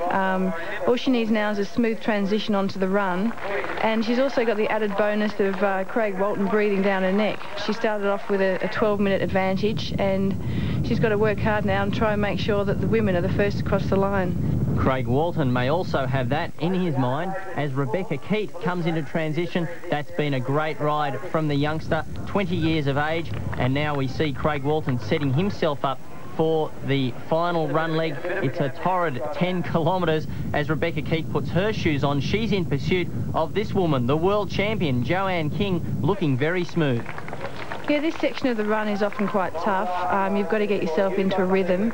You're not going to feel great. You've just been riding, you've been on your bike for an hour, and it's a time when you tell yourself that you are feeling good, but you're really not. Well, Tracy Hargraves there was heading out, chasing our leader, but Craig Walton, a sensational bike leg. He's ridden 55.14 for the 40 kilometres, and he's set up a very handy lead. Yeah, Craig's had a great bike. Obviously, the girls are looking as if they might struggle to hold him off now. Looks like the guys might cross the line first. Well, competition within competition, but Craig Walton looking extremely lean. In fact, I've never seen him looking this light. Yeah, he's looking very fit for this time of the year. Craig comes from a swimming background, and when he first started, he wasn't a strong runner, but now he's worked out he needs to be leaner, he needs to be a little bit lighter, and it's obviously paying off. Well, a clash in transition. That was Raleigh Tennant and Erin Philp as they headed out, and here comes Craig Walton, and he is running superbly. Yeah, Craig's taken no time to get into his rhythm. He's looking great. He's looking as if he's relaxed, and that's the start of a great run. 25 seconds down, Mark Rowlands. It's been a great ride from him. This youngster led off the bike at the Junior World Championships in Lausanne last year, and he'll be chasing hard, but Joanne King is frantically trying to hold off her chasers, and the fastest one behind her moving along has been Tracy Hargraves. Yeah, Tracy's got the advantage that she's chasing. Obviously, when you're out the front, you've got to set the pace. Often it's quite hard to know what kind of pace everyone else is running. So Jo's doing it tough out there, but, you know, she's an experienced triathlete. She knows what she's doing. As does Mark Lees, heading out there, a long-time competitor, and Terry Kerr close behind him, about 40 seconds behind Mark Rowlands. And here, Melissa Ashton coming alongside her is Craig Walton, and he is keeping the pressure on. Yeah, Craig's at the first turnaround point of the run now, so he'll be able to see where he is in relation to everyone else. He can see that he's developing a handy little break and that everything's going well. And the third pack now into transition. That's Craig Redmond, another local. He's having a great race, as is Andrew Johns here, right at the front of your screen. He won the first 2 races. The question is, can he make us charge from here to take this one? Bryce Quirk also there, heading towards the back of that pack. Craig Alexander and Luke Harrop. But our leader in the women's race is Joanne King. She's looking good. We'll take a break. Stay tuned to Sunday Sport. We're on the way to Eastern Creek Raceway. One, but she has some competition. Behind her, Tracy Hargraves is making up ground. But in between them is Craig Walton, and he is looking very strong, but a storm is brewing behind him as well. Mark Lees and Andrew Johns are starting to charge hard. We can see there Craig Walton looking at his watch, perhaps wondering where the course record stands. There's Tracy Hargraves, and she is running very strongly. She's been making up ground on Joanne King on both the bike and the run legs. Rena Hill has been slipping back after her early fantastic swim, but Mark Lee's now second in the men and really moving. Andrew Johns also chasing hard, but currently content in third. And at about the 4K mark, Craig Walton overtook Joe King, who was anxiously looking behind as Tracy Hargraves started to close in. And Craig Walton now on his last lap, and a real routine there of looking at his watch. Yeah, he has. I'm not sure whether he's comparing himself to other competitors on the course, or whether he's got certain laps he has to run to get the course record, but he's certainly going fast.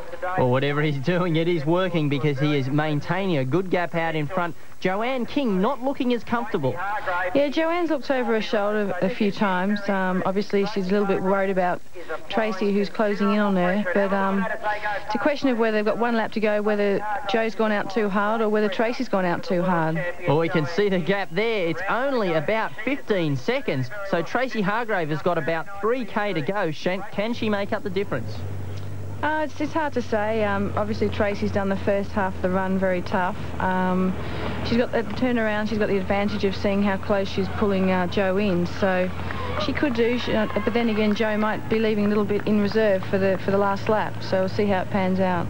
Craig Walton maintaining his strength. This has been a good run from him. He's losing some time to the chasers, but still looking very comfortable. You may notice on his left arm he's wearing a black armband, and he is dedicating his race today to Bruce Guy, father of one of the competitors here and an Ironman finisher, Mark Guy, who tragically died in the recent Sydney to Hobart yacht race. Joe King there looking behind her, still worried about Tracy Hargraves. Behind her also Melissa Ashton is having a good run, duelling with Rebecca Keat. Yeah, Joe's obviously a little bit worried about the girls closing in behind her, but Craig's not. He's about to finish. He's put a great race together and he's celebrating. The crowd here at Davenport's obviously behind him. He grew up just down the road, and it's a great race to finish in front of. It's a great crowd, and it's a small community that gets behind a great race. And it's been a great race from Craig Walton. He's virtually led from start to finish, led out the swim, powered on the bike, and now a very strong run to lead home, welcoming the home cheers. Craig Walton wins the Davenport Triathlon in a new record time. And what a record, 1 hour 45:40. He did the swim in 17:44, the bike in 55:47, and powered home in the run for 32:09. I mean, those splits alone would make you proud. Well, putting them all together, and it really goes to show what a great athlete Craig Walton is, as is Joe King, but she's been doing it tough. She's looking behind her still. Yeah, she's obviously spent. She's looking for the finish line now. And Craig Walton is behind the finish line. Let's hear from him. Yeah, I was a bit sad, I suppose, that I didn't have someone else up there that pushed me along a bit more. It would have made the race a bit more exciting, but, you know, I can't help that, and I was just out there going as hard as I can, but the crowd was great, you know, it's always great. I always love winning here. And I'm sure Joe King will also like to win here. She finished second to you, Emma, so one better. Yeah, she's had a good race here. Obviously, the run's hurt her a bit, but you know, she's raced strong. She's the world champion, so she deserves to win. And also the Australian long course champion and now winner of the Davenport Triathlon in 1999. Well done, Jo King. But right behind her, a mere 11 seconds, Tracy Hargraves with a 35.18 run. That is fantastic, and she's put in some great performances on the St George Tour so far this year. Yeah, she has. Tracy's had a great start to the season. Here we see Mark. He's making a bit of a comeback this season as well. Well done, Mark Lees. Let's hear from Jo. I felt good on the bike. I felt pretty strong, and I was running pretty scared when I saw that Tracy was putting time into me. I just had nothing left for that run. But she had enough to win. Joanne King, the winner today, 1:59.46. Tracy Hargraves second. Ashton, a good run, third. Rebecca Keat fourth. Jenny Mann sixth. Claire Carney in eighth. Raleigh Tennant ninth. And Louise Deveron, a local, in 10th place. Craig Walton, a dominant victor today. Lees and Johns filling out the top three. Bryce Quirk in fourth. Terry Kerr fifth. Brad Carlefelt, the junior, in sixth. And Mark Rowland, after his strong bike leg, finishing eighth. And thanks to all who took part, the age groupers and the juniors. People like Melinda Hughes, Rob Marshall and Gay Fairbrother, without whose participation the event would not be possible. Congratulations to Craig Walton, men's champion, and Jo King, women's champion for 1999. And join us soon for the next round of the St George Triathlon Tour.